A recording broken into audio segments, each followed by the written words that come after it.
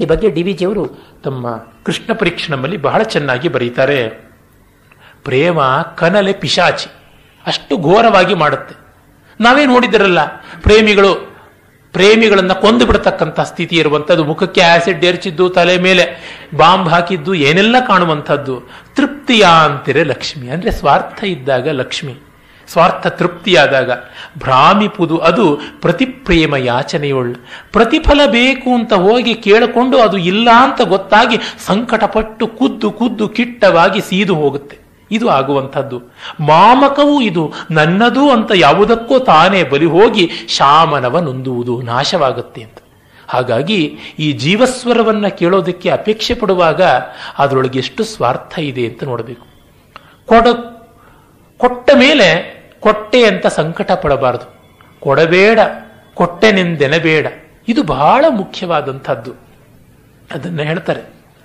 ಇದಕ್ಕೆ ಬಹಳ ದೊಡ್ಡ ಪೋಷಕವಾಗಿ ಬರುವ ದ್ರವ್ಯಗಳು ಯಾವುದು? ಎಲ್ಲರಿಗೂ ಇರುವಂತಹದ್ದು ನಗು, ಅಳು. ತುಂಬ ಜನಕ್ಕೆ ಅಳೋಕ್ಕೆ ಬರೋದಿಲ್ಲ, ಅವ್ರನ್ನ ನೋಡಿ ನನಗೆ ಅಳು ಬರುತ್ತೆ. ಹಾಗೆ ನಗೋದಿಕ್ಕೂ ಬರೋದಿಲ್ಲ.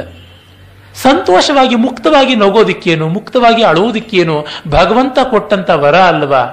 ಅದಕ್ಕೇನೋ ಬಿಂಕ, ಅದಕ್ಕೇನೋ ಬಿಗುಮಾನ, ಅದಕ್ಕೇನೋ ಪ್ರೋಟೋಕಾಲು, ಅದಕ್ಕೇನೋ ಮರ್ಯಾದೆ. ಅಳುವೇನು ನಗುವೇನು ಹೃತ್ ಕಪಾಟೋದ್ಘಾಟ, ಈ ತರದ ಶಬ್ದಗಳನ್ನು ಗುಂಡಪ್ಪನವರೇ ಬಳಸ್ತಾ ಇದ್ದದ್ದು. ಶಿಲೆಯನೀಂ ಕರಗದಿರಲ್ ಅರಳದಿರೆ ಮರಳೇಂ ಒಳ ಜಗವ ಹೊರವಡಿಪ ಹೊರ ಜಗವ ನೊಳಕೊಳ್ಳುವ ಸುಳುದಾರಿ ಅಳು ನಗುವು ಮಂಕುತಿಮ್ಮ. ಒಳ ಜಗವ ಹೊರವಡಿಪ ಹೊರ ಜಗವನ್ನು ಒಳಕೊಳ್ಳುವ ಸುಳುದಾರಿ ಅಳು ನಗುವು ಮಂಕುತಿಮ್ಮ. ಎಷ್ಟು ಸುಂದರವಾದಂತಹದ್ದು. ಅಚ್ಚಗನ್ನಡದಲ್ಲಿ ಎಷ್ಟು ಸೊಗಸಾದ ಸೂತ್ರವನ್ನ ಇಟ್ಟಿದ್ದಾರೆ. ಅಳು ಏನು, ನಗು ಏನು? ಇದೇನದು? ಹೃತ್ ಕಪಾಟದ ಉದ್ಘಾಟ, ಎದೆಯ ಬಾಗಿಲನ್ನ ತೆರೆಯುವಿಕೆ ಅಷ್ಟೇ. ಯಾಕೆ? ಯಾವ ರೀತಿಯದು? ಶಿಲೆಯ ನೀಂ ಕರಗದಿರಲ್ ಅರಳದಿರೆ ಮರಳೆ. ನಾವೇನು ಕಲ್ಲುಗಳ ಕರಗದೆ ಇರೋದಕ್ಕೆ, ವಿಕಾಸ ಹೊಂದದೇ ಇರೋದಕ್ಕೆ ಮರಳ? ಎರಡೂ ಅಲ್ಲ ನಾವು. ಹಾಗಾಗಿ ಕಣ್ಣೀರಿಡೋಣ, ನಕ್ಕು ನಲಿಯೋಣ. ಕಣ್ಣೀರಿಟ್ಟು ಒಳಗಿರುವ ಜಗತ್ತನ್ನ ಹೊರಗೆ ತಳ್ಳೋಣ, ಒಳಗಿರುವ ಸಂಕಟವನ್ನು ಹೊರಗೆ ತಳ್ಳೋಣ. ನಕ್ಕು ಹೊರಗಿರುವ ಆನಂದವನ್ನು ಒಳಗೆ ತುಂಬಿಕೊಳ್ಳೋಣ. ಎರಡನ್ನೂ ಮಾಡೋಣ. ಒಂದು ಡೈನಿಂಗ್ ಔಟ್, ಇನ್ನೊಂದು ಟೇಕಿಂಗ್ ಇನ್. ಎರಡೂ ಆಗುತ್ತೆ. ನಮ್ಮ ಈ ಅಂತರಂಗ ನಾನ್ ರಿಟರ್ನ್ ವ್ಯಾಲ್ವ್ ಅಲ್ಲ, ಒನ್ ವೇ ಟ್ರಾಫಿಕ್ ಮಾತ್ರ ಅಲ್ಲ, ಟೂ ವೇ ಟ್ರಾಫಿಕ್ ಆಗಿರೋದು. ಅಂತರಂಗ ವಿರೇಚಕ ಅಳು, ಅಂತರಂಗ ವಿಕಾಸಕ ನಗು, ಎರಡೂ ಆಗಿ ಬರುವಂತಹದ್ದು. ಹಾಗಾಗಿ ಕರುಣರಸಕ್ಕೆ ಹಾಸ್ಯರಸದಷ್ಟೇ ಪ್ರಾಶಸ್ತ್ಯ ಉಂಟು, ಶೃಂಗಾರಕ್ಕೆ ಶಾಂತದಷ್ಟೇ ಪ್ರಾಶಸ್ತ್ಯ ಉಂಟು, ವೀರಕ್ಕೆ ಭಯಾನಕದಷ್ಟೇ ಉಂಟು, ರೌದ್ರಕ್ಕೆ ಬೀಭತ್ಸದಷ್ಟೇ ಉಂಟು. ಎಲ್ಲ ರಸಗಳಿಗೆ ಕೂಡ ಏಕಮುಖವಾದ ಮಹತ್ವ ಆ ದೃಷ್ಟಿಯಿಂದ ಇದೆ ಅಂತ ಹೇಳ್ತಾರೆ. ಅದು ಮಾತ್ರವಲ್ಲ, ಪರಮ ರಸಾನುಭವ ಆಗುವಾಗ ಸಾತ್ವಿಕ ಕ್ರಿಯೆಗಳು ವಿಕ್ರಿಯೆಗಳು ಅಂತ ಹೇಳ್ತಾರೆ. ಸ್ತಂಭ, ಸ್ವೇದ, ರೋಮಾಂಚ, ವೈವರ್ಣ್ಯ, ವೇಪತು ಅಂತೆಲ್ಲ ಬರುತ್ತಲ್ಲ, ಅಲ್ಲಿ ಕಣ್ಣೀರು ಬರುವಂತಹದ್ದು, ಅಶ್ರು, ಕಣ್ಣೀರು ತಾನಾಗಿ ಬರುವಂತಹದ್ದಾಗುತ್ತೆ. ನಮ್ಮ ಕನ್ನಡದ ಸಂಸ್ಕೃತ ಕವಿಯತ್ರಿ, ಕನ್ನಡ ನಾಡಿನ ಸಂಸ್ಕೃತ ಕವಿಯತ್ರಿ ಇಮ್ಮಡಿ ಪುಲಿಕೇಶಿಯ ಸೊಸೆ ಚಂದ್ರಾದಿತ್ಯನ ಹೆಂಡತಿ ವಿಜ್ಜಿಕೆ, ವಿಜಯಾಂಬಿಕೆ, ಕಾಳಿದಾಸನ ಬಳಿಕ ವೈದರ್ಭಿ ಶೈಲಿಗೆ ಅವಳೇ ನಾಯಕಿ ಅಂತ ರಾಜಶೇಖರನಂತ ಇನ್ನೊಂದು ಪ್ರಾಂತದ ಮಧ್ಯ ಭಾರತದ ಕವಿ ಹೇಳ್ತಾನೆ. ಅಂಥವಳು ಒಂದು ಕಡೆ ಹೇಳ್ತಾಳೆ, ಕವೇರಭಿಪ್ರಾಯ ಮಶಬ್ದ ಗೋಚರಂ ಸ್ಫುರಂತ ಮಾರ್ದ್ರೇಶು ಪದೇಶು ಕೇವಲಂ ವದದ್ಭಿರಂಗೈ ಕೃತ ರೋಮ ವಿಕ್ರಿಯೈರ್ ಜನಸ್ಯ ತೂಷ್ಣೀಂ ಭವಿತೋಯ ಮಂಜಲಿಹಿ. ಕವಿಯ ಕಲಾವಿದನ ಅಭಿಪ್ರಾಯವನ್ನ ಹೃದ್ಗತ ಮಾಡಿಕೊಂಡು ಅದಕ್ಕೆ ಯಾವ ಮಾತಿನ ಪ್ರತಿಕ್ರಿಯೆ ತೋರಲಾಗದೆ, ಚಪ್ಪಾಳೆಯನ್ನು ಮಾಡಲಾಗದೆ, ರೋಮಾಂಚನ ಆನಂದ ಬಾಷ್ಪಗಳಿಂದ ಮೂಕ ಮನೋಹರವಾಗಿ ಸಂವಾದ ಮಾಡ್ತಾ ಇರುವ ರಸಿಕರಿಗೆ ನನ್ನ ನಮಸ್ಕಾರ ಅಂತ. ಆ ರೀತಿ ಸಾತ್ವಿಕ ವಿಕ್ರಿಯೆಗಳಿಂದ ಪ್ರತಿಕ್ರಿಯೆ ಆಗುವಂಥದ್ದು ಅದು ಬೇಕು ಅಂತ ಹೇಳ್ತಾರೆ.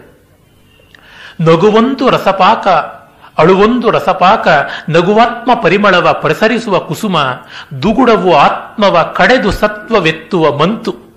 ಸಂಕಟ ಅನ್ನೋದು ಆತ್ಮವನ್ನ ಕಡೆದು ಅದರ ದುಗುಡವನ್ನ ಬೆಣ್ಣೆಯಂತೆ ಆಚೆ ಕಡೆ ಎತ್ತಿ ಬಿಸಾಡುವಂತಹ ಮಂತು, ಮಂಥ ಅಂತ ಕರೀತಾರೆ. ಕಡೆಗೋಲು ಬಗೆದು ಎರಡನ್ನೂ ಭುಜಿಸು ಮಂಕುತಿಮ್ಮ. ಮುಂದೆ ಹೇಳ್ತಾರೆ, ಬದುಕಿನಲ್ಲಿ ನಾವು ಏನು ಕೋರ್ಕೊಳ್ಬೇಕು?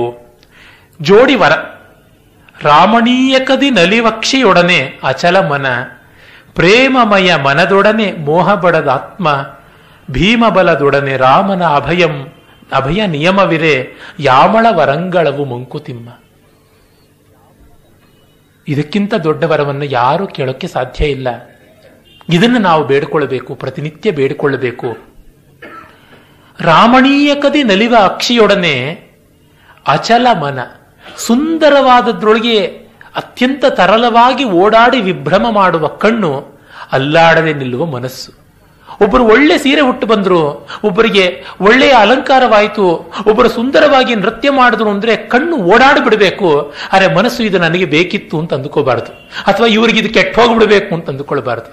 ಅಚಲವಾದ ಮನಸ್ಸು ಅಂದ್ರೆ ಅದು ಅರ್ಥ. ಸೋಲುವುದು, ಮನಸ್ಸೋಲುವುದು ಅಂದ್ರೆ ಏನು? ಅವಿವೇಕದ ಕಡೆಗೆ ಸೋಲುವುದು ಅಂತ ಅರ್ಥ. ಹಾಗೆ ಈ ರೀತಿಯಾಗಿ ಒಬ್ಬರಿಗೆ ಒಳಿತಾಯಿತು ಅಂತಂದಾಗ ಅದಕ್ಕೆ ಸಂತೋಷ ಪಡುವಾಗಲೇ ಅವರಿಗೆ ಇನ್ನೇನೋ ಆಗಬೇಕಾಗಿತ್ತು ಅಂತ ಅಂದುಕೊಳ್ಳುವುದು ಅಲ್ಲ ಅಂತ. ಪ್ರೇಮಮಯ ಮನದೊಡನೆ ಮೋಹ ಬಡದಾತ್ಮ, ಪ್ರೇಮಮಯವಾದ ಮನಸ್ಸಿನ ಜೊತೆಗೆ ಮೋಹಗೊಳ್ಳದೇ ಇರುವ ಆತ್ಮ. ಅಂದರೆ I should be loved by all, it is an aspiration but not an ambition. ಅದು ಆಂಬಿಷನ್ ಆದರೆ ತುಂಬಾ ಕಷ್ಟ. You should be a hope, you should not become an order. ಆ ರೀತಿಯಲ್ಲಿ ಹೇಳ್ತಾರೆ. ಭೀಮ ಬಲದೊಡನೆ ರಾಮನ ಅಭಯ. ಭೀಮನ ಬಲಕ್ಕೆ ಅಭಯಕಾರಕವಾದ ಗುಣ ಇರಲಿಲ್ಲ, ಅದು ಬರ್ಬರ, ರಸ್ಟಿಕ್. ಆದರೆ ರಾಮನದು ಹಾಗಲ್ಲ. ಸಕೃದೇವ ಪ್ರಪನ್ನಾಯ ತವಸ್ಮೀತಿ ಚ ಯಾಚತೆ, ಅಭಯಂ ಸರ್ವಭೂತೇಭ್ಯೋ ದದಾಮ್ಯೇತದ್ವ್ರತಂ ಮಮ. ಭೀಮ ದುರ್ಯೋಧನ ತೊಡೆ ಮುರಿದುಕೊಂಡು ಬಿದ್ದಾಗ ಅವನ ತಲೆಯನ್ನು ಕಾಲಿಂದ ಒದೀತಾನೆ. ಆದರೆ ರಾವಣ ಸತ್ತ ತಕ್ಷಣ ವಿಭೀಷಣ, ನಾನು ಇವನಿಗೆ ನೀಚ ಅಂತ್ಯಷ್ಟಿ ಮಾಡೋಲ್ಲ ಅಂದ್ರೆ, ಮರಣ ಅಂತಾನಿ ವೈರಾಣಿ ನಿವೃತ್ತಂ ನಃ ಪ್ರಯೋಜನಂ ಕ್ರಿಯತಾಂ ಅಸ್ಯ ಸಂಸ್ಕಾರ ತವಾಪ್ಯೇಷ ಯಥಾ ಮಮ. ಸತ್ತ ಮೇಲೆ ವೈರ ಇಲ್ಲ, ನಮ್ಮ ಕೆಲಸ ಸೀತೆಯ ವಿಮೋಚನೆ ಮುಗೀತು, ನೀನು ಮಾಡದೇ ಇದ್ರೆ ನಾನು ಮಾಡ್ತೀನಿ. ಈಗ ಇವನು ನನಗೆ ಅಣ್ಣ, ನಾನೇ ಮಾಡ್ತೀನಿ, ಪವಿತ್ರ ಹಾಕಿಕೊಂಡು ಪ್ರಾಚೀನಾವೀತಿ ಅಂತ. ಇದು ರಾಮನ ಧೀರತವ, ಉದಾರತೆ, ಅಭಯಾತ್ಮಕವಾದ ದೃಷ್ಟಿಕೋನ. ಇದನ್ನ ಇಟ್ಟುಕೊಳ್ಬೇಕು. ಆದರೆ ಭೀಮನ ಉಗ್ರತೆ ಅದು ಬೇಕೇ ಬೇಕು, ಭೀಮ ಬಲ ಇಲ್ಲದೇ ಇದ್ರೆ ನಮ್ಮ ಸಂಸ್ಕೃತಿ ಎನ್ನುವ ದ್ರೌಪದಿಗೆ ಅಪಸಂಸ್ಕೃತಿಯ, ನೆಪಸಂಸ್ಕೃತಿಯ, ಉಪಸಂಸ್ಕೃತಿಯ ಏನೇನೋ ಸಬಾಲ್ಟರ್ನ್ ಕಲ್ಚರು, ಮತ್ತೊಂದು ಕಲ್ಚರು ಅಂತೆಲ್ಲ ವಲ್ಚರ್ಗಳಾಗಿ ಬರ್ತಾ ಇರ್ತಕ್ಕಂಥವ್ರು ವಸ್ತ್ರಾಪರಣ ಮಾಡತಲೇ ಇರ್ತಾರೆ. ಅದಕ್ಕಾಗಿ ಪತ್ನಿಯ ಸೆರಗಿಗೆ ಕೈ ಹಾಕುವವನ ಕೈಯನ್ನ ಕಿತ್ತಾಕಬೇಕು. ದುಶ್ಯಾಸನಿಗೆ ಅದೇ ಮಾಡಿದ್ದು. ಅವನ ಎದೆಯ ರಕ್ತವನ್ನ ಕುಡಿಯಲೇಬೇಕು. ಅದನ್ನು ಭೀಮ ಮಾಡಿದ್ದು ಬಹಳ ಸಾಧುವಾದದ್ದು. ಅದರಿಂದ ಹೇಳ್ತಾನೆ ಪಂಪ, ಭೀಮ ದುಶ್ಯಾಸನನ ರಕ್ತದ ತಿಳಿಯನ್ನ ಕುಡಿದು ಬಿಟ್ನಲ್ಲ, ಅದು ಪುಣ್ಯ. ಬೇರೆಯವರಾಗಿದ್ರೆ ಅದನ್ನು ಪೂರ್ತಿ ಹೇರಿಬಿಡಬೇಕಾಗಿತ್ತು. ಬರೀ ತಿಳಿ ನೀರು ಕುಡಿದ ಅವನು ಮೇಲು ಅಂತ ಹೇಳುವ ಮಾತು ಆ ಮಟ್ಟಕ್ಕೆ ಬೇಕು. ಒಂದನ್ನು ಪ್ರೊಟೆಕ್ಟ್ ಮಾಡುವಾಗ ಅದೇ ಕಕ್ಷಿದಾರನೆ ಹೋರು ನೀಂ ನ್ಯಾಯಕ್ಕೆ, ತೀರ್ಪು ಕೊಡುವೊಂದು ಸಾಕ್ಷಿ ಒಲಿರು ನೀನು ತೀರ್ಪು ಕೊಡುವೊಂದು ಅಂತ ಮುಂದೆ ಹೇಳ್ತಾರೆ. ಕಕ್ಷಿಗಾರರ ಹಾಗೆ ಹೋರಾಡಬೇಕು. ತೀರ್ಪು ಕೊಡುವ ಹೊತ್ತಿಗೆ ಸಾಕ್ಷಿಗಳಿಗೆ ಯಾರಿಗೆದ್ರೆ ಏನ್ರಿ ವಿಟ್ನೆಸ್ ಬಾಕ್ಸ್ನಲ್ಲಿ ಒಂದು ದಿವಸ ಹೋಗಿ ಓದರ ಬಂದೆ ನಾನಷ್ಟೇ, ಆ ರೀತಿಯಾದ ಮನೋಧರ್ಮ ಇರಬೇಕು. ಇದು ಕರ್ಮ ಫಲತ್ಯಾಗದ ದೃಷ್ಟಿ. ಅದನ್ನ ಹೇಳ್ತಾರೆ ಯಾಮಳ ವರಂಗಳವು. ಇವು ಜೋಡಿವರ, ಇನ್ಯಾವುದು ವರಗಳಲ್ಲ. ಎದೆ ಮಾರು ಹೋಗದೊಡೆ ಕಣ್ಣು ಸೊಬಗನುಂಡರೇನ್, ಹೃದಯ ಮುಯಿ ಕೇಳದೊಡೆ ನಲವ ಸೂಸಿದರೇಂ, ಕದಡ ದಿರ್ದೊಡೆ ಮನವ ತನು ಸೊಗವ ಸವಿದೊಡೇಂ, ಮುದ ತಾನೇ ತಪ್ಪಲ್ಲ ಮಂಕುತಿಮ್ಮ. ತುಂಬ ಜನಕ್ಕೆ ಸಂಕಟ ಪಟ್ಟುಕೊಂಡೇ ಇರಬೇಕು ಅನ್ನುವಂಥದ್ದು. ಒಂದು ಪೂಜೆ ಮಾಡಬೇಕು ಅಂದ್ರೆ ಸಂತೋಷ ಪಡಬಾರದು, ಸಂಕಟ ಪಟ್ಟುಕೊಂಡೇ ಪೂಜೆ ಮಾಡಬೇಕು. ಒಂದು ಯಾತ್ರೆಗೆ ಹೋಗುವಾಗಲೂ ಹಾಗೆ. ಗುಂಡಪ್ಪನವರು ಬರೀತಾರೆ, ಮಾರ್ಕೆಟ್ಗೆ ಬಂದಿರ್ತಾರೆ ಅವರೇಕಾಯಿ ತಿನ್ನೋದಿಕ್ಕೆ ಕೊಳ್ಳಬೇಕು ಅಂತಲೇ.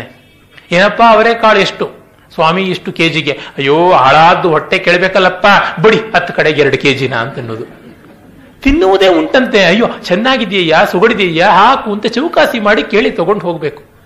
ಶ್ರೀರಾಮಕೃಷ್ಣ ಪರಮಹಂಸರು ಹೇಳ್ತಾರಲ್ಲ, ಆ ವ್ಯವಹಾರದಲ್ಲಿ ಹೇಗಿರ್ಬೇಕು, ಕೋಸರು ಹಾಕಿಸ್ಕೊಂಡು ಬರಬೇಕು, ಚೌಕಾಸಿ ಮಾಡಿ ಬರಬೇಕು ಅಂತ. ಅಂದ್ರೆ ಶುಷ್ಕ ವೈರಾಗ್ಯದ ಸೋಗನ್ನು ಹಾಕುವುದು ಅತ್ಯಂತ ನಿಕೃಷ್ಟವಾದ ಭೋಗ ಲಾಲಸೆಗಿಂತ ಹೀನವಾದದ್ದು ಅಂತ ಅನ್ಸುತ್ತೆ. ಟ್ರಾನ್ಸ್ಪರೆನ್ಸಿ ಎಲ್ಲಕ್ಕಿಂತ ಮಿಗಿಲಾಗಿ ಇರುವಂಥದ್ದು. ಆ ಪ್ರಾಮಾಣಿಕತೆ ಯಾವುದಕ್ಕೂ ಇಲ್ಲಿಲ್ಲದ ಕಾಂತಿ ಕೊಡುತ್ತೆ. ನೋಡಿ, ಒಳ್ಳೆ ರೇಷ್ಮೆಯ ಎಳೆ, ಅದಕ್ಕೆ ಎಂಥ ಕತ್ತೆ ಬಣ್ಣ ಹಾಕಿ ಚೆನ್ನಾಗಿರುತ್ತೆ. ಅದೇ ಮಾಮೂಲಿ ನಾರ್ ಬಟ್ಟೆಗೆ ನೀವು ಎಂಥ ದೇವೇಂದ್ರನ ಬಣ್ಣ ಹಾಕಿ ಅದು ಗರ್ಧಬೇಂದ್ರವೇ ಕಾಣಿಸ್ತಕ್ಕಂಥದ್ದು. ಅಂದರೆ ಮೂಲಭೂತವಾದ ಯಾರನ್ನಂತೀವಲ್ಲ ಅದರ ಕ್ವಾಲಿಟಿ ಅದು ಬಹಳ ಮುಖ್ಯ. ಆತ್ಮಗುಣ ಅನ್ನೋದು ಪ್ರಾಮಾಣಿಕತೆಯಲ್ಲೇ ಇರುವಂಥದ್ದು. ಅದನ್ನ ಅವರು ಹೇಳ್ತಾರೆ, ಹೃದಯ ಮುಯಿ ಕೇಳದೊಡೆ. ಹೃದಯ ಮತ್ತೊಂದು ಬೇಕು ಅಂತ ಎಕ್ಸ್ಪೆಕ್ಟ್ ಮಾಡದೇ ಇದ್ರೆ ಸಂತೋಷ ಕೊಡೋದಕ್ಕೆ ಏನು? ಮನಸ್ಸನ್ನ ಕದಡದೇ ಇದ್ದರೆ ಶರೀರ ಸಂತೋಷ ಪಟ್ಟರೆ ಏನು? ನನಗೆ ಬಹಳ ಇಷ್ಟವಾಗುವುದು ಕಾಳಿದಾಸನ ಒಂದು ಪದ್ಯ ಯಾವುದು ಅಂತ ಕೇಳಿದ್ರೆ ತುಂಬಾ ಕಷ್ಟ, ಅಗ್ನಿ ಪರೀಕ್ಷೆ ನನಗಿಂಥವೆಲ್ಲ. ಆದರೆ ಒಮ್ಮೆ ಹೇಳಬೇಕು ಅಂತ ಅನ್ಸಿದ್ರೆ ರಘುವಂಶದ ಜೀವನಾದರ್ಶವಾದ ಒಂದು ಪದ್ಯವನ್ನು ಹೇಳಬಹುದು. ದಿಲೀಪ ಮಹಾರಾಜ ಹೇಗಿದ್ದ ಅಂತ. ಜುಗೋ ಪತ್ಮಾನ ಮತ್ರಸ್ಥೋ ಭೇಜೆ ಧರ್ಮವನಾತುರ ಅಗೃಧ್ನುರಾದದೇ ಸೋರ್ಥಾನ್ ಅಸಕ್ತ ಸುಖಮನ್ವಭೂತ್. ಬದುಕಿನ ಫಿಲಾಸಫಿ ಇದೆ. ಸಾವಿನ ಹೆದರಿಕೆ ಇಲ್ಲ, ಆದರೆ ಶರೀರವನ್ನು ಚೆನ್ನಾಗಿ ಕಾಪಾಡಿಕೊಂಡ. ಪರಲೋಕದ ಭೀತಿ ಇಲ್ಲ, ನರಕಕ್ಕೆ ನಮ್ಮನ್ನು ಹಾಕ್ಬಿಡ್ತಾರೆ, ಎಲೆ ಕುರಿಜನರೇ ಹಿಂದೆ ಕ್ರಿಸ್ತನಿಗೆ ಶರಣರಾಗಿ, ಹಿಂದೆ ನಿಮಗೆ ಕೊನೆ ಮತ್ತೆ ಜಡ್ಜ್ಮೆಂಟ್ ಡೇ ಬಂದ್ಬಿಡುತ್ತೆ ಅಂತ ಯಾವ ಪಾದ್ರಿಯೂ ಯಾವ ಮುಲ್ಲಾನು ಯಾವ ಸ್ವಾಮೀಜಿನೂ ಏನು ಹೆದರಿಸೋದಿಲ್ಲ. ಆದರೂ ಕೂಡ ಪರಲೋಕದ ಭೀತಿ ಇಲ್ಲ, ಆದರೂ ಒಳ್ಳೆ ಕೆಲಸ ಮಾಡ್ದ. ನಾವೆಲ್ಲ ಮಾಡುವ ಒಳ್ಳೆ ಕೆಲಸ ಅಲ್ಲೊಂದು ಸೀಟ್ ಪಡ್ಕೊಳ್ಬೇಕು ಅಂತಲೇ, ಅಲ್ಲೊಂದು ಬರ್ತ್ ರಿಸರ್ವ್ ಆಗಬೇಕು ಅಂತ ಇಲ್ಲಿಂದ ಪ್ರಯತ್ನ ಪಡ್ತಕ್ಕಂಥದ್ದು. ಹಾಗಲ್ಲ ಅವನು. ಯಾವ ರೀತಿಯಾದ ದುಡ್ಡಿನ ಆಸೆ ಇಲ್ಲ, ಆದರೆ ಚೆನ್ನಾಗಿ ಸಂಪಾದಿಸಿದ. ದುರಾಶೆ ಇಲ್ಲ, ಹಣ ಸಂಪಾದಿಸಿದ. ಹಾಗೆ ಅಟ್ಯಾಚ್ಮೆಂಟ್ ಇಲ್ಲ, ಅಸಕ್ತ, ಸುಖವನ್ನ ಚೆನ್ನಾಗಿ ಪಟ್ಟ ಅಂತ. ಇದು ಬಾಳಿನ ಹದ. ಆ ರೀತಿಯಲ್ಲಿ ಇರಬೇಕು ಅನ್ನುವುದನ್ನು ಹೇಳ್ತಾರೆ. ಮುಂದೆ ಹೇಳ್ತಾರೆ, ಸೊಗಸಿಲ್ಲದೆ ಬದುಕು ಹೇಗಿರೋದಕ್ಕೆ ಸಾಧ್ಯ? ಎಂಥವನಿಗೂ ಸೊಗಸು ಬೇಕು. ಅದು ಸೌಂದರ್ಯದ ಮಹಿಮೆ. ಸೌಂದರ್ಯ ಶಬ್ದದ ಅರ್ಥವೇ ಅಲ್ಲವಾ ಅದು? ಮುಂದಿ ಕ್ಲೇದೆ ಅನ್ನುವ ಧಾತುವಿನಿಂದ ಸೌಂದರ್ಯ ಬಂದದ್ದು. ಅಂದರೆ ಆರ್ದ್ರ ಮಾಡುವಿಕೆ. ಇದೆಲ್ಲ ಡಿ.ವಿ.ಜಿಯವರೇ ತಮ್ಮ ಜೀವನ ಸೌಂದರ್ಯ ಸಾಹಿತ್ಯದಲ್ಲಿ ತೋರಿಸುವ ನಿರ್ವಚನ. ಒದ್ದೆ ಮಾಡುವುದು, ಒಣಗೆ ಈ ಚಳಿಗಾಲದ ಚರ್ಮ ಇದ್ದಂತೆ ಆಗಿರುವ ನಮ್ಮ ಮನಸ್ಸನ್ನ ನಯವಾಗಿ ಮಾಡುವಂತಹದ್ದು, ಆರ್ದ್ರತೆಗೆ ಒಳಪಡಿಸುವಂತಹದ್ದು ಆ ಸೌಂದರ್ಯದ ಚೆನ್ನಾಗಿ ಸುಷ್ಟು ಶೋಭನಂ ಉಂದೀಕುರುತೆ ಆರ್ದ್ರೀಕರೋತಿ ಚೇತಃ. ಅದು ಸೌಂದರ್ಯ, ಅದರ ಭಾವ ಸೌಂದರ್ಯ ಅಂತ. ಹಾಗಾಗಿ ಆ ಸೌಂದರ್ಯ, ಸೊಗಸು, ಅದರ ಮಹಿಮೆ ಇಂಥದ್ದು. ಸೊಗಸು ಬೇಡದ ನರಪ್ರಾಣಿ ಎಲ್ಲಿ ಹುದಯ್ಯ? ಸೊಗಸು ಬೇಡದೇ ಇರತಕ್ಕಂಥ ಮಾನವ ಪ್ರಾಣಿ ಎಲ್ಲಿರೋದಕ್ಕೆ ಸಾಧ್ಯ? ಕಾಡು ಮನುಷ್ಯ, ಗುಹಾ ವ್ಯಕ್ತಿ, ಅವನು ಕೂಡ ಗೋಡೆಯ ಮೇಲೆ ಚಿತ್ತಾರ ಮಾಡಿಕೊಳ್ತಾನೆ. ಅನಾಗರಿಕರು ಅನ್ನುವರು ಅವ್ರ ಮೈ ಮೇಲೆ ಏನೆಲ್ಲ ಬಣ್ಣಗಳನ್ನು ಬಳಕೊಳ್ತಾರೆ. ಈ ನಾಗರಿಕತೆ ಬಂದ ಮೇಲೆ ಎಲ್ಲ ಹೆಂಗಸರು ಬಾಯಿ ಕಟ್ ಮಾಡಿಕೊಂಡ್ರು, ತಲೆ ಕೂದಲಿಗೆ ಬಾಯಿ ಕಾಟ್ ಮಾಡಿಬಿಟ್ರು. ಬಾಯಿ ಕಟ್ ಅಂತ ಸುಲಭ ಆಗಬೇಕು ಅಂತ ನೋಡಿ. ಸೌಂದರ್ಯ ಸುಲಭದಿಂದ ಬರೋದಿಲ್ಲ. ಸುಲಭವಾಗಿರ್ಬೇಕು ಅಂದ್ರೆ ಕುರೂಪ ಒಂದೇ ಇರೋದು, ಇನ್ಯಾವುದೂ ಇರೋದಿಲ್ಲ. ಸೌಂದರ್ಯ ಬೇಕು ಅಂದ್ರೆ ಸ್ವಲ್ಪ ಚಾಕರಿ ಮಾಡಬೇಕು, ಉದ್ದ ತಲೆ ಕೂದಲು ಇಟ್ಕೊಳ್ಬೇಕು, ಅದಕ್ಕೆ ನಿತ್ಯ ಕಷ್ಟಪಟ್ಟು ಪೂಜೆ ಮಾಡಬೇಕು, ಅದರ ಮೇಲೆ 2 ಮೊಳ ಮಲ್ಲಿಗೆ ಹೂವು ಮುಡ್ಕೊಳ್ಬೇಕು. ಅದು ಒಂದು ಭೋಗ. ಆ ಸೌಂದರ್ಯವನ್ನು ಆಸ್ವಾದ ಮಾಡೋಕೆ ಈ ಪರಿಶ್ರಮ ಇರಬೇಕು. ಬಿಳಿ ಪಂಚೆ ಚೆನ್ನಾಗಿರುತ್ತೆ, ಅರೆ ಒಂದ್ ದಿವಸ ಉಟ್ಕೊಂಡ್ಮೇಲೆ ಮರು ದಿವಸ ಉಟ್ಕೊಳಕ್ಕಾಗಲ್ಲ. ಆ ಬಿಳಿಯ ಭೋಗಕ್ಕಾಗಿ, ಆ ಶುಭ್ರತೆಗೋಸ್ಕರವಾಗಿ ಅದೇನು ಶಾರದ ನೀರದೆಂದು ಘನಸಾರ ಪಟಿಯರ ವರಾಳ ಮಲ್ಲಿಕಾಹಾರ ಫೇನ ರಜತಾಚಲ ಕಾಶ ಪಣೀಶ ಕುಂದ ಮಂದಾರ ಸಿತ ತಾವರ ಪಯೋನಿಧಿ ಸಾರವಾಗಿರುವಂತ ಬಿಳಿ. ಅದು ಆ ಬೆಳುಪು ಅಂದ್ರೆ ಅಂತಹ ಬಿಳಿ. ಶಿವನ ಅಟ್ಟಹಾಸದಂತೆ, ಅಚ್ಛೋದದಂತೆ, ಹಿಮಾಲಯದಂತೆ ಹಾಗೆ ಇರ್ತಕ್ಕಂಥದ್ದು. ಆ ಬಾಣಭಟ್ಟ ಹೇಳ್ತಾನಲ್ಲ, ಬಿಳಿ ಆ ರೀತಿಯಾಗಿರುವಂತ ಬಿಳಿ. ಬಂಗಾಳಿಗಳು ಉಟ್ಕೋತಾರೆ ಆ ತರ ಪಂಚೆಯನ್ನ, ಆಂಧ್ರದವರು ಉಟ್ಕೋತಾರೆ, ಇನ್ಯಾರು ಉಟ್ಟುಕೊಳ್ಳೋದಿಲ್ಲ. ಆ ತರದ ಪಂಚೆಕಟ್ಟು, ಅದರ ಒಂದು ಶೋಭೆ, ಅದರದೊಂದು ಸೊಗಸು, ಅದೊಂದು ರಸಿಕತೆ. ಆ ರಸಿಕತೆಗೆ ಒಂದಿಷ್ಟು ಪರಿಶ್ರಮ ಇದ್ದೇ ಇರುತ್ತೆ. ನನ್ನ ಸ್ನೇಹಿತರು ಮಂಟಪರು ಸ್ತ್ರೀವೇಷ ಮಾಡಿಕೊಂಡು ಬರೋಕೆ 2 ಗಂಟೆ ತೆಗೆದುಕೋತಾರೆ. ಅವ್ರು ಹೇಳ್ತಾರೆ, 2 ನಿಮಿಷ ಕಂಡ್ರಿ ವೇಷ ಅಟ್ರಾಕ್ಟ್ ಮಾಡೋದು ಜನನ್ನ, ಆದ್ರೆ 2 ನಿಮಿಷಕ್ಕೆ 2 ಗಂಟೆ ಮಾಡಿಕೊಳ್ಳಲೇಬೇಕು ಅಂತ. ಪಾಂಕ್ತವಾಗಿ ಮಾಡಿಕೊಳ್ಳಬೇಕು, ಎಲ್ಲ ಮಾಡಿಕೊಳ್ಳಲೇಬೇಕು. ಅಂದ್ರೆ ಅದು ಮಾಡಿಕೊಳ್ಳೋದ್ರೊಳಗೆ ಯಾವ ತಾತ್ಸಾರ ಮಾಡಬಾರದು. ಅದು ಸೊಗಸಿನ ಒಂದು ಮಹಾತ್ಮ್ಯ. ಹಾಗೆ ಚೆನ್ನಾಗಿರೋದು ಬೇಕು ಅಂದ್ರೆ ಕಷ್ಟಪಡಲೇಬೇಕು. ನಮ್ಮ ಬಂಧುಗಳೊಬ್ಬರು ದೇವರಿಗೆ ನಿತ್ಯವೂ ಪೂಜೆ ಮಾಡೋದು ಕಷ್ಟ, ಅದು ಹಿತ್ತಾಳೆ ಪ್ರತಿಮೆಗಳು ತೊಳೆದಿಡುವುದು ಕಷ್ಟ ಅಂತ ಎಲ್ಲಕ್ಕೂ ಸೊಗಸಾಗಿ ಬೆಳ್ಳಿ ಪಾಲಿಶ್ ಹಾಕಿಸಿಬಿಟ್ಟು ಅದನ್ನೆಲ್ಲವನ್ನೂ ಅರಾಲ್ ಡೇಟ್ ಹಾಕಿ ಒಂದು ಮಣೆ ಮೇಲೆ ಅಂಟಿಸಿ ಅದರ ಮೇಲೆ ಒಂದು ಗಾಜಿನ ಗುಬುಟವನ್ನ ಹಾಕಿ ಫಿಕ್ಸ್ ಮಾಡಿಬಿಟ್ಟು ದೇವರನ್ನ ಶಾಶ್ವತವಾದ ಮಮ್ಮಿ ಮಾಡಿಬಿಟ್ಟಿದ್ದಾರೆ. ದೇವರು ನಿಗಿ ಹೊಳಿತಾ ಇರಬೇಕು ಅಂತ. ಈ ಭಾಗ್ಯಕ್ಕೆ ದೇವರ ಮನೆ ಯಾಕೆ ಬೇಕು? ದೇವರ ಮಶಾಣ ಆಯ್ತಲ್ಲ ಅದು ಅಂತ ನಾನು ಅಂತೀನಿ. ಅಂದ್ರೆ ಅದು ಒಂದು ಪೂಜೆ, ಒಂದು ಪ್ರಕ್ರಿಯೆ ಇರಬೇಕಲ್ವಾ? ನೀವು ಒಂದು ವಸ್ತುವನ್ನು ಬಳಸದೆ ಇಟ್ಬಿಡಿ, ಅದು ನಿಮಗೆ ಸಂತೋಷ ಕೊಡುವುದೇ ಇಲ್ಲ. ನಿತ್ಯ ಬಳಸ್ತಾ ಇದ್ರೇನೆ ಸಂತೋಷ ಕೊಡುವುದು. ಪಂಚಪಾತ್ರೆ ಉದ್ಧರಣೆ ಅಂದ್ರೆ ಏನು ಅಂತ ಗೊತ್ತಿಲ್ಲ, ಮದುವೆಗೆ ಮಾತ್ರ ಬೆಳ್ಳಿ ಪಂಚಪಾತ್ರೆ ಉದ್ಧರಣೆ ಬೇಕೇ ಬೇಕು ಅಂತ ವರಗಳು ಕೆಲವರು ಡಿಮ್ಯಾಂಡ್ ಮಾಡುವರು. ಈ ರೀತಿಯಾಗಲ್ಲ, ಅದು ಬಳಸ್ತಾ ಇದ್ದಾಗಲೇ ಅದರ ಸೌಂದರ್ಯ. ವೀಣೆ 200 ವರ್ಷ ನುಡಿಸ್ತಾ ಇದ್ರೆ ನಾದ ಶುದ್ಧಿ ಬಂದು ಕಣಕಣವೂ ನುಡಿಯುತ್ತಂತೆ. ಸುಮ್ಮನೆ ಕೊಂಡ್ಕೊಂಡು ಬಿಟ್ಟಿದ್ದನು ಬ್ಯಾಂಕ್ ಲಾಕರ್ ಅಲ್ಲಿ 200 ವರ್ಷ ಇಟ್ಟರೆ ಹುಳ ಹಿಡಿದು ಹೋಗುತ್ತೆ ಅಷ್ಟೇನೆ, ಇನ್ನೇನು ಆಗೋದಿಲ್ಲ. ಅಲ್ಲಿ ನಾದವಲ್ಲ, ಖೇದ ಬರೋದಷ್ಟೇನೆ.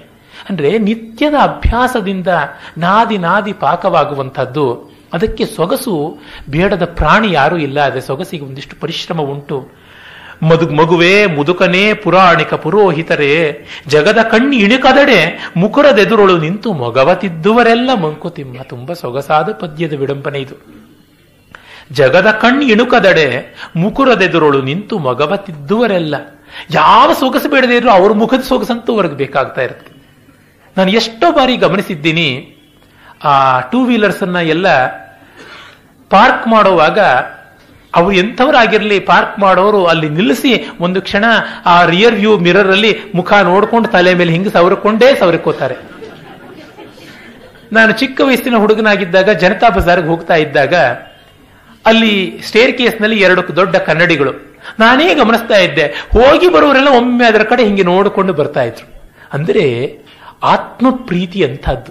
ನಾವು ನಮ್ಮನ್ನು ಪ್ರೀತಿಸ್ತೀವಿ, ಅದರೊಳಗೆ ಯಾವ ಮುಚ್ಚು ಮರೆಯೂ ಬೇಕಿಲ್ಲ, ಅದು ಹೀನವಾದದ್ದು ಅಲ್ಲ. ಆದರೆ ಪ್ರತಿಯೊಬ್ಬರೂ ಹಾಗೆ ಅಂತಂದುಕೋಬೇಕು. ಎಲ್ಲವೂ ನನ್ನನ್ನು ಪ್ರೀತಿಸಬೇಕು. ಜಗವನ್ನನ್ನು ಮುದ್ದಿಸದೇಕೆಂದು ಕೊರಗದಿರು, ಮಗುವು ನೀಂ ಪೆತ್ತರ್ಗೆ ಲೋಕಕ್ಕೆ ಸ್ಪರ್ಧಿ. ಇದನ್ನು ನಾವು ಅರ್ಥ ಮಾಡಿಕೊಂಡ್ರೆ ಎಲ್ಲ ಸಮಸ್ಯೆಗಳು ಪರಿಹಾರವಾಗುತ್ತೆ. ಅದರ ಬಗ್ಗೆ ಅವರು ಹೇಳ್ತಾರೆ, ಮುಂದೆ ಅವರು ಹೇಳ್ತಾರೆ, ಕಲೆಯ ಸೊಗಸು ಎಂಥದ್ದು ಅಂತ ಆ 1-2 ಪದ್ಯಗಳಿಂದ ಇಂದಿನ ನಮ್ಮ ಸಂವಾದ ಮುಗಿಸೋಣ. ಹೃದಯ ಕೊಪ್ಪುವ ಭಾಷೆ, ರಾಗ ಲಯ ವಿಸ್ತಾರ, ಪದಚರ್ಚೆ ಮತವಿಚಾರಕ್ಕೆ ತಕ್ಕ ಭಾಷೆ, ಹೃದಯ ಮತಿ ಸತಿಪತಿಗಳಂತಿರಲು ಯುಕ್ತವದು, ಬದುಕು ರಸತರ್ಕೈಕ್ಯ ಮಂಕುತಿಮ್ಮ. ಹೃದಯಕ್ಕೆ ಒಪ್ಪುವ ಭಾಷೆ, ರಾಗ ಲಯ ವಿಸ್ತಾರ. ಸಂಗೀತದಲ್ಲಿ ಶಬ್ದಾರ್ಥಗಳ ಅದ್ವೈತ ಉಂಟು. Form is content and content is form. ಅದು ಬಿಟ್ಟು ಬೇರೆ ಇಲ್ಲ. ಸರಿಗ ಪದ ಸ ಅಂದ್ರೆ ಅದ್ರೊಳಗೆ ಏನ್ ಅರ್ಥ? ಸದ ಪಗರಿ ಸ ಅಷ್ಟೇ ಅರ್ಥ. ಆರೋಹಣಕ್ಕೆ ಆರೋಹಣವೇ ಅರ್ಥ, ಅವರೋಹಣಕ್ಕೆ ಆರೋಹಣವೇ ಅರ್ಥ, ಇನ್ನೇನು ಇಲ್ಲ. ಹಾಗೆ ಹೃದಯಕ್ಕೆ ಒಪ್ಪುವ ಭಾಷೆ, ರಾಗ ಲಯ ವಿಸ್ತಾರ. Communication is it's 100% efficiency when form and content becomes one and the same, when language becomes the substance.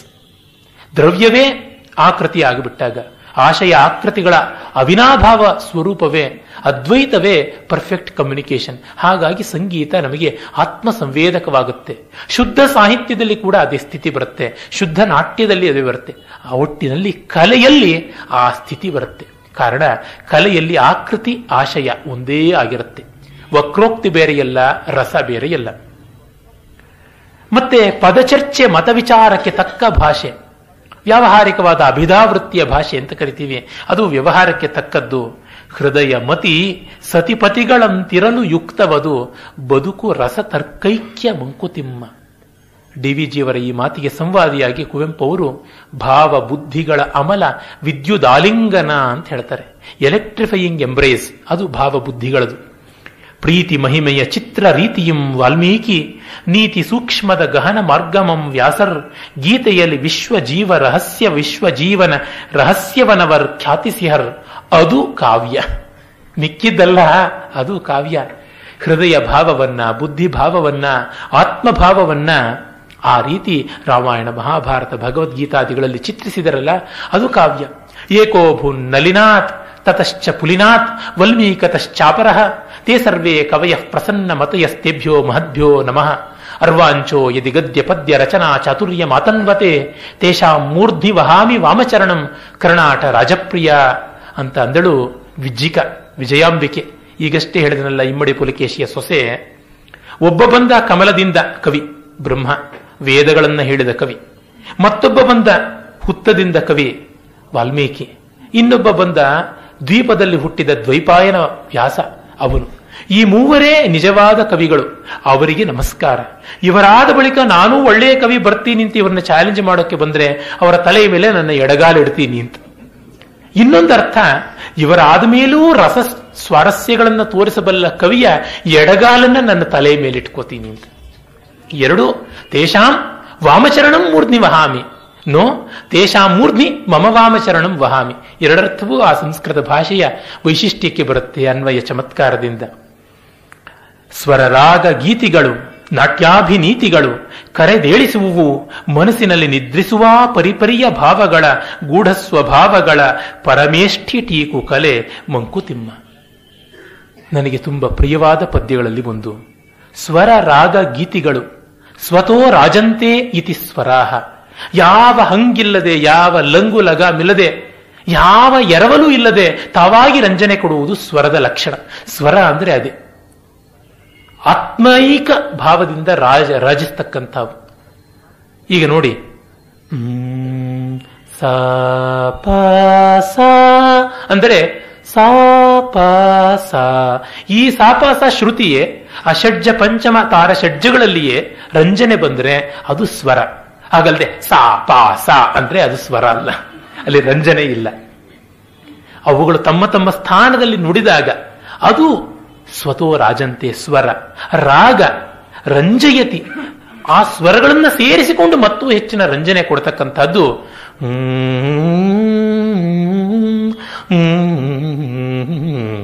ಅಂತ ಒಂದು ಸಣ್ಣ ದುರ್ಗಾರಾಗದ ಆಲಾಪನೆ ಮಾಡಿದ್ರೆ ಸಾಕು, ನಮಗೆಲ್ಲೋ ಯಮುನಾ ತೀರಕ್ಕೆ ಹೋದಂತೆ ಆಗಬೇಕು.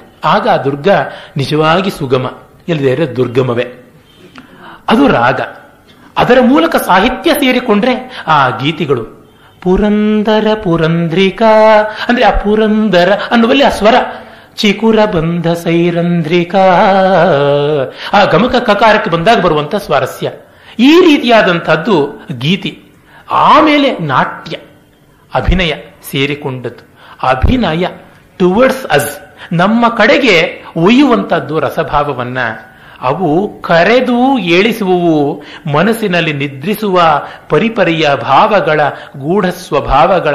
ಅವು ನಮ್ಮ ಮನಸ್ಸಿನೊಳಗೆ ಮಲಗಿರುವಂತಹ, ನಮ್ಮೊಳಗೆ ರಾವಣ ಮಲಗಿದ್ದಾನೆ, ಸೀತೆಯೋ ಇದ್ದಾಳೆ, ರಾಮ ಮಲಗಿದ್ದಾನೆ, ಭೀಮ ಮಲಗಿದ್ದಾನೆ, ಗಾಂಧಿ ಮಲಗಿದ್ದಾನೆ, ಹಿಟ್ಲರ್ ಮಲಗಿದ್ದಾನೆ, ನೆಪೋಲಿಯನ್ ಮಲಗಿದ್ದಾನೆ, ಚಂದ್ರಗುಪ್ತ ಮಲಗಿದ್ದಾನೆ, ಅನೇಕ ಒಂದು ಪ್ರಪಂಚವೇ ಮಲಗಿದೆ. ಅದನ್ನು ಹೇಳಯ್ಯ ಹೇಳು ಅಂತ ಒಂದೊಂದು ಭಾವಕ್ಕೂ ಸುಪ್ರಭಾತವನ್ನ ಹೇಳಿ ಎಬ್ಬಿಸಿ, ಇದು ನೋಡು ನಿನ್ನ ಸ್ವರೂಪ, ಇದು ನೋಡು ನಿನ್ನ ಕೆಲಸ, ಕುಣಿ ಈಗ ಅಂತ ಅನ್ನಿಸುವಂತಹದ್ದು ಈ ಕಲೆಗಳ ಸ್ವರೂಪ.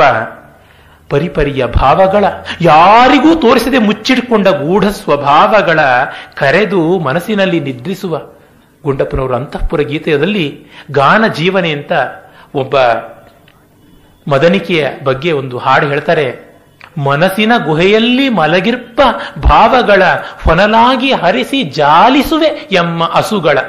ಆ ಭಾವನೆಗಳನ್ನ ಬಟ್ಟೆಯ ಹಾಗೆ ನೀನು ನಿನ್ನ ರಾಗ ಭಾವದಲ್ಲಿ ಜಾಲಿಸಿ ಮುಳುಗಿಸಿ ಹಿಂಡಿ ಒಣಗಾಕಿ ಒಗೆದು ಬಿಸಾಡಿಬಿಡ್ತೀಯ ಅಂತ. ಇದು ಸಾಹಿತ್ಯ ಮಾಡುವಂಥದ್ದು. ಅದು ಮಾಡುವ ಅಂತರಂಗದ ಶುದ್ಧಿ ಇನ್ಯಾವುದೂ ಮಾಡೋದಿಲ್ಲ. ಅದನ್ನೇ ಹೇಳ್ತಾರೆ ಕಲೆ ಮಾಡುವಂಥದ್ದು, ಸಂಗೀತ ಮಾಡುವುದು, ಚಿತ್ರಶಿಲ್ಪ ಮಾಡುವುದು. ಹೀಗಾಗಿ ಪರಮೇಷ್ಠಿ ಟೀಕು ಕಲೆ ಮಂಕುತಿಮ್ಮ. ಪರಮಾತ್ಮ ಮಾಡಿರುವ ಜೀವನ ವ್ಯಾಖ್ಯಾನ ಕಲೆ ಅಂತ ಒಂದರ್ಥ. ಬ್ರಹ್ಮಕ್ಕೆ, ಬ್ರಹ್ಮ ಅನ್ನುವ ಸೂತ್ರಕ್ಕೆ ನಿಮಗೆ ಭಾಷ್ಯ ಶಂಕರರು ಬರೆದಿಲ್ಲ, ರಾಮಾನುಜರು ಬರೆದಿಲ್ಲ, ಮಧ್ವರು ಬರೆದಿಲ್ಲ, ಯಾರೂ ಬರೆದಿಲ್ಲ, ಕಲೆಗಾರ ಮಾತ್ರ ಬರೀತಾನೆ. ಹಾಗಾಗಿ ವೇದಾಂತಕ್ಕೆ ಭಾಷ್ಯ ಕಲೆ ಮಾತ್ರ, ಇನ್ಯಾವುದೂ ಅಲ್ಲ. ಒಮ್ಮೆ ಶೃಂಗೇರಿಯ ಸ್ವಾಮಿಗಳು, ಅವರಿಗೆ ತರ್ಕ, ವ್ಯಾಕರಣ, ಮೀಮಾಂಸೆ ಇದರೊಳಗೆ ತುಂಬಾ ವಿಶೇಷ ಪ್ರೌಢಿಮೆ.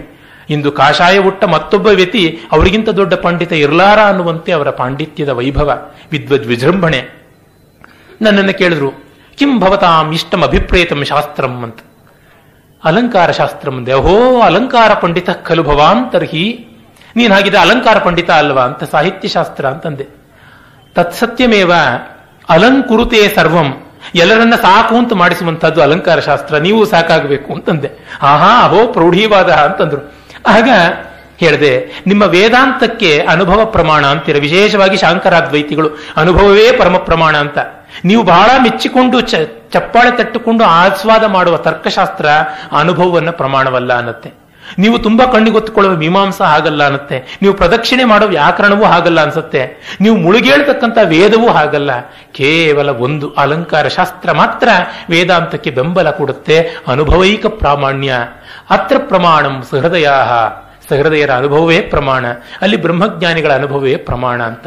ಹೀಗಾಗಿ ಬ್ರಹ್ಮಸೂತ್ರಕ್ಕೆ ಭಾಷ್ಯ ಕಲೆ, ಅದನ್ನ ಎತ್ತಿ ಹಿಡಿದಂತಹ ಶ್ರೇಯಸ್ಸು ನಮ್ಮ ಭಾರತೀಯ ಕಾವ್ಯ ಮೀಮಾಂಸಕರಿಗೆ ಮತ್ತೆ ಅತ್ತ ಕಡೆ ಅರಿಸ್ಟಾಟಲ್ ಮೊದಲಾದವರಿಗೆ.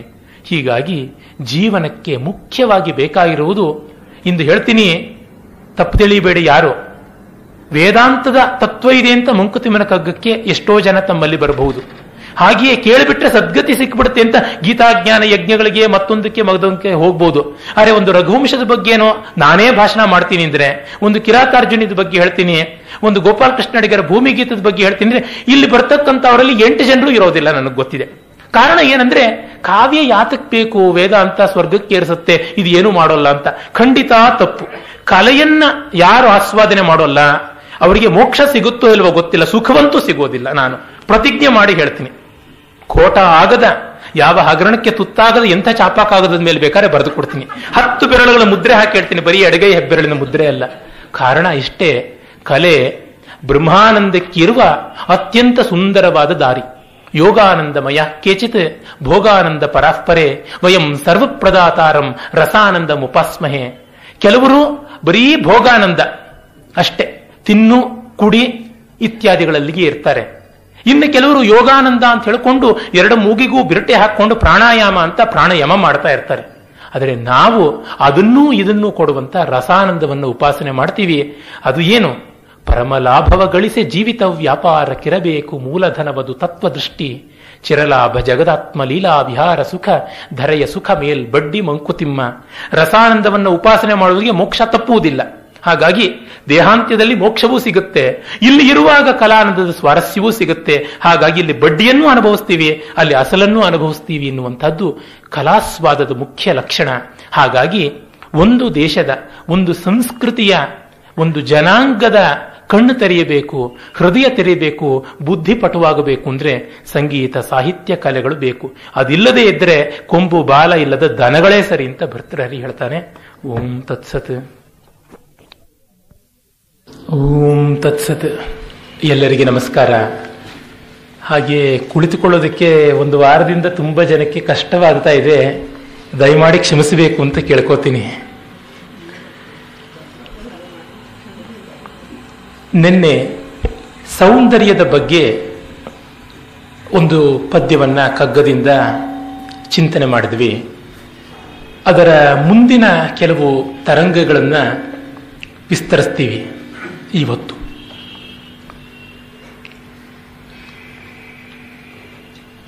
ಅವರು ಹೇಳ್ತಾರೆ, ಸೌಂದರ್ಯದ ರಹಸ್ಯ ಅತ್ಯಂತ ವಿಶಿಷ್ಟವಾದದ್ದು ಅಂತ. ಕಾರಣ ಏನಂದ್ರೆ, ಎಷ್ಟೆಷ್ಟೋ ವಿದ್ವಾಂಸರು, ಕಲಾ ಮೀಮಾಂಸಕರು, ಸೌಂದರ್ಯ ಶಾಸ್ತ್ರಜ್ಞರು ಶತಶತಮಾನಗಳಿಂದ ಪ್ರಯತ್ನ ಪಡ್ತಾ ಇದ್ದಾರೆ. ಆದರೂ ತುಂಬಾ ಅದನ್ನು ಸಮರ್ಥವಾಗಿ ವಿವಾದಾತೀತವಾಗಿ ಹೇಳೋದಕ್ಕೆ ಆಗಿದೆ ಎನ್ನುವ ರೀತಿ ಹೇಳೋದು ಕಷ್ಟ. ಆ ರೀತಿಯಾದಂತಹ ಒಂದು ನಿರ್ವಚನದ ಕಷ್ಟ, ಕ್ಲೇಶ ಸೌಂದರ್ಯದ ಬಗ್ಗೆ ಉಂಟು. ಅದನ್ನ ಪೂರ್ತಿ ಮಾತಿನಲ್ಲಿ ವಿವರಿಸಿ ಹೇಳಿಬಿಟ್ರೆ ಬರುವ ಅನಾಹುತ ಏನಂದ್ರೆ, ಅನುಭವವನ್ನ ತರ್ಕಕ್ಕೆ ಒಳಪಡಿಸಿದಂತೆ ಆಗುತ್ತೆ. ಅದು ಎಂದಿಗೂ ಆಗುವಂಥದ್ದಲ್ಲ. ನೈಷಾ ತರ್ಕೇಣ ಮತಿರಾಪನೇಯ ನಚಿಕೇತಾ, ಉಪನಿಷತ್ತಿನ ಮಾತು. ತರ್ಕ ಪ್ರತಿಷ್ಠಾನತ್ವಾತ್ ಅಂತ ಬ್ರಹ್ಮಸೂತ್ರದ ಒಂದು ಸೂತ್ರ ಕೂಡ. ಹೀಗಾಗಿ ಮಾತಿಗೆ, ನಿರ್ವಚನಕ್ಕೆ, ಮಾನಮೇಯ ವ್ಯವಹಾರಕ್ಕೆ ಅನುಭವವನ್ನ ಎಂದೆಂದಿಗೂ ತರೋದಿಕ್ಕೆ ಆಗೋದಿಲ್ಲ. ಹಾಗಿದ್ರೆ ಹೇಳಕ್ಕಾಗದೆ ಹೋಗುವುದೇ ನಮ್ಮ ಸೋಲೇನಾ ಅಂದ್ರೆ ಇಲ್ಲ, ಅದನ್ನ ನೇತಿಕ್ರಮದಿಂದ ಹೇಳಬಹುದು ಅಂತ. ಹೀಗಲ್ಲ ಹೀಗಲ್ಲ, ಇದೊಂದು ರೀತಿ ಬೇರೆ ಅಂತ ಪರ್ಯಾಯವಾಗಿ ಹೇಳಬಹುದು ಅಂತ. ಅದನ್ನ ಭಾರತೀಯರು ಬಹಳ ಮೊದಲೇ ಕಂಡುಕೊಂಡಿದ್ದು. ರಸಧ್ವನಿ ತತ್ವ ಅನ್ನೋದು ಆ ರೀತಿಯಾದದ್ದು. ರಸಧ್ವನಿ ತತ್ವ ಅನ್ನೋದ್ರೊಳಗೆ ಸೌಂದರ್ಯ ಎಂದಿಗೂ ವಾಚ್ಯವಲ್ಲ, ಅದು ವ್ಯಂಗ್ಯ. ವ್ಯಂಗ್ಯ ಅಂದ್ರೆ ನಮ್ಮ ಲೋಕ ಭಾಷೆಯಲ್ಲಿರುವಂತೆ ವ್ಯಂಗ್ಯ ಅಂದ್ರೆ ಅಣಕ ಅಂತ ಒಂದು ಅರ್ಥ ಇದೆ. ಹಾಗಲ್ಲ, ವ್ಯಂಗ್ಯ ಅಂತಂದ್ರೆ ಸೂಚಿತವಾಗುವಂತಹದ್ದು, ಸಜೆಷನ್ ಅಂತನ್ನುವ ಅರ್ಥದಲ್ಲಿರುವಂಥದ್ದು, ವ್ಯಜ್ಯಮಾನವಾದದ್ದು, ವ್ಯಕ್ತೀಕೃತವಾಗುತ್ತೆ ಅಂದ್ರೆ ಪರ್ಸಾನಿಫೈ ಆಗುತ್ತೆ ನಮ್ಮ ಮನಸ್ಸಿನಲ್ಲಿ ಅಷ್ಟೇ ಹೊರತುನುವೆ ಕೈಗೆ ಮುಷ್ಟಿಮೇಯವಾಗಿ ಸಿಗುವಂಥದ್ದಲ್ಲ ಅಂತ. ಸೌಂದರ್ಯ ಒಂದು ದೈವ ರಹಸ್ಯ ಸೃಷ್ಟಿವಲು ನಿಂದಿರ್ಪುದದ ರಾಶೆಯಿನೇ ಜೀವಿತಾಶೆ ಅಂದುವುದು ಕಣ್ಣಿಗದು ಸಂಸ್ಕೃತಿಗೆ ತಕ್ಕಂತೆ ಚಂದದರಿವೆ ತಪಸ್ಸು ಮಂಕುತಿಮ್ಮ. ಅತ್ಯದ್ಭುತವಾದ ಪದ್ಯಗಳಲ್ಲಿ ಒಂದಿದು. ಸೌಂದರ್ಯ ಒಂದು ದೈವ ರಹಸ್ಯ, ಅದು ಬ್ರಹ್ಮ ರಹಸ್ಯ. ಅದು ಹೇಗೆ ಅನ್ನುವುದನ್ನು ಪೂರ್ಣವಾಗಿ ನಿರ್ವಚನ ಮಾಡಿ ಹೇಳುವುದು ಬಹಳ ಕಷ್ಟ. ಅದೊಂದು ದೈವ ರಹಸ್ಯ. ದಿವು ಅನ್ನುವ ಧಾತುವಿನಿಂದ ದೇವ ದೈವ ಅನ್ನುವ ಶಬ್ದ ಬಂದಿದೆ. ಕಾಂತಿ, ವಿಜಿಗೀಷುತ್ವ, ಕ್ರೀಡಾ, ಆಮೋದ ಮೊದಲಾದ ಅನೇಕ ಅರ್ಥಗಳು ಅದಕ್ಕೆ ಉಂಟು. ಶೋಭೆ, ವರ್ಚಸ್ಸು, ಜ್ಞಾನ, ಲೀಲೆ ಇದೆಲ್ಲ ಪ್ರಧಾನವಾದ ಅರ್ಥಗಳು. ಅಂಥ ರೀತಿಯಾದ ಒಂದು ರಹಸ್ಯ ಅದು. ರಹಸ್ಯ ಯಾಕೆ ಅಂದರೆ ಅನುಭವೈಕ ವೇದ್ಯ. ತ್ಯಾಗರಾಜಸ್ವಾಮಿಗಳ ಸುಪ್ರಸಿದ್ಧ ಶುದ್ಧ ಬಂಗಾಳ ರಾಗದ ಕೃತಿ ರಾಮಭಕ್ತಿ ಸಾಮ್ರಾಜ್ಯಮು, ಅಲ್ಲಿ ಈಲಾಗನಿ ವಿವರಿಂಪಲೇನು ಚಾಲ ಸ್ವಾನುಭವ ವೇದ್ಯಮೇ ಎನ್ನುವ ಮಾತು ಬರುತ್ತೆ. ತುಂಬ ಸ್ವಾನುಭವ ವೇದ್ಯವಾದದ್ದು ಅಂತ. ಹಾಗಾಗಿಯೇ ಒಂದು ಕಡೆ ಕಗ್ಗದಲ್ಲಿ ಹೇಳ್ತಾರೆ, ವಕ್ತ್ರವೆಲ್ಲರಿಗುಂಟು ವರ್ಚಸೋರೋರ್ವರ್ಗೆ ಕತ್ತಿ ಪಣ್ಯದಳುಂಟು ಶಕ್ತಿ ತೋಳಿನಲ್ಲಿ ಅಂತ. ಮುಖ ಎಲ್ಲರಿಗೂ ಇದೆ, ಆದರೆ ಮುಖದಲ್ಲಿ ವರ್ಚಸ್ಸು ಕೆಲವರಿಗೆ ಮಾತ್ರ ಇರುತ್ತೆ. ದುಡ್ಡು ಕೊಟ್ಟರೆ ಅಂಗಡಿಯಲ್ಲಿ ಕತ್ತಿನೂ ಸಿಗುತ್ತೆ, AK-47 ಸಿಗುತ್ತೆ. ಈಗ ಅದಕ್ಕೂ ಮೇಲ್ಪಟ್ಟ ಆಯುಧಗಳು ಬಂದಿದ್ರೆ 48, 49 ಹಂಗೆ ಹೇಳ್ಬೋದು ಏನೋ, ಅದು ನನಗೆ ಗೊತ್ತಿಲ್ಲ, ಅದು ಕೂಡ ಆಗುತ್ತೆ. ಆದರೆ ಅದನ್ನು ಬಳಸುವ ವಿಕ್ರಮ, ಶೌರ್ಯ, ಅದು ಕೇವಲ ವ್ಯಕ್ತಿಯ ಅಂತರಂಗಕ್ಕೆ ಮಾತ್ರ ಸಂಬಂಧಪಟ್ಟದ್ದು. ಎಷ್ಟೋ ಬಾರಿ ವಿವೇಚನೆ ಮಾಡಿದ್ದಾಗಿದೆ. ಹೊರಗಿನ ಸಾಧನಗಳಿಂದ ಎಷ್ಟರ ಮಟ್ಟಿಗೆ ಕಲೆ ತನ್ನ ಅಂತಃಸತ್ವವನ್ನು ಪಡ್ಕೊಳ್ಳುತ್ತೆ, ಅದನ್ನು ಉನ್ಮೀಲನ ಮಾಡಿಕೊಳ್ಳುತ್ತೆ, ಹೆಚ್ಚು ಪುಷ್ಟೀಕರಣ ಮಾಡಿಕೊಳ್ಳುತ್ತೆ, ತುಂಬ ಕಡಿಮೆ. ಒಳಗಿಂದಲೇ ಬರುವಂತಹದ್ದು, ಬೇರೆ ಇನ್ಯಾವುದೂ ಇಲ್ಲ ಅಂತ ಗೊತ್ತಾಗುತ್ತೆ. ಹಾಗೆ ಅದೊಂದು ದೈವ ರಹಸ್ಯ, ನಿಗೂಢವಾದದ್ದು. ಅದು ಹೇಗೆ ಸೃಷ್ಟಿ ಒಲು, ಸೃಷ್ಟಿಯ ಹಾಗೇನೆ ಅಂತ ಹೇಳ್ಬಿಟ್ಟು. ನಮ್ಮಲ್ಲಿ ಕವಿಗೂ ಆ ಪ್ರಜಾಪತಿಗೂ ಸೃಷ್ಟಿಕರ್ತನಿಗೂ ವ್ಯತ್ಯಾಸವಿಲ್ಲ.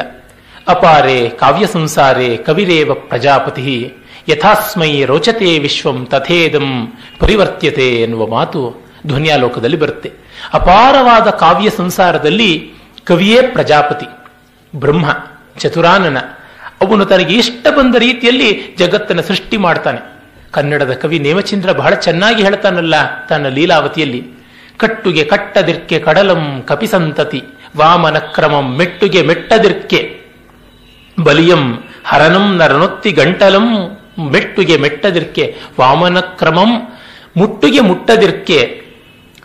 ಏನು ಯಾರು ಹೇಗ್ ಮಾಡಿದ್ರೂ ಬೇರೆ ಯಾವ ಕಡೆಯಲ್ಲೂ ಸರಿಯಾಗೋಲ್ಲ, ಇಲ್ಲಿ ಮಾತ್ರ ಕಪಿ ಸಂತತಿ. ಕಪಿಗಳು ಕಡಲನ್ನ ನಿಜವಾಗಿ ಕಟ್ಟೋಕ್ಕಾಗತ್ತಾ ಸೇತುವೆಯಿಂದ ಲೋಕದಲ್ಲಿ? ಆಗೋಲ್ಲ. ಆದರೆ ಕಟ್ಟಿದರ್ ಮುಟ್ಟಿದರ್ ಮೆಟ್ಟಿದರ್ ಇದೇನ್ ಅಳವಗ್ಗಳಮೋ ಕವೀಂದ್ರರ ಅಂತ ಹೇಳ್ತಾನೆ. ವಾಮನ ಒಬ್ಬ ಕುಬ್ಜ ಕುಳ್ಳ, ಅವನು ತನ್ನ ಕಾಲನ್ನ ವಿಕ್ರಮನಾಗಿ ಬೆಳೆದು ತ್ರಿವಿಕ್ರಮನಾಗಿ ಆಕಾಶಕ್ಕೆ ಚಾಚುವಂತೆ ಆಯ್ತಾ? ಹೌದು, ಕಾವ್ಯದಲ್ಲಿ ಆಗುತ್ತೆ. ಶಿವನಿಗೆ ಮತ್ತೆ ಅರ್ಜುನನಿಗೆ ಪಾಶುಪತ ಪ್ರದಾನದ ಕಾಲದಲ್ಲಿ ಅರಿವಿಲ್ಲದೆ ಕಿರಾತನ ಜೊತೆ ಅರ್ಜುನ ಮಲ್ಲಯುದ್ಧ ಮಾಡಿ ಹರನಂ ನರನೊತ್ತಿ ಗಂಟಲಂ ಮೆಟ್ಟಿದ. ಇದು ದೇವರನ್ನು ಹೀಗೆ ಮಾಡೋದು ಸಾಧ್ಯವೇ? ಲೋಕ ವ್ಯವಹಾರದಲ್ಲಿ ಸಾಧ್ಯವಾಗೋಲ್ಲ, ಆದರೆ ಕಲಾ ವ್ಯವಹಾರದಲ್ಲಿ ಆಗುತ್ತೆ. ಯಾರಿಗೆ ಇನ್ಹಿಬಿಷನ್ಸ್ ಇದೆಯೋ, ಇದು ದೊಡ್ಡದು, ಇದು ದೇವರು, ಇದು ಹೀನ, ಇದು ನಿಕೃಷ್ಟ ಅಂತ ಈ ಭೇದ ಯಾರಿಗೆ ಉಂಟೋ ಅವರಿಗೆ ಕಲೆಯನ್ನು ನಿರ್ಮಾಣ ಮಾಡೋಕ್ಕಾಗೋಲ್ಲ. ನಾನು ಬೇಕಾದರೆ ಬರೆದು ಕೊಡ್ತೀನಿ. ಯಾರಿಗೆ ತಾರತಮ್ಯದ ಆಳವಾದ ಬುದ್ಧಿ ಅಂತರಂಗದಲ್ಲಿ ಪರಿಷ್ಠಿತವಾಗಿ ವ್ಯವಹಾರದ ಒಂದು ಸ್ವರೂಪ ಇದೆಯೋ ಅವರಿಗೆ ಖಂಡಿತ ಕಲೆ ಒಲಿಯೋದಿಲ್ಲ. ಕಾರಣ, ಕಲೆಯಲ್ಲಿ ದೊಡ್ಡದನ್ನು ಚಿಕ್ಕದು ಮಾಡಬೇಕು, ಚಿಕ್ಕದನ್ನು ದೊಡ್ಡದು ಮಾಡಬೇಕು. ಹೇಳ್ತಾರಲ್ಲ, ಕಾಳಿನ ಬೋಳಿ ಮಾಡೋದು, ಬೋಳಿನ ಕಾಳಿ ಮಾಡೋದು ಅಂತ, ಆ ರೀತಿ ಮಾಡಬೇಕು. ಕಲೆಯಲ್ಲಿ ಇರುವಂತಹದ್ದೇ ಆ ಕೌಶಲ. ಮಹಿಮಭಟ್ಟ ವ್ಯಕ್ತಿ ವಿವೇಕದಲ್ಲಿ ಅದಕ್ಕೆ ಹೇಳ್ದ, ವಿನೋತ್ಕರ್ಷಾಪಕರ್ಷಾಭ್ಯಾಂ ಕಾವ್ಯಾರ್ಥೋ ಸ್ವದತೆ ನಹಿ. ಒಂದನ್ನ ಮೇಲಕ್ಕೆ ಏರಿಸದೆ ಇನ್ನೊಂದನ್ನ ಕೆಳಕ್ಕೆ ಮಾಡದೆ ವೇರಿಯೇಷನ್ಸ್ ತರದೆ ಸ್ವಾರಸ್ಯ ಬರುವುದೇ ಇಲ್ಲ ಅಂತ. ವೇರಿಯೇಷನ್ ಇಲ್ಲದೆ ಒಂದೇ ಸ್ವರ ಹೇಳ್ತಾ ಇದ್ರೆ ಒಂದು ಕ್ಷಣವೂ ನಿಲ್ಲೋಕ್ಕಾಗೋಲ್ಲ. ಅದನ್ನು ಹಿಂದೆ ಮುಂದೆ ಮೇಲೆ ಕೆಳಗೆ ಮಾಡಬೇಕು. ಕೂತ ಜಾಗದಲ್ಲಿ ಹಂಗೆ ಕೂತಿದ್ರೆ ಅವನಿಗೆ ಮೋಕ್ಷ ಸಿಗಬಹುದು, ಅವನನ್ನು ನೋಡೋರಿಗೆ ಬೇಸರ ಮಾತ್ರ ಉಂಟಾಗುತ್ತೆ. ಹಾಗಾಗಿ ಚಲನೆ ಇರಬೇಕಾಗುತ್ತೆ. ಬರೀ ಬಿಳಿ ಹಾಳೆನ ಎಷ್ಟೊತ್ತು ನೋಡೋಕೆ ಸಾಧ್ಯ? ಬಣ್ಣ ಬಣ್ಣಗಳ ವೆರೈಟಿ ಬೇಕಾಗುತ್ತೆ. ಈ ವೇರಿಯೇಷನ್ಸ್ ಅನ್ನ ಮಾಡುವುದಕ್ಕೆ ಆ ಮನಸ್ಸಿನಲ್ಲಿ ಒಂದು ಹೃದಯ ಸಂಪನ್ನತೆ ಬೇಕು, ಕ್ರಿಯಾಶೀಲತೆ ಬೇಕು. ಕಲೆಯ ಪರಮೋದ್ದೇಶ ಸತ್ವೋದ್ರೇಕ. ಸತ್ವೋದ್ರೇಕ ಆದ ಖಂಡತ್ವ ಅಂತೆಲ್ಲ ಮಾತುಗಳು ಬರುತ್ತೆ ಸಾಹಿತ್ಯ ದರ್ಪಣದಲ್ಲಿ. ಸುಪ್ರಕಾಶಾನಂದವಾದಂಥದ್ದು ಅದು, ವಿಗಲಿತ ವೇದ್ಯಾಂತರ ಸ್ಪರ್ಶ ಶೂನ್ಯ ಅಂತೆಲ್ಲ ಹೇಳಿಬಿಟ್ಟು. ಆದರೆ ಅದು ಉಂಟಾಗುವುದು ರಜೋಗುಣದಿಂದ. ರಜೋಗುಣ ಅಂದರೆ ಕ್ರಿಯೇಟಿವಿಟಿ ಅಂತ. ಸೈನ್ಸ್ನಲ್ಲಿ ನೋಡಿ, to have movement you should have imbalance. ಸುಮ್ಮನೆ ನಾನು ಏಳಬೇಕು ಈ ಕುರ್ಜಿಯಿಂದ ಅಂತಂದ್ರೆ ನನ್ನ ಶರೀರದ ಸೆಂಟರ್ ಆಫ್ ಗ್ರಾವಿಟಿನ ನಾನು ಬದಲಾಯಿಸಬೇಕು. ಆ ಹ್ಯಾಂಡ್ಗಳ ಮೇಲಿಂದ ಹಂಗೆ ಕೂತ್ಕೊಂಡಂಗೆ ಹೇಳೋಕ್ ನೋಡ್ತೀನಿ ಅಂದ್ರೆ ಒಂದು ಕಲ್ಪಕಾಲ ಆದರೂ ನನಗೆ ಹೇಳೋಕ್ಕಾಗೋದಿಲ್ಲ. ಹೀಗೆ ಮುಂದಕ್ಕೆ ಬಂದ ತಕ್ಷಣ ಸೆಂಟರ್ ಆಫ್ ಗ್ರಾವಿಟಿ ಪೊಸಿಷನ್ ಬದಲಾಯಿತು, ಇಂಬ್ಯಾಲೆನ್ಸ್ ಬಂತು, ಆಮೇಲೆ ನಾನು ಚೇಂಜ್ ಮಾಡ್ಕೊಳ್ತೀನಿ. ಅಂದ್ರೆ ಒಂದೊಂದು ಕ್ಷಣಕಾಲದ ಪರಿವರ್ತನೆಗೆ ಬೇಕಾಗುವ ಮೂಲ ಪ್ರೇರಣೆ ರಜೋಗುಣ. ಹೀಗಾಗಿ ರಜೋಗುಣ ಬೇಕು. ಅದರಿಂದಲೇ ಎಂಥ ಜ್ಞಾನಿಯಾದರೂ ಕೂಡ ಲೋಕ ವ್ಯವಹಾರ ಮಾಡುವಾಗ ರಜೋಗುಣ ಇಟ್ಟುಕೊಳ್ತಾನೆ. 24 ಕ್ಯಾರೆಟ್ಟಿನ ಅಪರಂಜಿಯನ್ನ ಬ್ಯಾಂಕ್ನಲ್ಲಿ ಲಾಕರಲ್ಲಿ ಇಟ್ಕೊಳ್ಬಹುದು, ಮನೆ ಒಳಗಡೆ ಗಾಡ್ರೇಜ್ ಬ್ಯೂರೋಲಿ ಇಟ್ಕೊಳ್ಬಹುದು. ಆದರೆ ಒಡವೆ ಮಾಡಿಸಿ ಹಾಕೊಂಡು ಮೆರೆಯೋಕ್ಕಾಗೋದಿಲ್ಲ. ಅದನ್ನು 22 ಕ್ಯಾರೆಟ್ ಆಗಿ ಮಾಡಲೇಬೇಕು. ಒಂದಿಷ್ಟು ತಾಮ್ರವೋ ಬೆಳ್ಳಿಯೋ ಬೆರೆಸಬೇಕು. ಹಾಗೆ ಶುದ್ಧ ಸತ್ವ ವ್ಯವಹಾರಾತೀತವಾದದ್ದು. ಅದಕ್ಕೆ ರಜೋಗುಣದ ಮಿಶ್ರಣ ಆಗಬೇಕು. ಆದರೆ ಆ ರಜೋಗುಣ ಸತ್ವಾಧೀನವಾಗಿರಬೇಕು. ಹಾಗಲ್ಲದೆ ಸತ್ವವನ್ನು ಡಾಮಿನೇಟ್ ಮಾಡಕ್ ಹೋದ್ರೆ ಆ ರಜೋಗುಣ ಸರ್ವನಾಶಕಾರಿಯಾದಂಥದ್ದು.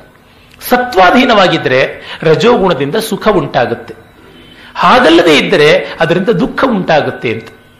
ಸತ್ವದ ಆಧಿಕ್ಯವೇ ಇದ್ದು ರಜೋಗುಣ ಕಡೆಗೆ ಕರಗಿದಾಗ ಆನಂದ ಮಾತ್ರ ಉಳಿಯುತ್ತೆ. ಹಾಗೆ ಮಾಡುವಂಥದ್ದು. ಈ ದೃಷ್ಟಿಕೋನದಿಂದ ಅವನೊಬ್ಬ ಬ್ರಹ್ಮ. ಸಾಮಾನ್ಯವಾಗಿ ನಮ್ಮ ತ್ರಿಮೂರ್ತಿಗಳಲ್ಲಿ ಬ್ರಹ್ಮನನ್ನ ರಜೋಗುಣದ ಮೂರ್ತಿ ಅಂತ ಹೇಳೋದುಂಟು. ರಜೋ ಜುಷೇ ಜನ್ಮನಿ, ಬಾಣನ ಮಾತು ಕಾದಂಬರಿಯ ಆದಿಯಲ್ಲೇ ಹೇಳ್ತಾರೆ ಆ ಮಾತನ್ನ. ರಜೋ ಜುಷೇ ಜನ್ಮನಿ ಸತ್ವಮೂರ್ತಿಯೇ ಸ್ಥಿತವು, ಸ್ಥಿತಿಯಲ್ಲಿ ಸತ್ವಮೂರ್ತಿ ಅಂತ ಆಗ್ತಾನೆ. ಒಂದನ್ನು ಮೇಂಟೈನ್ ಮಾಡುವಾಗ ಲೀಸ್ಟ್ ರೆಸಿಸ್ಟೆನ್ಸ್ ಇರಬೇಕು. ಅದು ಸತ್ವೋದ್ರೇಕದ ಸ್ವರೂಪ ಅಂತ. ಹಾಗೆ ಅವನು ಬ್ರಹ್ಮ ಕವಿ ಮಾಡ್ತಾನೆ. ಒಂದು ಪದ್ಯ ಉಂಟು, ಹಿಂದೆ ಯಾವಾಗಲೂ ನಾನೇ ಹೇಳಿದ್ದು. ರಸಷಟ್ಕೈಕ ವಿಶ್ರಾಂತ ಕಲಾಧಾತು ಕಿಮುಜ್ವಲ ಅನಂತ ರಸವಿಸ್ತೀರ್ಣ ಸಾ ಕಲಾ ಖಲು ಸತ್ಕವೇಹೆ. ಈ ಬ್ರಹ್ಮ ಸೃಷ್ಟಿಯಲ್ಲಿರುವುದು 6 ರಸ: ಉಪ್ಪು, ಹುಳಿ, ಖಾರ, ಸಿಹಿ, ಕಹಿ, ಹುಳಿ, ಒಗರು. ಇಷ್ಟೇ. ಉಪ್ಪು, ಹುಳಿ, ಸಿಹಿ, ಖಾರ, ಕಹಿ, ಒಗರು 6 ಬಿಟ್ರೆ ಇನ್ಯಾವುದೂ ಇಲ್ಲ. ಅದನ್ನೇ ಮಧುರ, ಆಮ್ಲ, ತಿಕ್ತ, ಕಷಾಯ, ಕಟು, ಮತ್ತಿದ್ರಾಗ ಇದು ಮಧುರ, ಆಮ್ಲ, ಕಷಾಯ, ತಿಕ್ತ, ಕಟು, ಲವಣ 6 ರುಚಿಗಳು ಹೇಳಿದ್ದಾರೆ. ಆದರೆ ಬ್ರಹ್ಮನ ಪತ್ನಿ ಸರಸ್ವತಿಯ ಅನುಗ್ರಹದಿಂದ ಕವಿ ಮಾಡುವ ಸೃಷ್ಟಿಯಲ್ಲಿ ಅದೆಷ್ಟು ರಸಗಳು ಉಂಟು. ಅನಂತ ವಿಸ್ತೀರ್ಣವಾದಂತಹ ರಸಪ್ರಪಂಚ. ಅದು ನಿಜವಾಗಿ ದೊಡ್ಡದು ಅಂತ. ಹಾಗೆ ಅದು ದೈವ ರಹಸ್ಯ, ಸೃಷ್ಟಿ ಒಲು. ಈ ಸೃಷ್ಟಿ ಎಷ್ಟು ನಿಗೂಢವೋ ಕಲಾ ಸೃಷ್ಟಿಯೂ ಅಷ್ಟೇ ನಿಗೂಢ. ಎಲ್ಲಿಂದ ಬಂತು ಸೌಂದರ್ಯ ಹೇಳೋಕ್ಕಾಗಿಲ್ಲ. ಅದು ಯಾವ ರೀತಿಯಾಗಿ ಬಂತು ಸೌಂದರ್ಯ ತುಂಬಾ ಕಷ್ಟ ಹೇಳೋದು. ಅದನ್ನು ಪ್ರತ್ಯೇಕವಾಗಿ ಐಸೋಲೇಟ್ ಮಾಡಿ ತೋರಿಸುವುದು ಕಷ್ಟ. ಅದು ಸಮಷ್ಟಿ ಅನುಭವಕ್ಕೆ ಬರುವುದು. ಅಂಥ ಸೌಂದರ್ಯದ ಅನುಭವದ ಆಸೆಯಿಂದಲೇ ಜೀವಿತದ ಆಸೆ ನಮಗೆ ಉಳಿದಿದೆ ಅಂತ. ನಮಗೆ ಇನ್ನ ಸುಖ ಅನುಭವಿಸೋಕ್ಕೆ ಸಾಧ್ಯ ಇಲ್ಲ ಅಂತ ಬದುಕಲ್ಲೇ ಅನ್ನಿಸಿದ ಮರುಕ್ಷಣವೇ ಸತ್ತು ಹೋಗ್ಬಿಡ್ತೀವಿ. ಬೇಡ ಅಂತ ಅನ್ಸುತ್ತೆ. ನಮಗೆ ಆಸ್ವಾದ ಮಾಡಬಹುದು ಅಂತ ಅನ್ಸೋದಕ್ಕೆ ಕಾರಣ ಏನು? ಸೌಂದರ್ಯ ಉಳಿದಿದೆ ಲೋಕದಲ್ಲಿ ಎನ್ನುವಂಥದ್ದೇನೆ. R.K. ಲಕ್ಷ್ಮಣ್ ಅವರ ಕಾರ್ಟೂನಿನ ವೈಶಿಷ್ಟ್ಯದ ಬಗ್ಗೆ ಹೇಳ್ತಾ ಒಬ್ಬರು ಬರೀತಾರೆ, the whole Bombay sleeps with a hope that tomorrow I will have a smile on my face because of the strokes of R.K. Laxman ಅಂತ. ಅವನ ಒಂದು ವ್ಯಂಗ್ಯ ಚಿತ್ರ ಟೈಮ್ಸ್ ಆಫ್ ಇಂಡಿಯಾದಲ್ಲಿ ಆ ರೀತಿಯಾದ ಚಮತ್ಕಾರ ಮಾಡುತ್ತೆ ಅಂತ. ಇಷ್ಟೆಷ್ಟು ಬಾರಿ ಪ್ರಯೋಗಗಳನ್ನ, ಹೊಸ ಹೊಸ ಪ್ರಯೋಗಗಳನ್ನ ನೋಡ್ತೀವಿ. ಏನೋ ಒಂದು ಹೊಸ ಫ್ಲಾಶ್ ಸಿಗುತ್ತೆ, ಏನೋ ಒಂದು ಹೊಸ ಮಿಂಚು ಬರುತ್ತೆ, ಒಂದು ಹೊಸ ಸ್ವಾರಸ್ಯ ಬರುತ್ತೆ ಅಂತ. ಒಮ್ಮೆ ಆಹಾ ಅನ್ಸ್ಬಿಟ್ರೆ ಸಾಕು, ಅಲ್ಲಿಗೆ ನಮಗೆ ಬೇಕಾದಂಥದ್ದು ಸಿಕ್ಕಿಬಿಟ್ಟಿದೆ ಅಂತ. 2 ಗಂಟೆ 3 ಗಂಟೆ ಎಷ್ಟು ಬೇಕಾದರೂ ಬೇಸರದ ಸಂಗೀತವನ್ನು ಕೂತ್ಕೊಂಡು ಕೇಳ್ತಾ ಇರ್ತೀವಿ. ಮಹಾಲಿಂಗಂ ಬಹಳ ವಿಲಕ್ಷಣ ಕಲಾವಿದ. ನಾನು ಕೇಳಿದ ಆತನ ಲೈವ್ ಪ್ರೋಗ್ರಾಮ್ಸ್ ನಾನು ಕೇಳೋಕ್ಕಾಗಲಿಲ್ಲ, ಕ್ಯಾಸೆಟ್ಸ್ ಅಲ್ಲಿ ನನಗೆ ಯಾವುದೂ ಇಷ್ಟವಾಗಲಿಲ್ಲ. ಅದು ನನ್ನ ಸಂಸ್ಕಾರ, ಹಂಗೆ ಏನು ಮಾಡೋಣ. ಆದರೆ ಆತನನ್ನ ಲೈವ್ ಪ್ರೋಗ್ರಾಮ್ಸ್ಗೆ ಆರಾಧಿಸಿ ಕೇಳ್ತಾ ಇದ್ದವರು 6 ಗಂಟೆ ಕಚೇರಿ ಅಂತಂದ್ರೆ ಎಲ್ಲಿಯೋ ಯಾವುದೋ ಬಾರಲ್ಲಿದ್ದು, ಇನ್ಯಾವುದೋ ಹೋಟ್ಲಲ್ಲಿ ಮಲಗಿದ್ದು, ಯಾವಾಗಲೂ 9:15 10:45 ಬರೋದು. ಬರ್ತಾರೆ ಅಂತ ಕಾದುಕೊಂಡಿರೋರು. ಬಂದ್ರೆ ಫ್ಲಾಪು ಆಗ್ಬೋದು ಕಚೇರಿ, ಅತ್ಯದ್ಭುತವೂ ಆಗ್ಬೋದು. ಆ ಅದ್ಭುತ ಆಗುತ್ತೆ ಅನ್ನೋ ಒಂದು ಕ್ಷಣಕ್ಕೆ ಜಗತ್ತು ಕಾಯ್ತಾ ಇತ್ತು. ಅದು ತುಂಬಾ ಮುಖ್ಯವಾದಂಥದ್ದು. ನಿಂದಿರ್ಪುದರ ಆಶೆಯಿನೇ ಜೀವಿತಾಶೆ. ಕಾರಣ ಬದುಕಿನ ಸಾರವತ್ತಾದ ಭಾಗ ಕಲೆ. ಡಿ.ವಿ.ಜಿ ಬಹಳ ಚೆನ್ನಾಗಿ ಹೇಳ್ತಾರೆ ಅವರ ಕಲೋಪಾಸಕರು ಪುಸ್ತಕದಲ್ಲಿ. ರಸಿಕನಿಗೆ ಬೇಕಾದದ್ದು ಒಂದು ಕೊಡ ಹಾಲಲ್ಲ, ಆ ಒಂದು ಕೊಡ ಹಾಲನ್ನ ಹೆಪ್ಪು ಹಾಕಿ ಮಥನ ಮಾಡಿ ಬಂದು ಆ ಬೆಣ್ಣೆಯನ್ನ ಕಾಯಿಸಿದರೆ ಉಳಿಯುವ ಗಜ್ಜುಗ ಗಾತ್ರದ ತುಪ್ಪ ಅಂತ. ಎಸೆನ್ಸ್ ಅದನ್ನ ಬಹಳ ಮುಖ್ಯವಾಗಿ ಗಮನಿಸಬೇಕಾದ. ರಸ ಅನ್ನೋದಕ್ಕೆ ಎಸೆನ್ಸ್ ಅನ್ನುವ ಅರ್ಥ ಉಂಟು. ಅದು ಮಾತ್ರವಲ್ಲ, ಅವರು ಇನ್ನೊಂದು ಹೇಳ್ತಾರೆ, ನಮ್ಮ ಮನೆಯಲ್ಲಿ ಬೇರೆ ಬೇರೆ ಪ್ರವಿಭಾಗಗಳು, ಸೆಕ್ಷನ್ಸ್ ಇರುತ್ತವೆ. ಡ್ರಾಯಿಂಗ್ ರೂಮ್ ಅಂತೀವಿ, ವರಂಡಾ ಅಂತಂತೀವಿ. ವರಂಡಾ ಅನ್ನುವ ಶಬ್ದ ಸಂಸ್ಕೃತದ ಶಬ್ದ, ಅದು ಇಂಗ್ಲಿಷ್ ತೆಗೆದುಕೊಂಡಿದೆ. ವರಂಡಾ ಅಂತಲೇ ಸಂಸ್ಕೃತದಲ್ಲಿ ಅಮರಕೋಶದಲ್ಲಿ ಮೃಚ್ಛಕಟಿಕಾದಿ ನಾಟಕಗಳಲ್ಲಿ ಬರುತ್ತೆ. ಆಮೇಲೆ ಅಡಿಗೆ ಮನೆ, ಬಚ್ಚಲ ಮನೆ ಎಲ್ಲ ಉಂಟು. ಬಚ್ಚಲ ಮನೆ ಇಲ್ಲದೆ ಇದ್ರೆ ಮನೆಯಲ್ಲಿ ಇರೋಕ್ಕೆ ನಮಗಾಗೋದಿಲ್ಲ. ಮೊದಲು ನಮಗೆ ಬೇಕಾಗಿರ್ತಕ್ಕಂಥದ್ದು ಅಂಥವೇನೆ. ಅಡಿಗೆ ಮನೆ ಇಲ್ಲದೆ ಉಳಿಯೋಕ್ಕಾಗೋದಿಲ್ಲ. ಆದರೆ ನಡುಮನೆ ಇಲ್ಲದೆ ನಾವು ಮನೆ ಅಂತ ಕಲ್ಪಿಸಿಕೊಳ್ಳಬಲ್ಲೆವು. ಆದರೆ ನಡುಮನೆಯಲ್ಲಿ ನಾವು ಯಾವ ಒಂದು ವಿಶೇಷವಾದ ಕೆಲಸ ಅಂತ ಮಾಡದೇ ಇದ್ರೂ ಹೆಚ್ಚು ಕಾಲ ಕಳೆಯೋದು ನಾವು ಡ್ರಾಯಿಂಗ್ ರೂಮ್ ಅಂತೀವಲ್ಲ, ಆ ಹಜಾರದಲ್ಲೇನೆ. ಅಲ್ಲಿ ಊಟ ಮಾಡೋಲ್ಲ, ಅಲ್ಲಿ ತಿಂಡಿ ತಿನ್ನೋದಿಲ್ಲ, ಅಲ್ಲಿ ಸ್ನಾನ ಮಾಡೋದಿಲ್ಲ, ಅಲ್ಲಿ ಬಟ್ಟೆ ಒಗೆಯೋದಿಲ್ಲ, ಅಲ್ಲಿ ಮಲಗೋದು ಇಲ್ಲ. ಆದರೆ ನಿಜವಾದ ವಿಶ್ರಾಂತಿ, ನಿಜವಾದ ಕಾಲದ ಕಳೆಯುವಿಕೆ ಎಲ್ಲ ಕೂಡಿಸಿಕೊಳ್ಳುವಿಕೆ ಅಲ್ಲಾಗುತ್ತೆ. ಮಿಕ್ಕವೆಲ್ಲ ವ್ಯವಹಾರದ ಅನಿವಾರ್ಯಕ್ಕಾದ್ರೆ ಈ ನಡುಮನೆ ವ್ಯವಹಾರಾತೀತವಾದಂಥ ಅಲೌಕಿಕ. ಇಂಥದ್ದಕ್ಕೆ ನಮ್ಮಲ್ಲಿ ಇರುವ ಶಬ್ದವೇ ಅಲೌಕಿಕ ಅಂತ. ಈ ಲೋಕೋತ್ತರವಾದ ಕೆಲಸಕ್ಕೆ, ಲೋಕದಲ್ಲಿ ಲೋಕೋತ್ತರ ಏನು? ಆನಂದ ಅನುಭವ, ವಿಶ್ರಾಂತಿ, ರಿಲ್ಯಾಕ್ಸ್ ಮಾಡ್ಕೊಳ್ಳೋದು. ಅಂದ್ರೆ ಏನು? ನಾವು ರಿಲ್ಯಾಕ್ಸ್ ಮಾಡ್ಕೊಳ್ತಿದೀವಿ ಅಂತ ನಮಗೆ ಗೊತ್ತಾಗ್ತಿರ್ಬೇಕು. ರಿಲ್ಯಾಕ್ಸ್ ಮಾಡ್ಕೊಳ್ಬೇಕಾದ್ರೆ ನಿದ್ರೆ ಮಾಡೋದ್ರೆ ಬೆಡ್ರೂಮ್ಗೆ ಹೋಗೋದು, ಹಾಯಾಗಿ ಕೂತ್ಕೊಂಡಿರಬೇಕು. ನಮ್ಮ ಮನಸ್ಸೋ ಇಚ್ಛೆ ನಾವಿರಬೇಕು ಅಂದ್ರೆ ನಡುಮನೆಯಲ್ಲಿ ಇರ್ತೀವಿ. ಕಲೆ ಹಾಗೆ ಪ್ರಪಂಚದ ನಡುಮನೆ, ಲೋಕದ ನಡುಮನೆ, ನಟ್ಟ ನಡುಮನೆ. ಅಲ್ಲಿ ವ್ಯವಹಾರ ಇಲ್ಲ, ಆದರೆ ಎಲ್ಲ ವ್ಯವಹಾರಗಳಿಗೆ ಬೇಕಾದ ಎನರ್ಜಿ ನಮಗೆ ಸಿಗುವುದು ಕಲೆಯಿಂದ. ಅದು ಒಂದು ರೀತಿಯಾದ ಲಂಗ್ ಸ್ಪೇಸ್ ಅಂತ ಕರೀಬಹುದು. ಉಸಿರಾಟಕ್ಕೆ ಆಕ್ಸಿಜನ್ ಟೆಂಟ್ ಇದ್ದಂತೆ ಅದನ್ನು ಅವರು ಹೇಳ್ತಾರೆ. ಅಂದುವುದು ಕಣ್ಣಿಗದು ಸಂಸ್ಕೃತಿಗೆ ತಕ್ಕಂತೆ. ಆದರೆ ನಮ್ಮ ಸಂಸ್ಕೃತಿಗೆ, ನಮ್ಮ ಯೋಗ್ಯತೆಗೆ ತಕ್ಕಂತೆ ಅದು ಸಿಗುತ್ತೆ. ತುಂಬ ಜನ ಕೇಳುವುದುಂಟು, ಈ ತಿಳ್ಕೊಂಡು ಬಿಟ್ರೆ ಜಾಸ್ತಿ ಕಲೆ ಆಸ್ವಾದ ಮಾಡೋಕ್ಕಾಗೋಲ್ಲ ಅಂತ. ಹಾಗಲ್ಲ, ತಿಳ್ಕೊಂಡಿದ್ದೀನಿ ನೀನು ಅಹಂಕಾರ ಇಟ್ಟುಕೊಂಡ್ರೆ ಆಗೋಲ್ಲ ಅಷ್ಟೇನೆ. ಕೆಲವರು ಇರ್ತಾರೆ ಸಂಗೀತ ವಿಮರ್ಶಕರು, ಅವರು ಅಪಸ್ವರಕ್ಕಾಗಿಯೇ ಕಾದಿರ್ತಾರೆ. ತಿರುಕೋಡಿಕಾವಲ್ ಕೃಷ್ಣಯ್ಯರವರ ಒಂದು ವೈಲಿನ್ ಕಚೇರಿ ಬಹಳ ಹಿಂದೆ ಆಗಿದ್ದಂತೆ. ಅವರು ತುಂಬ ನಿಸ್ಸೀಮರು, ಆ ವಾದ್ಯದಲ್ಲಿ ಪ್ರವೀಣರು. ಈಚೆಗಷ್ಟೇ ತೀರಿಕೊಂಡಂತಹ ಶಮ್ಮುಂಗುಡಿಯವರ ಸೋದರ ಮಾವಂದರು. ಯಾರೋ ಒಬ್ಬರು ಮಹಾವಿದ್ವದ್ ರಸಿಕರು ಅಂತ ಹೇಳಬಹುದಾದಂಥ ವಿಮರ್ಶಕರೊಬ್ಬರು ಬಂದಿದ್ರು. ಅಕಸ್ಮಾತ್ ಇವರ ವೈಲಿನಲ್ಲಿ ಒಂದು ಅಪಸ್ವರ ಬಂತು. ಆ ತಕ್ಷಣ ಅವರ ಶಾಭಾಸ್ ಅಂದ್ರಂತೆ. ತಕ್ಷಣ ಇವರು ವೈಲಿನ್ ಇಟ್ಟು, ಉನಕ್ಕೆ ಎಂದ ವೇಣುಮೋ ಅದು ಒಂದಿದೆ, ಇನ್ನ ಕಳಂಬು ಹಿಂಗೇರಂದು, ನೀನು ಬಯಸ್ತಾ ಇದ್ದಿದ್ದು ಬಂತಲ್ಲಪ್ಪ, ಇನ್ನು ಎದ್ದು ಹೋಗು ಅಂತ. ಆ ರೀತಿಯಾದ ವಿದ್ವತ್ತೆ, ಅದು ವಿದಗ್ಧತೆ, ದಗ್ಧತೆ, ಅದು ಪ್ರಯೋಜನಕ್ಕೆ ಬರುವಂತಹದ್ದಲ್ಲ. ಶೇಷಣ್ಣನವರ ಬಗ್ಗೆ ರಾಳ್ಳಪಲ್ಲಿಯವರು ಬಹಳ ಚೆನ್ನಾಗಿ ಬರೀತಾರೆ. ಅವರು ಭಾರತಿ ಎನ್ನುವ ಒಂದು ಪತ್ರಿಕೆಗೆ ಮೊದಲ ಸಂಚಿಕೆಗೆ ಲೇಖನ ಬರೀಬೇಕಾಯಿತು. ಆಗ ವೀಣೆ ಶೇಷಣ್ಣನವರು ತೀರಿಕೊಂಡಿದ್ರು. ಅವರ ಶ್ರದ್ಧಾಂಜಲಿ ಲೇಖನವನ್ನು ಬರೆದ್ರು.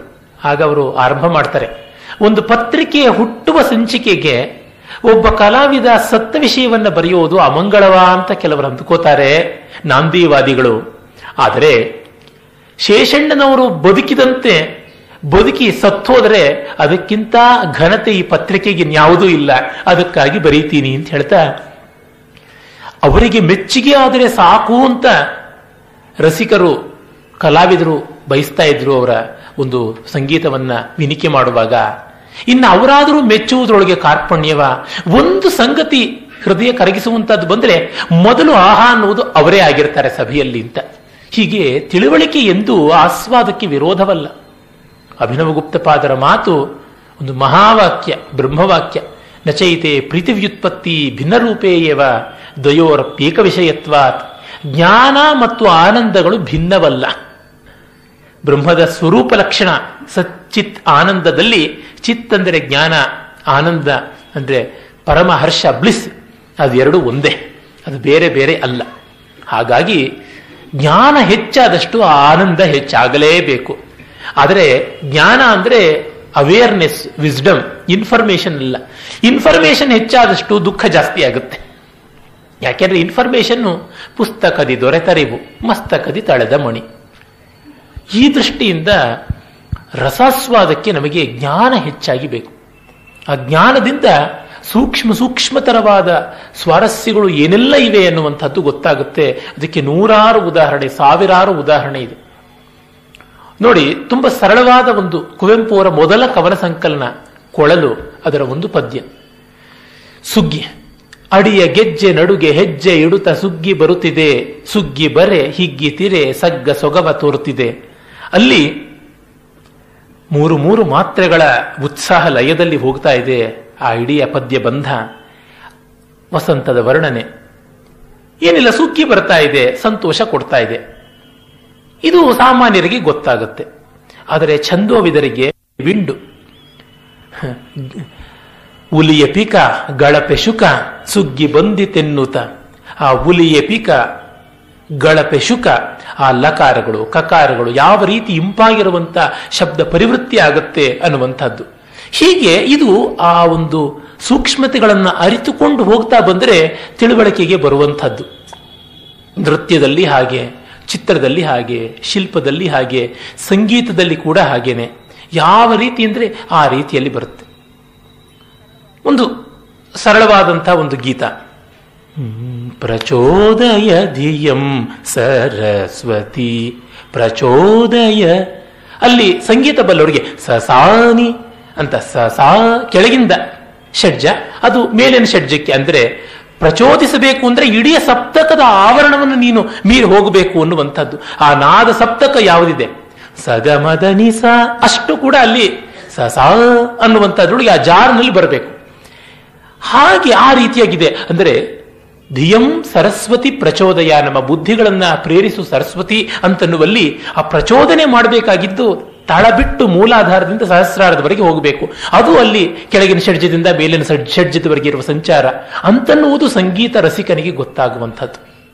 ಹೀಗೆ ಕಾವ್ಯ ರಸಿಕರಿಗೆ ಪ್ರತಿಯೊಂದು ಕ್ಷೇತ್ರದಲ್ಲಿ ತುಂಬಾ ಪ್ರಯತ್ನಶೀಲರಾಗಿ ಕಣಕಣವಾಗಿ ಅಭ್ಯಾಸ ಮಾಡಿದವರಿಗೆ ಆ ಸ್ವಾರಸ್ಯಗಳು ಅವೆಲ್ಲ ತಿಳಿಯುವಂಥದ್ದಾಗಿರುತ್ತೆ. ಹಾಗಾಗಿ ಅದು ಜ್ಞಾನ ಹೆಚ್ಚಾದಷ್ಟು ಆನಂದ ಬರುತ್ತೆ. ಅದನ್ನು ಅವರು ಹೇಳ್ತಾರೆ, ಅಂದುವುದು ಕಣ್ಣಿಗದು ಸಂಸ್ಕೃತಿಗೆ ತಕ್ಕಂತೆ. ಆ ಜ್ಞಾನದ ಒಂದು ಸಂಪಾದನೆಯೇ ಸಂಸ್ಕೃತಿಯ ಲಕ್ಷಣ. ಸಂಸ್ಕೃತಿ ಅಂದರೆ ಏನು? ಸೂಕ್ಷ್ಮತೆಗಳ ಬೆಳವಣಿಗೆ, ಇನ್ನೇನು ಅಲ್ಲ. Refinement, finer aspects of life, ಅದು ಹೆಚ್ಚು ಹೆಚ್ಚು ಆಗುವಂತಹದ್ದನ್ನ ಸಂಸ್ಕೃತಿ ಅಂತ ಕರೀತಾರೆ. ಸಮ್ಯಕ್ಕಾದ ಕೃತಿ ಇಲ್ಲದೆ ಇದ್ರೆ ಅದು ಬರೀ ಕೃತಕ ಆಗುತ್ತಷ್ಟೇ. ಕೃತಿ ಕೃತಕಗಳು ಎಷ್ಟು ವ್ಯತ್ಯಾಸ ಇರುವ ಪದಗಳು, ಗುಂಡಪ್ಪನವರು ಅದನ್ನು ಕೂಡ ಬರೀತಾರೆ. ಹಾಗಾಗಿ ಆ ಸಂಸ್ಕೃತಿಯ ಸೂಕ್ಷ್ಮ ಸುಭಗತೆಗಳನ್ನ ಗಮನಿಸುವಂತಹ ಮನಸ್ಸು ಬಂದರೆ ನಮಗೆ ಆ ಸೌಂದರ್ಯ ಕಡೆಗೆ ಬ್ರಹ್ಮವಸ್ತುವಾಗುತ್ತೆ. ಅದೆಂಥದ್ದು ಪರಮ ಬ್ರಹ್ಮ ಸುಪುಷ್ಟಿ, ಸರ್ವ ಜನತಾಂತರ್ದೃಷ್ಟಿ, ಕೈವಲ್ಯ ಬೋಧ ರಮಾ ಮುಕ್ತಿಕ ಹಾರಯಷ್ಟಿ, ಬುಧಹರ್ಷಾಕೃಷ್ಟಿ, ಸತ್ಕಾವ್ಯ ಮಲ್ಲಿ ಸುಧಾವೃಷ್ಟಿ, ವಿದ್ಯಾಸುಂದರಿ ನಾಟಕಂ. ಅದು ನಾಗಚಂದ್ರ ಹೇಳುವಂತೆ ನಲಿಗೆ ಮತ್ ಕಾವ್ಯಸ್ಥಲಿ ರಂಗದೋಳ್. ಅದು ಪರಮಬ್ರಹ್ಮನ ಸುಪುಷ್ಟಿ, ಸರ್ವ ಜನತೆಯ ಅಂತರ್ದೃಷ್ಟಿ, ಕೈವಲ್ಯ ಬೋಧೆಯ ರಮ ಅಂದ್ರೆ ಲಕ್ಷ್ಮಿಯ ಮುತ್ತಿನ ಹಾರ. ಮೌಕ್ತಿಕ ಹಾರ ಎಷ್ಟಿ, ಬುಧ ಹರ್ಷಾಕೃಷ್ಟಿ, ವಿದ್ವಾಂಸರ ಹರ್ಷವನ್ನ ಸೆಳೆದು ತುಂಬಿ ತಂದು ಕೊಡುವಂತಹದ್ದು ಆ ರೀತಿಯಾದದ್ದು. ಹಾಗಾಗಿ ತಪಸ್ಸಂದ್ರೆ ಕಾಡಲ್ಲಿ ಮಿಟಿ ಕಣ್ಣು ಬಿಟ್ಟುಕೊಂಡು ಪಿಟಿ ತುಟಿ ಆಡಿಸಿಕೊಂಡು ಜಪ ಮಾಡುವುದು ಅಲ್ವೇ ಅಲ್ಲ. ಮೈಕೈಗಳನ್ನು ಒದ್ದಾಡಿಸಿಕೊಂಡು ಬೆಂಡು ಮಾಡಿಕೊಂಡು ತಿರುಚಿಕೊಂಡು ಮಾಡತಕ್ಕಂಥ ಯಾತನೆ ಅಲ್ಲ. ದೇವಸ್ಥಾನಗಳನ್ನ, ಕೆರೆಕಟ್ಟೆಗಳನ್ನ, ಗುಂಡಾರಗಳನ್ನ ಸುತ್ತಿ ಮುಳುಗಿ ಎದ್ದು ಬರುವಂತಹದ್ದಲ್ಲ. ಅವುಗಳಿಗೆ ಉಂಟು. ಆದರೆ ಚಂದದರಿವು, ಸೌಂದರ್ಯದ ಅರಿವೇ ತಪಸ್ಸು, ಸೌಂದರ್ಯದ ಪ್ರಜ್ಞೆಯೇ ತಪಸ್ಸು, ಸೌಂದರ್ಯೋಪಾಸನೆಯೇ ತಪಸ್ಸು. ಕಾರಣ ಏನು? ನಮ್ಮಲ್ಲಿ ಸೌಂದರ್ಯದ ಪರಮಸಾಕಾರ ಪರಮಾತ್ಮ ಅಂತಂದ್ಬಿಟ್ರು. ರಸೋ ವೈಸ್ಸಹ ರಸಹ್ಯೇವಗಂ ಲಬ್ಧ್ವಾನಂದೀ ಭವತಿ. ತುಂಬ ಪ್ರಸಿದ್ಧವಾದಂತಹ ವೇದೋಕ್ತಿ ತೈತ್ರಿಯದಲ್ಲಿ ಬರುವಂತಹದ್ದು. ಹಾಗಾಗಿ ಆ ಸೌಂದರ್ಯವೇ ಅದನ್ನು ಅವರು ಹೇಳ್ತಾರೆ. ಅಂತಃಪುರ ಗೀತದಲ್ಲಿ ಡಿ ವಿ ಜಿಯವರು ಸೌಂದರ್ಯ ತತ್ವ ಅಂತ 24 ಪದ್ಯಗಳಲ್ಲಿ ಕಡೆಗೆ ಸೌಂದರ್ಯ ವಿಜಯ ಅನ್ನುವ ಉಪಸಂಹಾರದಲ್ಲಿ ಈ ಎಲ್ಲ ಅಂಶಗಳನ್ನು ಹೇಳ್ತಾರೆ. ಇಂಥದ್ದು ಸಾಂದ್ರಾಮೋದ ಅವರು ವಂಚಾಬಂಧಂ ವಂಚಾಕರಂ ವಂಚಕ ನಿವು ಕರಗಲ್ ಮೂರ ನೈಕ್ಯಂಗುಳಿಪ್ಪ ಸೌಂದರ್ಯಾದ್ವೈತ ಯೋಗಂ ಜಯಿಸುಗೆ ಜಗದೊಳ್ ಕೇಶಮಾಂನಾಯ ರಾಗಂ ಅಂತ ಬಯಸುವವನು, ಬಯಸಲ್ಪಡುವ ವಸ್ತು, ಬಯಕೆ ಅಂತನ್ನುವ ಮೂರೂ ಕರಗಿ ಹೋಗಿ ಒಂದೇ ಆನಂದದಲ್ಲಿ ನೆಲೆ ನಿಲ್ಲಿಯುವಂತಹದ್ದು ಅದು ಚೆನ್ನಕೇಶವನ ಸೌಂದರ್ಯಾದ್ವೈತ ಯೋಗ ಅಂತ ಕರೀತಾರೆ. ಹೀಗಾಗಿ ಸೌಂದರ್ಯ ತುಂಬಾ ದೊಡ್ಡದು.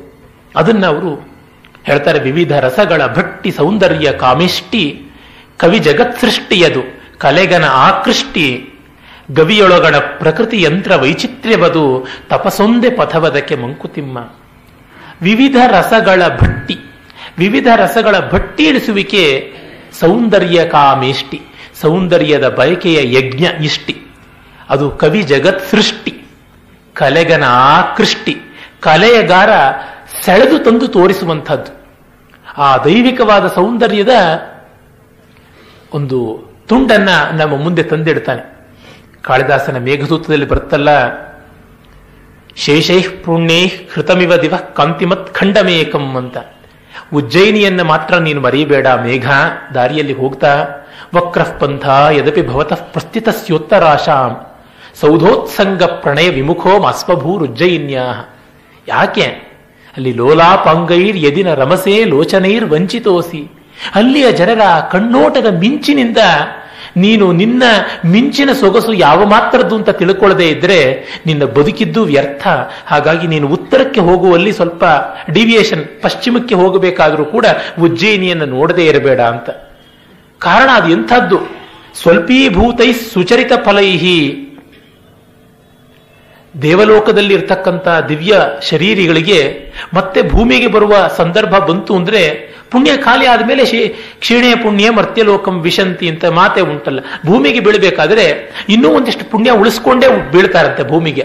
ಆ ಪುಣ್ಯದ ಫಲವಾಗಿ ಸ್ವರ್ಗದ ಒಂದು ತುಂಡನ್ನ ತುಂಡು ಮಾಡಿಕೊಂಡು ಭೂಮಿಗೆ ಬರ್ತಾರಂತೆ. ಆ ತರದ ತುಂಡುಗಳನ್ನೆಲ್ಲ ಡೆಪಾಸಿಟ್ ಮಾಡಿಟ್ಟಿರೋ ಜಾಗ ಉಜ್ಜಯಿನಿ ಅಂತ ಹೇಳ್ಬಿಟ್ಟಿದೆ. ಶೇಷೈಃ ಪುಣ್ಯೈಹಿ ಹೃತಮಿವ ಸುಚರಿತ ಫಲೈಹಿ ಶೇಷೈಃ ಪುಣ್ಯೈಹಿ ಹೃತಮಿವ ದಿವ ಕಾಂತಿಮತ್ ಖಂಡಮೇಕಂ ಅಂತ ಅದು ಕಲೆ ಮಾಡಿ ತೋರಿಸುವಂಥದ್ದು. ಅವರು ಅದನ್ನೇ ಹೇಳ್ತಾರೆ. ಕಲೆಗನ ಆಕೃಷ್ಟಿ, ಕವಿಯ ಜಗತ್ ಸೃಷ್ಟಿ. ಮತ್ತೆ ಇಲ್ಲಿ ವೈರಸ್ಯ ದ್ವೇಷ ಅನ್ನುವುದು ಯಾವುದೂ ಬರೋದಿಲ್ಲ. ನಾನು ಎಷ್ಟೋ ಬಾರಿ ಹೇಳಿದ್ದೀನಿ, ಹೇಳಿದ್ರೂ ನನಗೆ ಬೋರ್ ಆಗಿಲ್ಲ. ಏನಂದ್ರೆ ರಸಾನಂದ ಅನ್ನುವುದು ಬ್ರಹ್ಮಾನಂದಕ್ಕೆ ಇರುವ ಸ್ಯಾಂಪಲ್ ಫ್ರೀ ಗಿಫ್ಟ್ ಪ್ಯಾಕೆಟ್. ಯಾವುದಾದ್ರು ಒಂದು ಪ್ರಾಡಕ್ಟ್ ಅನ್ನ ಮಾರ್ಕೆಟ್ ಅಲ್ಲಿ ಲಾಂಚ್ ಮಾಡಬೇಕಾದ್ರೆ ಆ ಏರಿಯಾದ ಮನೆಯವರುಗಳಿಗೆಲ್ಲರಿಗೂ ಹೋಗ್ಬಿಟ್ಟಿದನು ಆ ಹೊಸ ಟೂತ್ ಪೇಸ್ಟು ಅಥವಾ ಹೊಸ ವಾಷಿಂಗ್ ಪೌಡರ್ ಆದ್ರೆ ಚಿಕ್ಕ ಚಿಕ್ಕ ಪ್ಯಾಕೆಟ್ ಅಲ್ಲಿ ಫ್ರೀ ಆಗಿ ವಿತರಣೆ ಮಾಡ್ತೀವಿ. ಈಗ ಒಂದು ಪತ್ರಿಕೆ ಕೂಡ ಇಂಟ್ರೊಡ್ಯೂಸ್ ಮಾಡ್ಬೇಕಂದ್ರೆ ಒಂದು 4 ದಿವಸ ಫ್ರೀ ಆಗಿ ಪತ್ರಿಕೆ ಹಾಕ್ತೀವಿ. ಹಾಗೆ ಬ್ರಹ್ಮಾನಂದ ಹೇಗಪ್ಪ ನಮಗೆ ಸಿಗುತ್ತೆ ಅಂದ್ರೆ, ನೋಡಯ್ಯ ನಿನಗಾಗಿ ಅಂಗೈನಲ್ಲಿದೆ ಕಲಾನಂದ, ರಸಾನಂದ. ಆ ರಸಾನಂದ ನೀನು ಅನುಭವಿಸಿದ ಮೇಲೆ ತಾನಾಗಿ ಗೊತ್ತಾಗುತ್ತೆ ಅದು ಅಂತ ಆ ರೀತಿಯಾಗಿ ಮಾಡಿದ್ದು. ಈ ಫ್ರೀ ಗಿಫ್ಟ್ ಪ್ಯಾಕೆಟ್ ಯಾರಿಗೆ ಬೇಡವಾಗಿದೆಯೋ ಅವರಿಗೆ ಬ್ರಹ್ಮಾನಂದವೂ ಬೇಕಾಗುವುದಿಲ್ಲ. ಗವಿಯೊಳಗಣ ಪ್ರಕೃತಿ ಯಂತ್ರ ವೈಚಿತ್ರ್ಯವಿದು. ಗವಿ ಅಂದರೆ ಯಾವುದು? ಹೃದಯ ಗುಹೆ, ದಹರಾಕಾಶ. ಅಲ್ಲಿರುವ ಪ್ರಕೃತಿಯ ವೈಚಿತ್ರ್ಯ ಅದು ತಪಸ್ಸೊಂದೇ ಪಥವದಕ್ಕೆ, ಅದಕ್ಕೆ ತಪಸ್ಸು ಮಾತ್ರ ಫಲ, ಇನ್ಯಾವುದೂ ಅಲ್ಲ, ತಪಸ್ಸಿನಿಂದಲೇ ಪಥ ಅನ್ನುವ ಮಾತನ್ನು ಹೇಳ್ತಾರೆ. ಮುಂದೆ ನಮ್ಮ ಭಕ್ತಿಯ ಸ್ವರೂಪವನ್ನು ಬಹಳ ಚೆನ್ನಾಗಿ ವಿಡಂಬಿಸ್ತಾರೆ. ಎಷ್ಟೋ ಬಾರಿ ಭಕ್ತಿ ಭಯದಿಂದಲೇ ಬಂದಿರುತ್ತೆ, ಭಯದಿಂದಲೇ ಕೊನೆಯಾಗುತ್ತೆ. ಅದರ ಆದ್ಯಂತ ಇರುವುದೇ ಭಯದಲ್ಲಿ. ಆ ರೀತಿಯಾದ ಭಕ್ತಿಯಲ್ಲ, ಅದು ವ್ಯವಹಾರ ಅಷ್ಟೇನೆ, ಇನ್ನೇನಲ್ಲ. ಕತ್ತಲೆಯೊಳು ಏನನೋ ಕಂಡು ಬೆದರಿದ ನಾಯಿ, ಎತ್ತಲೋ ಸಖನೊರ್ವ ನಿಹನೆಂದು ನಂಬಿ ಕತ್ತೆತ್ತಿ ಮೋಳಿಡುತ್ತ ಬೊಗಳಿ ಹಾರಾಡುವುದು ಭಕ್ತಿಯಂತೆಯೇ ನಮದು ಮಂಕುತಿಮ್ಮ. ಇದಕ್ಕಿಂತ ಮಾರ್ಮಿಕವಾದ ಉಪಮೆ ಇನ್ಯಾರೂ ಕೊಡಕ್ಕೆ ಸಾಧ್ಯ ಇಲ್ಲ. ಕತ್ತಲೊಳಗೆತ್ತಲೋ ಏನನೋ ಕಂಡು ಬೆದರಿದ ನಾಯಿ, ರಾತ್ರಿ ನಿಶ್ಶಬ್ದ, ಆ ನೀರವದಲ್ಲಿ ಎಲ್ಲಿಂದಲೋ ಯೋಂತ ಗೋಳಾಟದಲ್ಲಿ ನಾಯಿ ಕೂಗುತ್ತೆ. ಅದೇನದು? ಎತ್ತಲೋ ಸಖನೊರ್ವನ್ ಇಹನೆಂದು ನಂಬಿ, ಎಲ್ಲಿಯೋ ಇನ್ನೊಂದು ನಾಯಿ ಇದೆ ಅಂತ ಅಂದುಕೊಂಡು ಕತ್ತೆತ್ತಿ ಮೋಳಿಡುತ್ತ ಬೊಗಳಿ ಹಾರಾಡುವುದು ನಮ್ಮ ಭಕ್ತಿ ಎಂತೆಯೇ ನಮದು. ನಮ್ಮ ಭಕ್ತಿ ಕೂಡ ಹಾಗೆ, ಯಾರೋ ಎಲ್ಲಿಯೋ ದೇವರಿದ್ದಾನೆ ಅಂತ ಪ್ರಾಮಾಣಿಕತೆ ಇರಬಹುದು, ಆದರೆ ಪ್ರಜ್ಞೆ ಇಲ್ಲದೆ ಇರತಕ್ಕಂಥದ್ದು. ಜ್ಞಾನ ಇಲ್ಲದ ಭಕ್ತಿ ಕಡೆಗೆ ಬಂದು ಕೂತ್ಕೊಳ್ಳುವುದು ಅಂಧಶ್ರದ್ಧೆಯಲ್ಲಿಯೇನೆ. ಹಾಗಾಗಿ ನಿರ್ದಯವಾಗಿ ಜ್ಞಾನದ ಉಪಾಸನೆಯನ್ನು ಮಾಡಲೇಬೇಕಾಗುತ್ತೆ. ತುಂಬಾ ಜನಕ್ಕೆ ಒಂದು ಹೆದರಿಕೆ ಇದೆ, ಜ್ಞಾನೋಪಾಸನೆಯಿಂದ ನನ್ನ ಸುಕುಮಾರವಾದ ಭಕ್ತಿ ಎಲ್ಲ ಧ್ವಂಸವಾಗಿಬಿಡುತ್ತಾ ಅಂತ. ನನ್ನ ಸ್ನೇಹಿತರೊಬ್ಬರಿದ್ದಾರೆ, ಒಳ್ಳೆ ಸಂಗೀತಗಾರರು, ಅವಧಾನವನ್ನೂ ಮಾಡ್ತಾರೆ, ಅನೇಕ ಭಾಷೆಗಳನ್ನು ಬಲ್ಲಂಥವರು, ಬಹಳ ಮೃದು ಹೃದಯ. ಅವರಿಗೆ ಈ ದೀನ ನಾನು, ದಾಸ ನಾನು, ನೀನು ದಣಿ, ನೀನು ದೇವರು, ನಾನು ದೀನ ಅನ್ನುವಂತಹ ಗೋಳಾಟದ ಭಕ್ತಿ. ನಾನು ಹೇಳ್ತಾ ಇರ್ತೀನಿ, ಈ ಗೋಳಾಟ ಪರಮಾತ್ಮನಿಗೆ ಪ್ರೀತಿ ಅಗತ್ಯ. ನಿನ್ನ ಮಗ ನಾನು, ಅವರು ಎಷ್ಟು ಸೊಗಸಾಗಿ ಹೇಳ್ತಾರೆ ಪುಟ್ಟಪ್ಪನವರು. ತನುವು ನಿನ್ನದು, ಮನವು ನಿನ್ನದು, ಎನ್ನ ಜೀವನ ಧನವು ನಿನ್ನದು, ನಾನು ನಿನ್ನವನೆಂಬ ಹೆಮ್ಮೆಯ ಋಣವು ಮಾತ್ರವು ನನ್ನದು. ಅದು ಋಣ, ಅರೆ ಅದು ಹೆಮ್ಮೆಯ ಋಣ, ಗೋಳಾಟದ ಋಣ ಅಲ್ಲ, ಅದು ಸಾಲದ ಭಾರ ಅಲ್ಲ. ಆ ರೀತಿಯಾದ ಒಂದು ಉತ್ಸಾಹ ಇರಬೇಕು. ರಾಮಕೃಷ್ಣ ಪರಮಹಂಸರು ಬಹಳ ಚೆನ್ನಾಗಿ ಅದನ್ನು ಹೇಳ್ತಾರಲ್ಲ, ಸುಮ್ಮನೆ ದೇವರ ಸ್ತೋತ್ರ ಮಾಡಿದ್ರೆ ಏನ್ ಪ್ರಯೋಜನ? ನಮ್ಮ ಕಬೀರದಾಸರು ತುಂಬಾ ಚೆನ್ನಾಗಿ ಹೇಳ್ತಾರೆ, ಕೂವೆ ಏತಕ್ಕೆ ಓಮುಲ್ಲ, ಕಿವಿ ಕೇಳಿಸದೇನಾ ಅಲ್ಲನಿಗೆ. ಮೈಕಿಟ್ಕೊಂಡು ಕೂಕ್ಕೋತೀಯ, ಬೆಳಗಾದ್ರೆ, ಸಂಜೆ ಆದ್ರೆ, ಮಧ್ಯಾಹ್ನವಾದ್ರೆ, ದಿನಕ್ಕೆ ಬೆಳಗ್ಗೆ 5 ಸರ್ತಿ, ರಾತ್ರಿ 3 ಸರ್ತಿ, ಅಲ್ಲ ಏನು ಕಿವಿಡಾಗಿದೆಯಾ, ಅಷ್ಟು ಆರ್ತನಾದ ಮಾಡ್ತೀಯಾ ಅಂತ ಹೇಳ್ಬಿಟ್ಟಿದನು. ಅಂದ್ರೆ ಏನು ಆರ್ತತೆ ಅಲ್ಲಿ. ಆ ಆರ್ತತೆ ಬದುಕಿನ ಮುಖ್ಯ ಲಕ್ಷಣವಾದರೆ ಆ ಒಂದು ಸಂಸ್ಕೃತಿ ಸರ್ವನಾಶವಾಗಿಬಿಡುತ್ತೆ. ಡಿವಿಜಿಯವರು ಅದನ್ನು ಬರೀತಾರೆ. ವೇದದ ಒಂದು ಉತ್ಸಾಹ ನಮಗೆ ಎಲ್ಲಿತ್ತು, ಏನಾಯಿತು? ಆ ವೇದ ಸಂಸ್ಕೃತಿಯ ಜೀವನೋತ್ಸಾಹದ ಜ್ಞಾನಾನಂದ ಪ್ರವಾಹ 2 ಕವಲಾಯಿತು. ಅದು ನಿರ್ಮಲವಾದ ಗಂಗೋದಕ, ಸರಸ್ವತಿ ತರಂಗಿಣಿ. ಒಂದು ಕವಲು ತರ್ಕ ಅನ್ನುವ ಮರುಭೂಮಿಗೆ ಹೋಗಿ ಅಸ್ತಂಗತವಾಯಿತು. ಮತ್ತೊಂದು ಗೋಳು ಭಕ್ತಿ ಎನ್ನುವ ಜೌಗು ನೀರಿಗೆ ಹೋಗಿಬಿಟ್ಟಿದ್ರು, ಕೊಚ್ಚೆ ಆಗ್ಬಿಡ್ತು ಅಂತ ಹೇಳ್ಬಿಟ್ಟಂತಾರೆ. ಈ ಗೋಳಾಟದ ತೊಪ್ಪೆ ಪ್ರಯೋಜನಕ್ಕಿಲ್ಲದ್ದು ಅಂತ ಹೇಳ್ಬಿಟ್ಟಂತಾರೆ. ಬಹಳ ಸೊಗಸಾಗಿ ಅವರು ಹೇಳ್ತಾರೆ, ಪೌರುಷ ಬೇಕಾಗಿರ್ತಕ್ಕಂಥದ್ದು, ಉತ್ಸಾಹ ಬೇಕಾಗಿರುವಂಥದ್ದು, ಜೀವನ ಶ್ರದ್ಧೆ ನಮಗೆ ಬೇಕಾಗಿರುವುದು ಅಂತ. ಹಾಗಾಗಿ ಆ ಭಕ್ತಿ ಅನ್ನೋದು ಗೋಳಾಟದಲ್ಲಿ, ಸಂಕಟದಲ್ಲಿ, ದೈನ್ಯದಲ್ಲಿ ಇದ್ದರೆ ಅದು ಪ್ರಯೋಜನವಿಲ್ಲದೆ ಇರತಕ್ಕಂಥದ್ದು. ಆ ಪರಮಾತ್ಮ ಒಬ್ಬ ಡಿಕ್ಟೇಟರ್, ಸ್ಯಾಡಿಸ್ಟ್ ಆಗ್ತಾನೆ, ಇನ್ನೇನೂ ಆಗೋದಿಲ್ಲ. ಹಾಗಾಗಿ ನಮ್ಮ ಭಕ್ತಿ ಅಂಥದ್ದಾಗಿದೆ, ಅದು ಬೇಡ ಅಂತ ಹೇಳ್ತಾರೆ. ಮತ್ತೆ ಅವರು ಆ ಭಕ್ತಿಯಲ್ಲಾಗಲಿ ದ್ವೇಷದಲ್ಲಾಗಲಿ ಒಂದು ಕನ್ವಿಕ್ಷನ್ ಇರಬೇಕು ಅಂತ ಹೇಳ್ತಾರೆ. ತೀವ್ರತೆ ಅನ್ನುವುದು ಬೇಕು ಅಂತ ಹೇಳ್ಬಿಟ್ಟಿದ್ರು. ತೀವ್ರತೆಗೆ ಒಲಿಯುವಂಥದ್ದು ಬಹಳ ಸೊಗಸಾದ ದೃಷ್ಟಾಂತವನ್ನು ಕೊಡ್ತಾರೆ. ನಂಬದಿರ್ದನು ತಂದೆ, ನಂಬಿದನು ಪ್ರಹ್ಲಾದ, ನಂಬಿಯುಂ ನಂಬದಿರು ವಿಬ್ಬಂದಿ ನೀನು, ಕಂಬದಿನು ಬಿಂಬದಿನು ಮೋಕ್ಷವರಿಂಗಾಯ್ತು, ಸಿಂಬಳದಿನ ಒಣ ನೀನು ಮಂಕುತಿಮ್ಮ ಅಂತ. ಆ ಹೋಲಿಕೆ ಅವರೇ ಕೊಡಬಲ್ಲಂಥದ್ದು. ಅವರಿಗೆ ಇದು ಹೀನೋಪಮೆ, ಇದು ಉಚ್ಚೋಪಮೆ, ಇದು ನೀಚೋಪಮೆ ಅನ್ನುವ ಭೇದ ಇಲ್ಲ. ಕುಮಾರವ್ಯಾಸನ ಕಾವ್ಯವಾಹಿನಿ ಆ ರೀತಿಯಾದದ್ದು. ಕುವೆಂಪು ಮತ್ತು ಮಾಸ್ತಿಯವರ ಸಂಪಾದಿತ ಜನಪ್ರಿಯ ಆವೃತ್ತಿಯಲ್ಲಿ ತೋರಣ ನಾಂದಿ ಅಂತ ಬರೀತಾರಲ್ಲ, ಅಲ್ಲಿ ಬಹಳ ಚೆನ್ನಾಗಿ ಹೇಳ್ತಾರೆ, ಕುಮಾರವ್ಯಾಸನಿಗಿರುವ ಪತಿತೋದ್ಧರಣ ಶಕ್ತಿ ಅದ್ಭುತವಾದದ್ದು ಅಂತ. ಏನು ಪತಿತೋದ್ಧರಣ ಶಕ್ತಿ? ಯಾವ ಕಳಪೆ ಶಬ್ದವನ್ನ, ಯಾವ ಅಶ್ಲೀಲ ಶಬ್ದವನ್ನು ಅವನು ಬಳಸಿದರೆ ಅದಕ್ಕೆ ಮಹಾ ಸಂಸ್ಕಾರ ಕೊಟ್ಟುಬಿಡ್ತಾರೆ. ಬಂಗಾರದ ಸ್ಪರ್ಶಮಣಿಯ ಸ್ಪರ್ಶವಾದರೆ ಯಾವ ಕಬ್ಬಿಣವೂ ಬಂಗಾರವಾಗುತ್ತಲ್ಲ ಹಾಗೆ. ಆ ರೀತಿಯಲ್ಲಿ ಅವನು ಏನನ್ನು ಬೇಕಾದ್ರೂ ಮಾಡ್ತಾನೆ. ಕಟಕನ ಕತ್ತಿ ಇರಲಿ, ಪೂಜಾರಿಯ ಕೈನಲ್ಲಿ ತೆಂಗಿನಕಾಯಿ ಹೊಡೆಯೋದಕ್ಕೆ ಬಳಸ್ತಕ್ಕಂಥ ಮಡಿಮಡಿಯಾದಂತಹ ಒಂದು ಗಡಾರೆ ಇರಲಿ, ಎರಡು ಬಂಗಾರ ಆದ್ಮೇಲೆ ಎರಡನ್ನೂ ಕಣ್ಣು ಗೊತ್ಕೋತಾರೆ ಜನ. ನಮ್ಮ ತಾಯಿ ಹೇಳ್ತಲೇ ಇರ್ತಾರೆ, ಬಂಗಾರಕ್ಕೆ ಮೈಲಿಗೆ ಇಲ್ಲ ಅಂತ. ಅಂದ್ರೆ ಲೋಕದಲ್ಲಿ ಆ ರೀತಿಯಾದದ್ದು. ದುಡ್ಡಿಗೆ ಮೈಲಿಗೆ ಇಲ್ಲ, ಬಂಗಾರಕ್ಕೆ ಮೈಲಿಗೆ ಇಲ್ಲ, ಅನುಕೂಲ ಸಿಂಧುವಾದ ಮಡಿ ಮೈಲಿಗೆ. ಅಂದ ಹಾಗೆ ಪ್ರಸಂಗಾಂತರದಿಂದ ಒಂದು ಮಾತು, ನಮ್ಮ ಪರಂಪರೆಯಲ್ಲಿ ಮಡಿ ಅನ್ನುವ ಶಬ್ದವೇ ಇಲ್ಲ. ಸಂಸ್ಕೃತ ಭಾಷೆಯಲ್ಲಿ ಮಡಿ ಮೈಲಿಗೆ ಅನ್ನುವ ಶಬ್ದ ಇಲ್ಲ, ಮುಸರೆ ಅನ್ನುವ ಶಬ್ದ ಇಲ್ಲವೇ ಇಲ್ಲ. ಅದು ಕೇವಲ ಈ ಪ್ರಾಕೃತವಾದ ಕನ್ನಡ ಭಾಷೆಗೆ, ತಮಿಳು, ತೆಲುಗು ಈ ತರ ದೇಶ ಭಾಷೆಗಳಿಗೆ ಬಂತು. ಅಂದ್ರೆ ದೇವವಾಣಿಗೆ ಮೈಲಿಗೆ ಇಲ್ಲ, ಈ ಲೋಕವಾಣಿಗಳಿಗೆ ಮಾತ್ರ ಇವು ಬಂದು ಬಿಟ್ಟಿದೆ. ಎಂದು ಈ ಅನಿಷ್ಟಗಳೆಲ್ಲ ಬಂದು ಕೂತ್ಕೊಳ್ತು, ಅಂದೇ ನಮ್ಮ ಸಂಸ್ಕೃತಿ ಪೌರುಷಹೀನವಾಯಿತು, ಉದಾತ್ತತೆಯ ಸತ್ವೋದ್ರೇಕ ಇಲ್ಲದೆ ಹೋಯಿತು. ಅವರು ಗುಂಡಪ್ಪನವರಿಗೆ ಆ ಹೀನತೆ ಉನ್ನತಿ ಅನ್ನುವುದರ ಭೇದ ಇಲ್ಲ, ಪರಿಣಾಮಕಾರಿಯಾಗಬೇಕು. ಅವರು ಬರೀತಾರೆ, ಕಾವ್ಯ ರಚನೆ ಎನ್ನುವುದು ಒಂದು ವ್ಯಾಧಿ, ಹೊಟ್ಟೆಗೆ ಹರಳೆಣ್ಣೆ ಸೇರಿದರೆ ಅದು ಈಚೆಗೆ ಬರದೆ ಬಿಡುವುದಿಲ್ಲ ಅಂತ. ಈ ಉಪಮಾನವನ್ನ ಕೇಳಿ ಎಸ್ ಜಿ ಶಾಸ್ತ್ರಿಗಳು ಶಾಪ ಇಟ್ರು. ಸೋಸಲೆ ಗರಳಪುರಿ ಶಾಸ್ತ್ರಿಗಳು ಅಂತ, ಸೋಸಲೆ ಅಯ್ಯ ಶಾಸ್ತ್ರಿಗಳ ಮಗ. ಸೋಸಲೆ ಗರಳಪುರಿ ಶಾಸ್ತ್ರಿಗಳಿಗೆ ಮೊಮ್ಮಗನೂ ಹೌದು. ದೊಡ್ಡ ಇಂಜಿನಿಯರ್ ಆಗಿದ್ರು. ಇವತ್ತಿನ ನಮ್ಮ ಮೈಸೂರು ಸ್ಯಾಂಡಲ್ ಸೋಪ್ ಏನಿದೆ ಅದರ ಫಾರ್ಮುಲಾ ಅವರೇ ಮಾಡಿದಂಥದ್ದು. ಅವರು ಅಯ್ಯ ಶಾಸ್ತ್ರಿಗಳ ಮಗ. ಅವರು ಶಾಪ ಇಟ್ರಂತೆ, ಚೀಚಿ ಇಂತಹ ಹೀನೋಪಮೇನ ಕೊಡೋದು ಅಂತ. DVJ ಬರೀತಾರೆ, ಆದರೆ ನನಗೆ ಈವರೆಗೂ ಬೇರೆ ಒಳ್ಳೆ ಉಪಮೆ ಹೊಳೆದಿಲ್ಲ ಅಂತ. ಅಂದ್ರೆ ನೀವು ನೋಡಿರಬಹುದಲ್ಲ, ಕೆಲವರಿಗೆ ಕವಿತೆಯ ತೆವಲು ಹತ್ಕೊಂಡ್ಬಿಡುತ್ತೆ, ಆಗ ಈ ರೀತಿ ಆಗತ್ತೆ ಅಂತ DVJ ಅವ್ರದ್ದು. ಮಾತಿಗೂ ಬಂದವರಿಗೆಲ್ಲ ತಮ್ಮ ಕವಿತೆ ಕೇಳಿಸೋದಿಕ್ಕೆ ಹೋಗೋದು. ಒಮ್ಮೆ ಮಹಾಕವಿ ಫಿರ್ದೂಸಿ, ಪರ್ಷಿಯನ್ ಕವಿ, ಗಜ್ನವಿ, ಮೊಹಮ್ಮದ್ ಗಜ್ನವಿ ಗೊತ್ತೇ ಇರಬಹುದಲ್ಲ, ಸೋಮನಾಥ ನಾಶನದ ಕುಖ್ಯಾತಿ, ಅವನ ಆಸ್ಥಾನ ಕವಿಯಾಗಿದ್ದ. ಗಜ್ನವಿ ಮೊಹಮ್ಮದ್ದು ತಾನು ಒಂದು ಕಾವ್ಯ ಬರೆದು ಅವನು ಮುಂದೆ ಇಟ್ಟ. ಇದು ಚೆನ್ನಾಗಿಲ್ಲ ಅಂತ ಹೇಳ್ದ. ಚೀ ಚೆನ್ನಾಗಿಲ್ಲ ಅಂತ ಹೇಳ್ತೀಯಾ ಅಂತ ಜೈಲಿಗೆ ಹಾಕದ. ಒಂದು 6 ತಿಂಗಳಾದ ಮೇಲೆ ಮತ್ತೆ ಇನ್ನೊಂದು ಕಾವ್ಯ ಬರೆದು ಫಿರ್ದೂಸಿಗೆ ಬುದ್ಧಿ ಬಂದಿರಬಹುದು ಅಂತ ಹೇಳಿ ಕಾವ್ಯವನ್ನ ಓದಿ ಕೇಳಿಸ್ದ. ಇವನೇನು ಒಪಿನಿಯನ್ ಹೇಳದೆ ಟಕಟಕ ಅಂತ ನಡ್ಕೊಂಡು ಹೋಗ್ಬಿಟ್ಟ ಮತ್ತೆ ಜೈಲಿಗೆ. ಯಾಕೆ ಅಂದ್ರೆ ಗೊತ್ತೇ ಇದೆ ಏನಾಗುತ್ತೆ ಅಂತ. ಈ ರೀತಿಯಾಗಿ ಕೆಲವರಿಗೆ ತೆವಲು ಬಂದ್ಬಿಡುತ್ತೆ, ಕಾವ್ಯಾವೇಶದ ಪಿಶಾಚ. ಅದರ ಬಗ್ಗೆ ಗುಂಡಪ್ಪನವರು ಆ ಮಾತು ಹೇಳ್ತಾರೆ. ಕನ್ವಿಕ್ಷನ್ ಅನ್ನೋದು ಬಹಳ ಮುಖ್ಯ. ಅದಕ್ಕೆ ಆ ಮಾತಿಗೆ ತಕ್ಕ ಮೊನೆ ಬೇಕು, ಆ ಮೊನೆಗೆ ತಕ್ಕಂಥ ರೀತಿಯಲ್ಲಿ ಇರಬೇಕು. ಕುಮಾರವ್ಯಾಸನಂಥವರು, DVJ ಅಂಥವರು, ಸರ್ವಜ್ಞ, ವೇಮನ ಮೊದಲಾದವರು ಆ ರೀತಿ ಮಾರ್ಮಿಕವಾಗಿ ಬಳಸ್ತಾರೆ.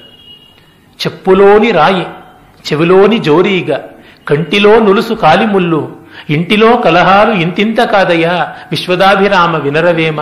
ಇಷ್ಟು ಮಾರ್ಮಿಕವಾದದ್ದು. ಚಪ್ಪಲಿ ಒಳಗೆ ಸೇರ್ಕೊಂಡಿರೋ ಕಲ್ಲಹರಳು, ಕಣ್ಣೊಳಗೆ ಬಿದ್ದಂತ ಕಸ, ಕಿವಿಯೊಳಗೆ ಹೋಗಿ ಸೇರ್ಕೊಂಡ ಕುಂಗಿ ಹುಳು, ಇವು ನೋಡೋದಕ್ಕೇನು ಜೋರ ಕಷ್ಟ ಇಲ್ಲ ಅಂತ ಅನ್ಸುತ್ತೆ, ಆದರೆ ಒಳಗೆ ಇರೋರಿಗೆ ಮಾತ್ರ ಬಾಧೆ. ಹಾಗೆ ಮನೆ ಜಗಳಗಳು ಕೂಡ ಅಂತ. ಇದು ಆ ಒಂದು ಉಪಮೆಯ ಮೊನಚು ಇರುವಂತಹದ್ದು. ಹಾಗೆ ಇರಲಿ. ಈಗ ಪ್ರಕೃತಕ್ಕೆ ಬರೋಣ. ತಂದೆ ಹಿರಣ್ಯಕಶಿಪು ನಂಬಲೇ ಇಲ್ಲ, ಮಗ ನಂಬಿಯೇ ನಂಬಿದ. ನಂಬಿಯುಂ ನಂಬದಿರು ವಿಬ್ಬಂದಿ ನೀನು. ನಮಗೆ ಹಾಗಲ್ಲ. ನಮ್ಮ ನಂಬಿಕೆಗಳೆಲ್ಲ ಅನುಕೂಲ ಸಿಂಧುವಾದ ನಂಬಿಕೆಗಳು. ಪೂರ್ಣವಾಗಿ ತಾದಾತ್ಮ್ಯದಿಂದ ಅಲ್ಲಿ ನಾವು ನಮ್ಮ ಬದುಕನ್ನ ಮೀಸಲು ಮಾಡಿಕೊಳ್ಳೋದು ಇಲ್ಲ. ಹಾಗಂತ ಪೂರ್ಣವಾಗಿ ಬಿಟ್ಟಿರ್ತೀವ, ಅದು ಇರಲಿ ಮೇಲಕ್ಕೆ ಅಂತ ಬಿಟ್ಟಿದ್ವಿ. ಅಂದ್ರೆ ಎಕ್ಸ್ಟ್ರಾ ಕೋಸರಿದ್ದಂತೆ ನಮಗೆ ದೈವ ಭಕ್ತಿಯಲ್ಲ. ಕಂಬದಿನೋ ಬಿಂಬದಿನೋ ಮೋಕ್ಷವರಿಂಗಾಯ್ತು ಸಿಂಬಳದಿನೋಣ ನೀನು ಮಂಕುತಿಮ್ಮ. DVJ ಅವರು ಸಾಹಿತ್ಯೋಪಾಸಕರು ಅನ್ನುವ ಪುಸ್ತಕದಲ್ಲಿ ಬರೀತಾರೆ ವಾಸುದೇವನವರ ಬಗ್ಗೆ. ಅವರು ಮಹಾನುಭಾವರು, ಉದಾತ್ತ ಚರಿತರು, ಆರ್ಯಕೀರ್ತಿ ಅವರ ಅದ್ಭುತವಾದ ಗ್ರಂಥ. ಅದಂಥ ಒಂದು ಲೇಖನ ಬರೆಯೋದಕ್ಕೆ ಭೀಷ್ಮ ಚರಿತ್ರೆ ಎಲ್ಲ ವಾಸುದೇವನವರೇ ಅರ್ಹರಾದವರು ಅಂತ DVJ ಹೇಳ್ತಾರೆ. ಅವರ ಅತ್ತಿಗೆ, ವಾಸುದೇವನವರ ಅತ್ತಿಗೆ ತಮ್ಮ ಮೈದುನಂದರನ್ನು ಎಲ್ಲ ನಾದಿನಿಯರನ್ನೆಲ್ಲ ಕಾಪಾಡಿ ತಾಯಿಯಂತೆ ನೋಡ್ಕೊಂಡ್ರಂತೆ. ಚಿಕ್ಕ ವಯಸ್ಸಿಗೆ ಅತ್ತಿಗೆ ಒಬ್ಬರೇ ಇದ್ದಿದ್ದು, ತಾಯಿ ತೀರ್ಕೊಂಡಿದ್ರು. ಆ ಅತ್ತಿಗೆಗೆ ಕಡೆಗಾಲ ಬಂತು. ಮೈದುನಂದರನ್ನೆಲ್ಲ ಕರೆದ್ರಂತೆ, ಅಪ್ಪ ನನ್ನ ಮಾತೊಂದು ನೆರವೇರಿಸಬೇಕು ಅಂತ. ಏನಮ್ಮ, ಏನು ಬೇಕಾದ್ರೂ ಮಾಡ್ತೀವಿ ಅಂದ್ರೆ, ನಾಳೆ ಜನ್ಮಾಷ್ಟಮಿ, ನಾನು ಹಾಸಿಗೆ ಮೇಲೆ ನರಳುತ್ತಾ ಇದ್ದೀನಿ, ಆದರೆ ಒಂದು ಮಾತು, ನಾನು ಎಷ್ಟು ನರಳಿದ್ರೂ ಒದ್ದಾಡಿದ್ರೂ ಕೂಡ ಪೂಜೆ ಆಗಿ ತೀರ್ಥ ಪ್ರಸಾದ ಆಗುವವರೆಗೂ ಯಾರೂ ಕೂಡ ನನ್ನ ಬಾಯಿಗೆ ಒಂದು ಹನಿ ನೀರು ಹಾಕಬಾರದು, ಅಷ್ಟೇ ನಾನು ಕೇಳೋದು ನಿಮ್ಮಿಂದ ಅಂತ. ಇದು ರತಿಷ್ಠವಾದಂತಹ ಗಟ್ಟಿತನ ಅಂತಂದ್ರೆ ಅದನ್ನ DVG ಕಂಡಂಥವರು. ಹಾಗಾಗಿ ಸಿಂಬಳದಿ ನೊಣ ನೀನು, ನೊಣದಂತೆ ಒದ್ದಾಡುವುದು ಅಂಟಿಗೆ, ಆ ತರಹ ಆಗುತ್ತೆ. ಯಾಕೆ? ಹಿರಣ್ಯಕಶಿಪು ದ್ವೇಷದಲ್ಲಿ ಒಂದು ಪರಮಾವಧಿಯನ್ನು ಸಾಧಿಸಿದ. ನಮ್ಮಲ್ಲಿ ಎರಡು ಗುಂಟು, ಭಕ್ತಿ ರಾಗಮುಖವಾದದ್ದು, ದ್ವೇಷಮುಖವಾದದ್ದು, ಎರಡೂ ರೀತಿಯಲ್ಲಿರಬಹುದು. ರಾಗದಲ್ಲಿ ಅನುಕೂಲತೆ ಇದೆ, ದ್ವೇಷದಲ್ಲಿ ಅನನುಕೂಲತೆ ಇದೆ, ಕ್ಲೇಶ ಉಂಟು. ಆದರೆ ಎರಡಕ್ಕೆ ಪರೀಕ್ಷೆ ಕೂಡ ಉಂಟು. ಇದು ನಿಜವಾಗಿ ಪ್ರೀತಿಯೋ ನಿಜವಾಗಿ ದ್ವೇಷವೋ ಅಂತ. ಭಕ್ತಿಯ ಮುಖ್ಯ ಲಕ್ಷಣವೇ ಪ್ರೀತಿ. ಸಾತ್ವಸ್ಮಿನ್ ಪರಮ ಪ್ರೇಮ ರೂಪ ಅಂತಲೇ ನಾರದರು ಹೇಳ್ತಾರೆ. ಗೋಪಿಕೆಯರು ಕೃಷ್ಣನನ್ನ ತುಂಬಾ ಪ್ರೀತಿಸಿದ್ರು. ಆ ಪ್ರೀತಿಯ ಪರೀಕ್ಷೆ ಲಜ್ಜೆಯಲ್ಲಿ ಆಯಿತು. ಗೋಪಿಕಾ ವಸ್ತ್ರಾಪಹರಣದ ರಹಸ್ಯ ಅದೇನೆ. ನಮ್ಮದು ಅನ್ನುವುದು ಪ್ರೈವಸಿ ನಾವಿಟ್ಟುಕೊಂಡಿದ್ದೀವಿ ಅಂದ್ರೆ ಪ್ರೀತಿ ಅಲ್ಲ ಅಂತ ಅರ್ಥ. ಪ್ರೀತಿಯ ಲಕ್ಷಣ ಏನು?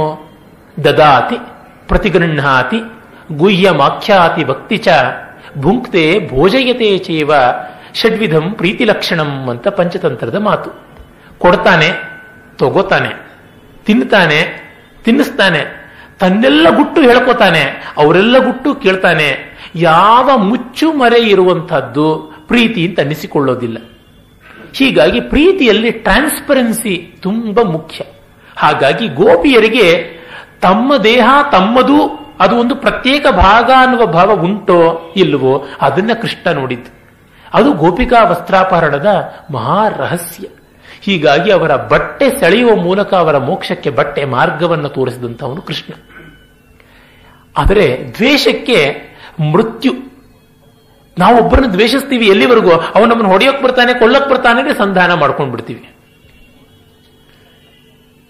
ಕೋರ್ಟಿನಲ್ಲಿ ಕಟಕಟಿಯಲ್ಲಿ ನಿಲ್ಲಿಸಿ ಜೈಲಿಗೋ ಅಥವಾ ಇನ್ಯಾವುದೋ ಒಂದು ಸ್ಥಿತಿಗೋ ಬರುತ್ತೆ ಅಂತಂದಾಗ ಶಮ್ಮಂಗುಡಿ ಶ್ರೀನಿವಾಸಯ್ಯರವರು ಬಾಲಮುರಳಿಗೆ ಹೋಗಿಬಿಟ್ಟಿದ್ದು ಬೇಡಿಕೊಂಡು ಒಪ್ಪಿಸಿಕೊಂಡ್ರು. ನಿನ್ನ ಮೇಲೆ ಕೋರ್ಟಲ್ಲಿ ಕೇಸ್ ಹಾಕಿದ್ದು ತಪ್ಪಾಯಿತು ಅಂತ. ನಮ್ಮಲ್ಲಿ ಒಂದು ಗಾದೆ ಇದೆ, ಎಟುಕಿದ್ರೆ ಜುಟ್ಟು, ಎಟುಕದೇ ಇದ್ರೆ ಕಾಲು ಅಂತ. ಆ ಜಾತಿ ಅಂಥವಕ್ಕೆ ಭಕ್ತಿ ಅಂತ ಕರೆಯೋದಿಲ್ಲ, ಅವಕ್ಕೆ ದುರ್ವ್ಯವಹಾರ ಅಂತ ಕರೀತಾರೆ. ನಮ್ಮಲ್ಲಿ ಎಷ್ಟೋ ಹಾಗೆ ಇರ್ತಕ್ಕಂಥವ್ರು, ವಿಚಾರವಾದಿಗಳು, ಪ್ರಚಾರವಾದಿಗಳು ಅಂತೆಲ್ಲ ಇರ್ತಕ್ಕಂಥವ್ರು ಕೂಡ ಆ ಆಡಳಿತದ ಪಕ್ಷದಲ್ಲಿ ಯಾರೆಲ್ಲ ಪತ್ರಿಕಾ ವರದಿಗಾರರು ಯಾವ ಪಕ್ಷಕ್ಕೆ ಹೆಚ್ಚಾಗಿ ಧೂಪ ಹಾಕ್ತಾ ಇದ್ದಾರೆ, ಯಾವ ಯಾವ ವರ್ಗದಿಂದ ಬಂದಿದ್ದಾರೆ, ಅದಕ್ಕೆ ತಕ್ಕಂತೆ ಶಂಖ ಊದೋಣ ಅಂತ ಹೇಳ್ತಕ್ಕಂಥದ್ದು. ಈ ರೀತಿ ಹಾಗಲ್ಲ. ನಿಜವಾದ ಭಕ್ತಿ ಯಾವ ಪ್ರತ್ಯೇಕತೆಯನ್ನು ತನ್ನಲ್ಲಿ ಉಳಿಸಿಕೊಳ್ಳೋದಿಲ್ಲ. ಶಂಕರರ ಶಿವಾನಂದ ಲಹರಿಯಲ್ಲಿ ಬರುತ್ತಲ್ಲ, ಅಂಕೋಲಂ ನಿಜಬೀಜ ಸಂತತಿ ರಯಸ್ಕಾಂತೋಪಲಂ ಸೂಚಿಕ ಸಾಧ್ವಿ ನೈಜ ವಿಭುಂ ಲತಾ ಕ್ಷಿತಿರುಹಂ ಸಿಂಧು ಸರಿದ್ವಲ್ಲಭಂ ಪ್ರಾಪ್ನೋತೀಹ ಯಥಾ ತಥಾ ಪಶುಪತೆ ಪಾದಾರ ವಿಂದದ್ವಯಂ ಚೇತೋ ವೃತ್ತಿರುಪೇತ್ಯ ತಿಷ್ಠತಿ ಸದಾ ಸಾ ಭಕ್ತಿರಿತ್ಯುಚ್ಯತೆ. ಪ್ರತ್ಯೇಕತೆ ಇದೆ ಅಂದ್ರೆ ಅದೊಂದು ಅಹಂಕಾರ ಅಂತ. ನೀನು ಎಲ್ಲೆಲ್ಲೂ ಇದೆಯಾ, ಆದರೆ ನನ್ನ ಮಟ್ಟಿಗೆ ಇಲ್ಲ, ನೀನು ನನ್ನ ಶರೀರದೊಳಗಿಲ್ಲ, ನನ್ನ ಚರ್ಮದಲ್ಲಿಲ್ಲ, ನನ್ನೊಳಗೆ ಅಂತರ್ಯಾಮಿಯಾಗಿದ್ದು. ಏನು ಅಂತರ್ಯಾಮಿ? ಹೊರಗಡೆ ಇಲ್ಲ ಅಂತಂದ್ರೆ ಅರ್ಥ ಅವನ ಸರ್ವವ್ಯಾಪ್ತಿಗೆ ಭಂಗ ಬರಲಿಲ್ವಾ? ಹಾಗಾಗಿ ನನ್ನದೆನ್ನುವುದು ಏನೂ ಇಲ್ಲ ಅನ್ನುವ ಸ್ಥಿತಿಗೆ ಬಂದು ಬಿಡುವಂಥದ್ದು. ಗೌರಾಂಗ ಚೈತನ್ಯರು ಬಹಳ ಚೆನ್ನಾಗಿ ಹೇಳ್ತಾರೆ ರಾಧೆಯ ಮೂಲಕವಾಗಿ. ರಾಧೆನ ಬಸಕಿ ಕೇಳ್ತಾಳೆ, ಪ್ರೀತಿ ಅಂದರೆ ಏನು ಅಂತ. ಪ್ರೀತಿ ಅಂದ್ರೆ ಏನ ಅಂತ ಹೇಳ್ತಾ ಹೇಳ್ತಾ ಅವಳು ಕೃಷ್ಣ ಆಗ್ಬಿಟ್ಲಂತೆ. ನಮ್ಮ ಕಾಲದ ಮಹಾ ಕಥಕ್ ನರ್ತಕ ಪಟು ಬ್ರಿಜು ಮಹಾರಾಜ್, ಶಂಭು ಮಹಾರಾಜ್ ಅವರ ಮಗ, ಅವರು ಒಂದು ನೃತ್ಯದ ರಚನೆ ಮಾಡಿದ್ದಾರೆ. ಅದರ ತಾತ್ಪರ್ಯ ನೋಡಿ ಎಷ್ಟು ಸೊಗಸಾಗಿದೆ. ಒಮ್ಮೆ ರಾಧೆ ಕೃಷ್ಣನ ವೇಷವನ್ನು ಹಾಕಿಕೊಂಡು ಕೃಷ್ಣನೇ ಆಗಿಬಿಟ್ಟು ಗೋಕುಲದಲ್ಲಿ ಎಲ್ಲ ಓಡಾಡಿ ಎಲ್ಲರನ್ನೂ ಕೂಡ ಮರಳು ಮಾಡಿಬಿಟ್ಲಂತೆ. ಯಶೋದೆ, ನಂದಗೋಪ ಎಲ್ಲರೂ ಒಪ್ಕೊಂಡ್ಬಿಟ್ಟು ಹೌದು ಕೃಷ್ಣನೇ ಬಲರಾಮ. ಒರಿಜಿನಲ್ ಕೃಷ್ಣ ಬಂದಾಗ ಸಂಕಟ ಆಗ್ಬಿಡುತ್ತಂತೆ, ಅವನು ಎಲ್ಲಿದ್ದಾನೆ, ಅವನು ಯಾರು ಅಂತ. ಆಗ ಕೃಷ್ಣ ಹೇಳಿದಂತೆ, ನೀನು ರಾಧೆ, ಕೃಷ್ಣ ಅಲ್ಲ ಅಂತ. ಯಾಕೆ ಅಂದ್ರೆ ಕೃಷ್ಣನ ಕಣ್ಣಲ್ಲಿ ರಾಧೆ ಕಾಣಿಸ್ತಾಳೆ, ಆದರೆ ನೀನು ಕೃಷ್ಣನ ವೇಷದಲ್ಲಿ ನಿನ್ನ ಕಣ್ಣಲ್ಲಿ ಕೃಷ್ಣನೇ ಇದ್ದಾನೆ, ಹಾಗಾಗಿ ನೀನು ಕೃಷ್ಣ ಅಲ್ಲ ಅಂತ. ಆ ಮಟ್ಟಕ್ಕೆ ಒಂದು ಭಾವ ತೀವ್ರತೆ, ತಾದಾತ್ಮ್ಯ ಬರುವಂಥದ್ದಾಗಬೇಕು. ಅದು ಭಕ್ತಿಯ ಲಕ್ಷಣ. ಅಂಕೋಲ ವೃಕ್ಷದ ಬೀಜಗಳು ಮಳೆಗಾಲದಲ್ಲಿ ಅದರ ಬುಡಕ್ಕೆ ಹೋಗುತ್ತವೆ. ಅಂದರೆ ದೇವರನ್ನ ಯಾವುದೋ ಒಂದು ಕಾಲದಲ್ಲಿ ಮಾತ್ರ ನಾವು ಪ್ರಾರ್ಥನೆ ಮಾಡ್ತೇವೆ. ಬೆಳಗಿನ ಕಾಲದಲ್ಲಿ ಪ್ರಾತಃ ಕಾಲೇ ಸ್ಮರೇನ್ ನಿತ್ಯಂ ಮಹಾಪಾಪ ವಿನಾಶನಂ ಫಲಶ್ರುತಿ ಇರುತ್ತೆ, ಪ್ರಾತಃ ಕಾಲದಲ್ಲಿ ಮಾಡ್ತೀವಿ. ತ್ರಿಕಾಲಂ ಯಪ್ಪಟೆ ನಿತ್ಯಂ 3 ಹೊತ್ತು ಮಾಡ್ತೀವಿ ಅಷ್ಟೇನೆ, ಎಲ್ಲ ಹೊತ್ತು ಅಲ್ಲ, ಸರ್ವದಾ ಅನ್ನುವುದಲ್ಲ. ಆಮೇಲೆ ಅಯಸ್ಕಾಂತೋಪಲಂ ಸೂಚಿಕ, ಕಬ್ಬಿಣದ ತುಂಡುಗಳು ಸೂಜಿಗಲ್ಲಿನತ್ತ ಅಯಸ್ಕಾಂತದತ್ತ ಸೆಳೆಯುವುದು ಯಾವಾಗ? Within the vicinity of the field. ಅಯಸ್ಕಾಂತದ ಕಾಂತ ಕ್ಷೇತ್ರ ಅಂತೀವಲ್ಲ, ಅದರ ಒಳಗಿದ್ದಾಗ, ಅದರ ಆಚೆ ಇದ್ದಾಗ ಇಲ್ಲ. ಅಂದ್ರೆ ದೇಶ ಬಾಧಿತ ಯಾವುದೋ ಒಂದು ದೇವರ ಮನೆಯಲ್ಲೋ, ದೇವರ ಪೂಜೆನಲ್ಲೋ, ಭಜನೆ ಮನೆಯಲ್ಲೋ ಇದ್ದಾಗ ರಾಮಕೃಷ್ಣ ಗೋವಿಂದ, ಇಲ್ಲದೆ ಇದ್ರೆ ನಮ್ಮ ಕೆಲಸ ನಮ್ಮದಿದ್ದದ್ದೇ ಅನ್ನುವಂಥದ್ದು. ಹಾಗೆ ಗಂಡ ಹೆಣ್ಣು, ಗಂಡನನ್ನ ಅನುಸರಿಸ್ತಾಳೆ ಹೆಂಡತಿ, ಮದುವೆ ಅನ್ನೋ ಒಂದು ಘಟನೆ ಆದ ಮೇಲೆ, ಅಂದ್ರೆ ನಿಮಿತ್ತ ಬಾಧಿತ. ಮದುವೆ ಇಲ್ಲದೆ ಇದ್ಮೇಲೆ ಅವನು ಯಾರೋ ಇವಳು ಯಾರೋ, ಈ ರೀತಿಯಾದದ್ದು. ಮರ ಬಳ್ಳಿ ಅನ್ಯೋನ್ಯವಾಗಿ ಬಳ್ಳಿ ಮರವನ್ನು ಸುತ್ತುಕೊಳ್ತಾರೆ, ಮರವೇ ಆಗೋಲ್ಲ. ಅಂದ್ರೆ ಸಿಂಧು ಸರಿದ್ವಲ್ಲಭಂ, ಸಮುದ್ರಕ್ಕೆ ನದಿ ಹೋಗಿ ಬಿದ್ದ ತಕ್ಷಣ ಯಥಾ ಸ್ಯಂದಮಾನ ಸರ್ವೇ ನಾಮರೂಪೇ ವಿಹಾಯ ಪ್ರವಿಶಂತಿ, ಸಮುದ್ರಕ್ಕೆ ಹೋಗಿ ನಾಮರೂಪಗಳನ್ನು ಕಳ್ಕೊಂಡು ಬಿಡುತ್ತಲ್ಲ ನದಿಗಳು, ಹಾಗೆ ಹೋಗುವಂತಹದ್ದು ಅದು ಸಾ ಭಕ್ತಿ ರೀತ್ಯುಚ್ಯತೆ, ಅದನ್ನ ಭಕ್ತಿ ಅಂತ ಕರೀತಾರೆ. ಅಂದ್ರೆ ದೇಶ ಬಾಧಿತ, ಕಾಲ ಬಾಧಿತ, ನಿಮಿತ್ತ ಬಾಧಿತ, ಮತ್ತೆ ಒಂದಿಷ್ಟು ಭಿನ್ನತೆಗಳು ತಾನೇ ತಾನಾಗಿರುವಂತಹದ್ದೆಲ್ಲ ಹೋಗಿ ಎಲ್ಲ ಪ್ರತ್ಯೇಕತೆಗಳು, ಕ್ವಾಲಿಫಿಕೇಶನ್ಸ್ ಕರಗಿ ಹೋದಾಗ ಭಕ್ತಿ, ಆ ಭಕ್ತಿಗೆ ರಾಗ ದ್ವೇಷಗಳು ಅನ್ನುವ ಭೇದ ಇಲ್ಲ ಅಂತ. ಹಾಗಾಗಿ ಅದರಿಂದಲೇ ಜಯ ವಿಜಯರಿಗೆ ಮೋಕ್ಷ 3 ಜನ್ಮಕ್ಕೆ ಅಂತ ತೀವ್ರತೆ ಇದ್ದಲ್ಲಿ ಮೋಕ್ಷ. ಕಥಾ ಸರತ್ಸಾಗರದಲ್ಲಿ ಒಂದು ಕಥೆ ಬರುತ್ತೆ. ಒಬ್ಬ ಋಷಿ ಒಂದು ಕಾಡಿನಲ್ಲಿ ಕೂತು ಹೋಮ ಮಾಡ್ತಾ ಇದ್ದಂತೆ ಅನೇಕ ವರ್ಷಗಳಿಂದ. ಅಲ್ಲಿಗೆ ವಿಕ್ರಮಾದಿತ್ಯ ಹೋದ. ಏನ್ ಮಾಡ್ತಿದ್ಯಾ ಅಂದ್ರೆ, ದೇವಿಗಾಗಿ ನಾನು ಸಾಕ್ಷಾತ್ಕಾರ ಮಾಡಿಕೊಳ್ಳಬೇಕು ಅಂತ ಆಹುತಿ ಹಾಕ್ತಾ ಇದ್ದೀನಿ ಅಹೋ ರಾತ್ರಗಳು ಅನೇಕ ವರ್ಷದಿಂದ ಅಂತ. ಇನ್ನೂ ಆಗ್ಲಿಲ್ವಾ? ಹೌದು, ಆಗ್ಲಿಲ್ಲ. ನಾನು ಟ್ರೈ ಮಾಡ್ತೀನಿ, ಕೊಡು, ನನಗೊಂದು ಆಹುತಿ ಹಾಕ್ತೀನಿ ಇನ್ನಂತೆ. ನಿನಗೆಲ್ಲ ಬಂದ್ಬಿಡ್ತಾಳ ದೇವಿ, ನಾನು ಎಷ್ಟು ವರ್ಷದಿಂದ ಮಾಡ್ತೀನಿ ಅಂತ, ಕೊಡು ನೋಡೋಣ ಅಂದಂತೆ. ಅವನು ಒಂದು ಆಹುತಿ ಹಾಕ್ತಿದ್ದಂಗೆ ದೇವಿ ಪ್ರತ್ಯಕ್ಷಳಾದಳು. ಇವನಿಗೆ ಮೊದಲು ನನಗೆ ವರ ಕೊಡು ಅಂತೆಲ್ಲ ಕೇಳಿದ್ದು, ಇವನಿಗೆ ಯಾಕೆ ಪ್ರತ್ಯಕ್ಷಳಾದೆ ಅಂತ ಕೇಳಿದ್ನಂತೆ.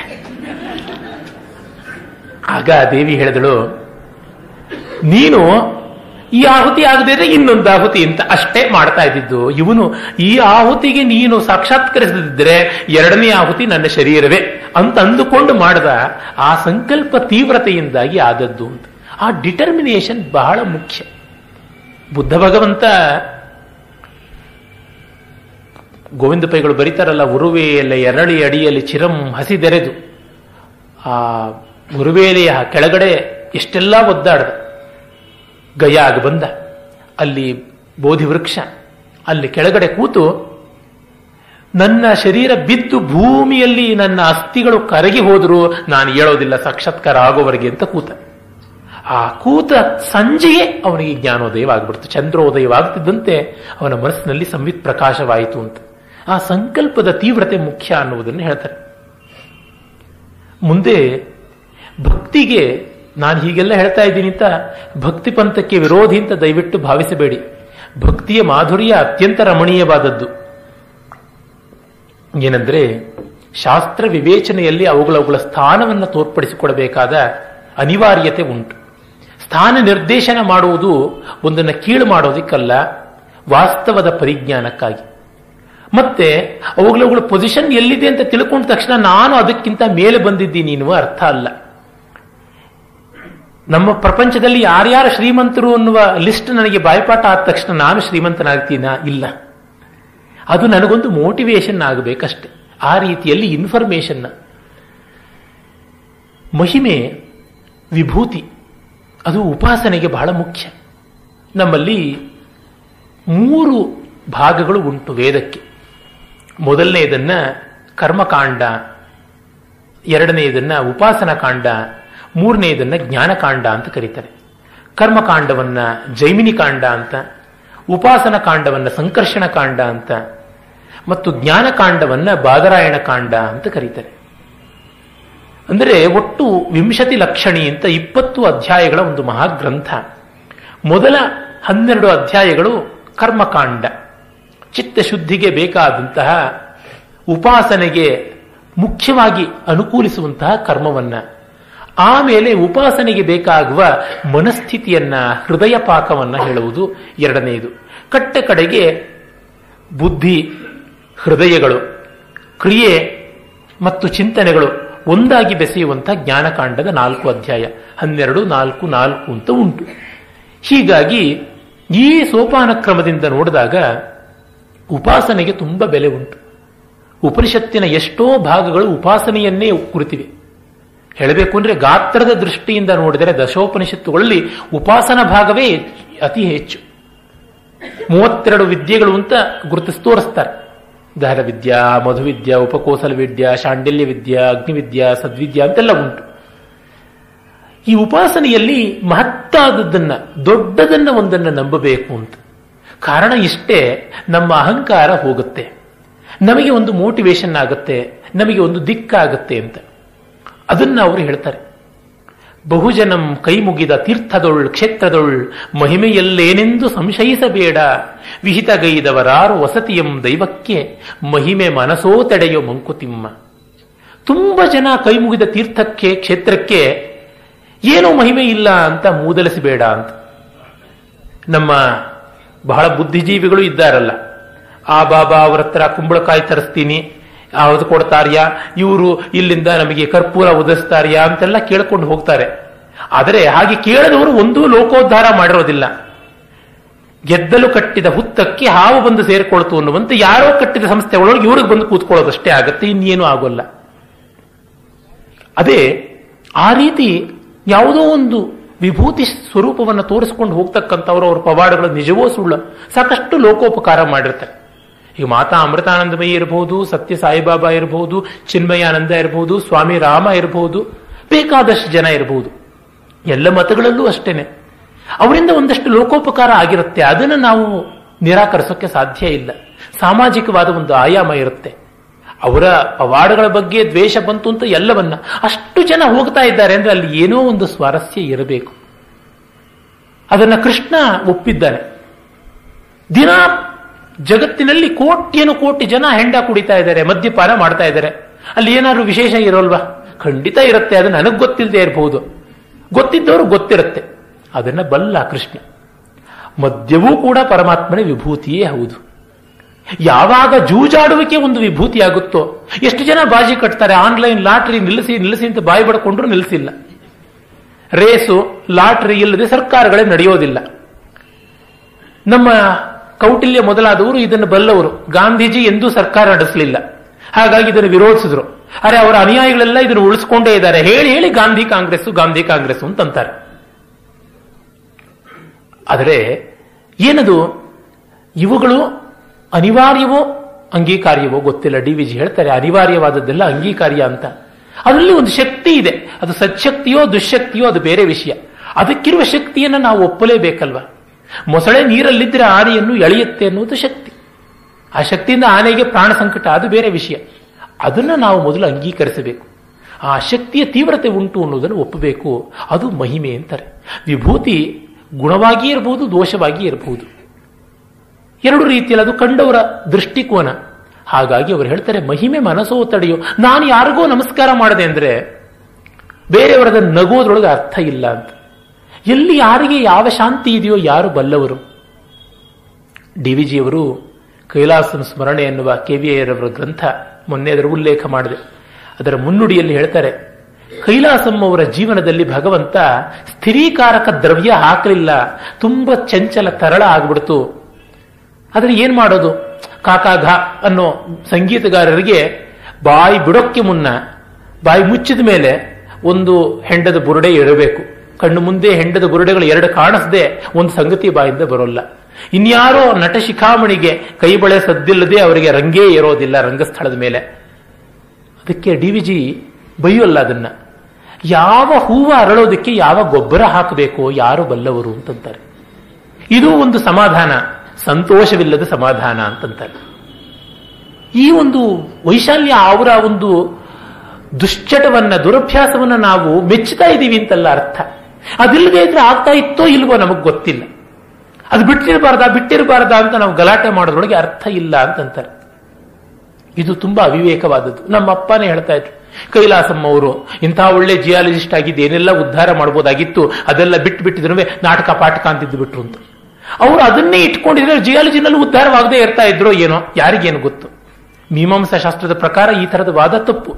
ಸ್ಥಿತಸ್ಯ ಗತಿಶ್ಚಿಂತನೀಯ. ಇರೋದ್ರ ಬಗ್ಗೆ ಯೋಚನೆ ಮಾಡಬೇಕು, ಇಲ್ಲದೆ ಇರೋದ್ರ ಬಗ್ಗೆ ಯೋಚನೆ ಮಾಡೋದು ಅಂದ್ರೆ, ಯಾರೋ ಒಬ್ಬ ಇನ್ನೊಬ್ಬರಿಗೆ 2 ಮೊಟ್ಟೆನಲ್ಲಿ ಆಮ್ಲೆಟ್ ಮಾಡಿಕೊಟ್ಟ. ಒಂದು 50 ವರ್ಷ ಆದ್ಮೇಲೆ ಅವ್ರು ನೋಡ್ಬಿಟ್ಟು, ನೀವು ತಿನ್ನೋ ಆಮ್ಲೆಟ್ 2 ಮೊಟ್ಟೆ ಉಳಿದಿದ್ರೆ ಅದಕ್ಕೆ 2 ಮರಿಯಾಗಿ, ಆ ಮರಿಗಳಿಗೆ ಇನ್ನೊಂದು 25 ಮರಿಗಳಾಗಿ, ಆ ಮರಿಗಳಾಗಿ ನಾನೊಂದು ಬಿಲಿಯನೇರ್ ಆಗ್ತಾ ಇದ್ದೆ, ನೀವು ತಪ್ಪಿಸಿಬಿಟ್ರಿ ಅಂತ ಕೇಸ್ ಹಾಕಿದ್ರೆ ಆ ರೀತಿಯಾಗಿ ಆಗುತ್ತೆ. ಇರುವುದನ್ನ ನೋಡಿ ಮಾಡಬೇಕು. ಅಲ್ಲಿ ಏನು ನಮ್ಮ ಅಪ್ಪನಂತವ್ರಿಗೆಲ್ಲ ಅಭಿನಿವೇಶ ಕಾಡ್ತಕ್ಕಂಥದ್ದು, ತಮ್ಮದು ಯಾವುದೋ ಒಂದು ದಾರಿ ಸರಿ, ಮಿಕ್ಕವರು ಅದೇ ದಾರಿಗೆ ಬರಬೇಕು ಅಂತ. ಅದು ಹಾಗಲ್ಲ. ಅದನ್ನ ವಿಭೂತಿ ಸ್ವರೂಪವನ್ನು ಗಮನಿಸುವಾಗ ನಮ್ಮ ರಿಸರ್ವೇಷನ್ಸ್ ಅನ್ನು ಇಟ್ಟುಕೊಳ್ಬಾರದು. ಅವರವರ ಅಂತರಂಗ ಅವರವರಿಗೆ ಪ್ರಮಾಣ. ಮತ್ತೆ ಆ ವಿಭೂತಿಯ ಯೋಗ್ಯತೆ ಉಪಾಸಕನ ಪರಿಪಾಕದಿಂದಲೇ ಅಳಿಯಬೇಕಾದದ್ದು. ಅವ್ರ ಭಾಷಣ ಹೋಗಿ ಕೇಳಿದ್ದಕ್ಕೆ ನಿನ್ನಲ್ಲಿ ಏನು ಬದಲಾವಣೆ ಬಂತು, ಅದರ ಮೂಲಕ ನಿನ್ನ ಪರಿಸರಕ್ಕೆ ಏನು ಒಳ್ಳೆಯದಾಯಿತು ಅಷ್ಟೆ. ಅದಾಗ್ಲಿಲ್ವೋ ಪ್ರಯೋಜನವಿಲ್ಲ. ನಾನು ಕಗ್ಗವನ್ನು ಓದಿದೆ, ನನ್ನ ಮನಸ್ಸಿನ ಗೊಂದಲಗಳು ಎಷ್ಟೋ ನಿವಾರಣೆ ಆದವು. 4 ಜನಕ್ಕೆ ನಾನು ಬೇಕಾದವನು ಅಂತ ಅನಿಸಿದ್ದೀನಿ ಅಂದ್ರೆ ಕಗ್ಗದ ಉಪಾಸನೆಗೆ ಫಲ ಸಿಕ್ಕಿತು ಅಂತ. ಏನೂ ಆಗಲಿಲ್ಲ ಅಂತಂದ್ರೆ ಆಕಲ್ಪಂ ಜಲಮಗ್ನಾಪಿ ಶಿಲಾನೈತಿ ಮಾರ್ಧವಂ. ಜಗನ್ನಾಥ ಪಂಡಿತ ಹೇಳ್ತಾನೆ, ಬ್ರಹ್ಮ ಕಲ್ಪಕಾಲ ನೀರಲ್ಲಿ ಕಲ್ಲು ಕೂತಿದ್ರೆ ಮೆತ್ತಗಾಗೋದಿಲ್ಲ, ಏನ್ ಪ್ರಯೋಜನ ಆ ಥರದ್ದು. ನಮ್ಮಲ್ಲಿ ಒಂದು ಪಾಸಿಟಿವ್ ಆದ ಟ್ರಾನ್ಸ್ಫಾರ್ಮೇಷನ್ ಬರಬೇಕಾದದ್ದು ಉಂಟು. ಆ ದೃಷ್ಟಿಯಿಂದ ವಿಭೂತಿಯನ್ನು ತಿರಸ್ಕರಿಸಬಾರದು, ಉಪಾಸನೆಗೆ ತುಂಬಾ ಅವಶ್ಯಕವಾದದ್ದು ಅಂತ ಹೇಳ್ತಾರೆ. ಬಹುಜನಂ ಕೈ ಮುಗಿದ ತೀರ್ಥದೊಳ್ಳು ಕ್ಷೇತ್ರದೊಳ್ಳು. ನಮ್ಮಲ್ಲಿ ತೀರ್ಥ ಕ್ಷೇತ್ರ ಅಂತ 2 ಉಂಟು. ತೀರ್ಥ ಅಂದ್ರೆ ನೀರಿಗೆ ಸಂಬಂಧಪಟ್ಟಿದ್ದು, ಕ್ಷೇತ್ರ ಅಂದ್ರೆ ಭೂಮಿಗೆ ಸಂಬಂಧಪಟ್ಟಿದ್ದು. ನಾವು ಗಾಳಿಯಲ್ಲಿ ಯಾವುದನ್ನು ಮೂರ್ತವಾಗಿ ಇಟ್ಕೊಳ್ಳಕ್ಕಾಗೋದಿಲ್ಲ. ಹಾಗಾಗಿ ಸಾಲಿಡ್ ಅಲ್ಲಿ, ಲಿಕ್ವಿಡ್ ಅಲ್ಲಿ ಮಾತ್ರ ಉಪಾಸನೆ ಇದೆ, ಗ್ಯಾಷಿಯಸ್ ಸ್ಟೇಜ್ ಅಲ್ಲಿ ಇಲ್ಲ. ಅದಕ್ಕೆ ನಾವು ಪ್ರಾಣಾಯಾಮವನ್ನಷ್ಟೇ ಮಾಡಬೇಕು. ಹಾಗಾಗಿ ಅದರೊಳಗೆ ಮಹಿಮೆ ಇಲ್ಲ ಅಂತ ಹೇಳಬೇಡ. ಯಾವುದೋ ಒಂದು ಪವಿತ್ರವಾದ ಕ್ಷೇತ್ರ, ಅಯೋಧ್ಯೆಯೋ ಅಥವಾ ಮಥುರೆಯೋ ಕಾಶಿಯೋ ರಾಮೇಶ್ವರವೋ ಕಂಚಿಯೋ, ಅಲ್ಲಿ ಒಂದು ವಿಶೇಷ ಉಂಟು. ಅದು ಅಲ್ಲವೇ ಅಲ್ಲ, ಅಲ್ಲಿ ದೇವರೇ ಇಲ್ಲ, ಅದಿದ್ದದ್ದು ಬೇರೆಯವರು ಯಾರೋ ಮಾಡಿದ್ದು ಮತ್ತೊಂದು ಅಂತ ಎಷ್ಟು ವಾದಿಸಿದರೂ ಕೂಡ ಮನಸೋ ತಡೆಯೋ ಮಹಿಮೆ, ಮನಸೋ ತಡೆ ಅದನ್ನು ಹೇಳ್ತಾರೆ. ವಿಹಿತ ಗೈದವರಾರು ವಸತಿಯಂ ದೈವಕ್ಕೆ. ದೇವರು ಇಲ್ಲಿ ಮಾತ್ರ ಇರಬೇಕು, ಬೇರೆ ಕಡೆ ಅಲ್ಲ, ಇಲ್ಲಿರಬಾರದು ಅಂತ ಹೇಳಿದ್ದೇನು. ನಮ್ಮ ಒಬ್ಬ ಪ್ರಸಿದ್ಧರು ಅಂತ ಹೇಳಬೇಕು, ಸಿದ್ಧರು ಅಂತ ಹೇಳಬೇಕು, ಎಲ್ಲದಕ್ಕೂ ಸಿದ್ಧರು ಅಂತ ಅನ್ನಬೇಕು, ಒಬ್ಬರು ಸಾಹಿತಿಗಳು ಹೇಳಿದ್ರು, ರಾಮ ಜನ್ಮಭೂಮಿ ಅಯೋಧ್ಯೆಯಲ್ಲೆಲ್ಲ ಇರೋದು, ಮಹಾತ್ಮ ಗಾಂಧಿ ಸತ್ತಾಗ ಹೇ ರಾಮ್ ಅಂದ್ರಲ್ಲ ಅವರ ತುಟಿಲಿತ್ತು ಅಂತ. ವಸ್ತುತಃ ಗಾಂಧಿಯವರು ಹೇ ರಾಮ್ ಅಂತ ಅನ್ನಲೇ ಇಲ್ಲ ಅನ್ನುವುದನ್ನ ಅವರ ಜೀವನ ಚರಿತ್ರೆನೆಲ್ಲ ಶೋಧನೆ ಮಾಡಿ ತೆಗೆದ ಸಿನಿಮಾದಲ್ಲಿ ಅಟನ್ ಬರೋ ತೋರಿಸಿದ್ದಾನೆ. ಹೇ ಅಂತಂದಿದ್ದಷ್ಟೇ, ರಾಮ್ ಅಂತ ಅನ್ಲಿಲ್ಲ. ಒಂದು ಪಕ್ಷ ಅವರಂದೇ ಇರಬಹುದು, ಅವರು ಯಾವ ಲೇಖಕರು ಹೇಳ್ತಾರೋ ಅವರಿಗೆ ನಾಮ ಅಲ್ಲಿ ಸಾಕ್ಷಾತ್ಕಾರ ಆಗಿರ್ಬೋದು, ನನಗಲ್ಲ, ನನಗೆ ಅಯೋಧ್ಯೆಯಲ್ಲಿ ಅಂತ ಒಬ್ಬ ಅಂದ್ರೆ ಅವರ ಅನುಭವವನ್ನು ಇವರು ಹೇಗೆ ತಡೆಯೋದಕ್ಕೆ ಸಾಧ್ಯವಾಗುತ್ತೆ? ಅಂದ್ರೆ ನನಗೆ ಉಪಾಸನೆಗೆ ಬೇರೆ ಯಾವ ಆಲಂಬನವೂ ಬೇಡ ಅನ್ನುವ ಸಿದ್ಧನಾಗ್ಬಿಟ್ರೆ ಬೇರೆಯವರ ಉಪಾಸನದ ಆಲಂಬನವನ್ನು ಒಡೆಯೋದಕ್ಕೆ ನನಗೆ ಯೋಗ್ಯತೆ ಎಲ್ಲಿದೆ? ಕಗ್ಗದಲ್ಲಿ ಮುಂದೆ ಡಿ.ವಿ.ಜಿ. ಅವರು ಹೇಳ್ತಾರೆ, ಮಡಿಕೆಯನ್ನು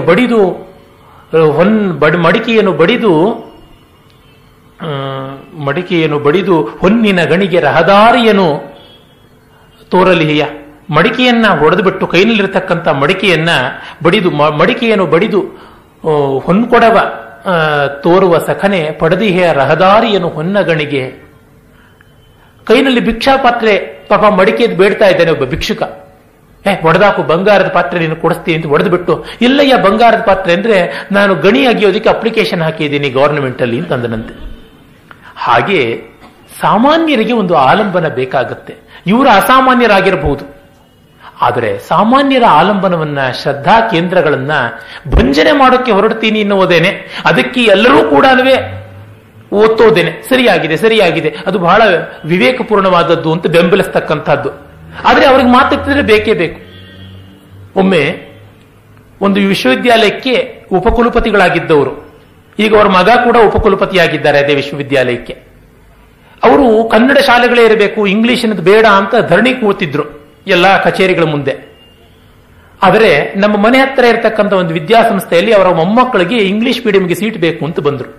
ಆಗ ಮ್ಯಾನೇಜ್ಮೆಂಟ್ ಸ್ಪಷ್ಟವಾಗಿ ಹೇಳ್ತು, ನಿನ್ನೆ ತಾನೇ ನೀವು ಧರಣಿ ಕೂತಿದ್ದೀರಾ, ಇಂಗ್ಲಿಷ್ ಮೀಡಿಯಂ ಇರಬಾರ್ದು ಅಂತ ಬಂದ್ರಲ್ಲ. ಅಂದ್ರೆ ಅದು ನನ್ನ ದೃಷ್ಟಿಕೋನ, ನನ್ನ ಮಕ್ಕಳು ತುಂಬಾ ಬಲವಂತ ಮಾಡ್ತಾರೆ ನನಗೆ, ಹಾಗಾಗಿ ನಾನು ಬಂದು ಕೇಳ್ತಾ ಇದ್ದೀನಿ, ನನ್ನ ಮಕ್ಕಳ ಮೇಲೆ ನನಗೆ ಅಧಿಕಾರ ಇಲ್ಲ ಅಂತ.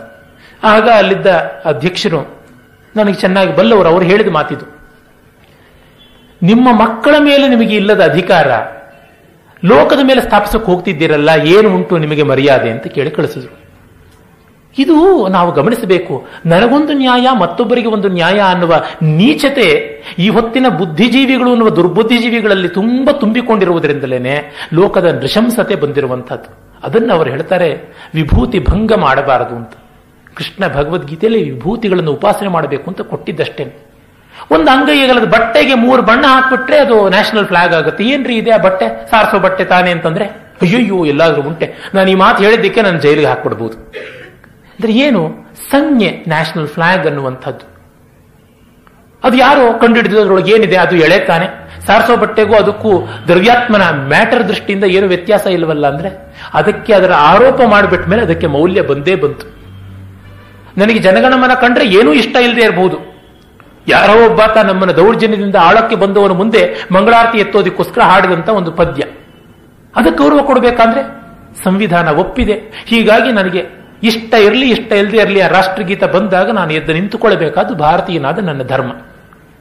ರಾಷ್ಟ್ರಗೀತೆ ನಮ್ಮ ಸ್ಕೂಲಲ್ಲೇ ಹಾಡಿಸೋದಿಲ್ಲ ಅಂತ ಹೇಳೋರಿಗೆ ಎಲ್ಲ ಗಾಂಧಿವಾದಿಗಳು ಭ್ರಾಂತಿವಾದಿಗಳು ಸಪೋರ್ಟ್ ಮಾಡ್ತಾರೆ ಒಟ್ಟಿಗೆ.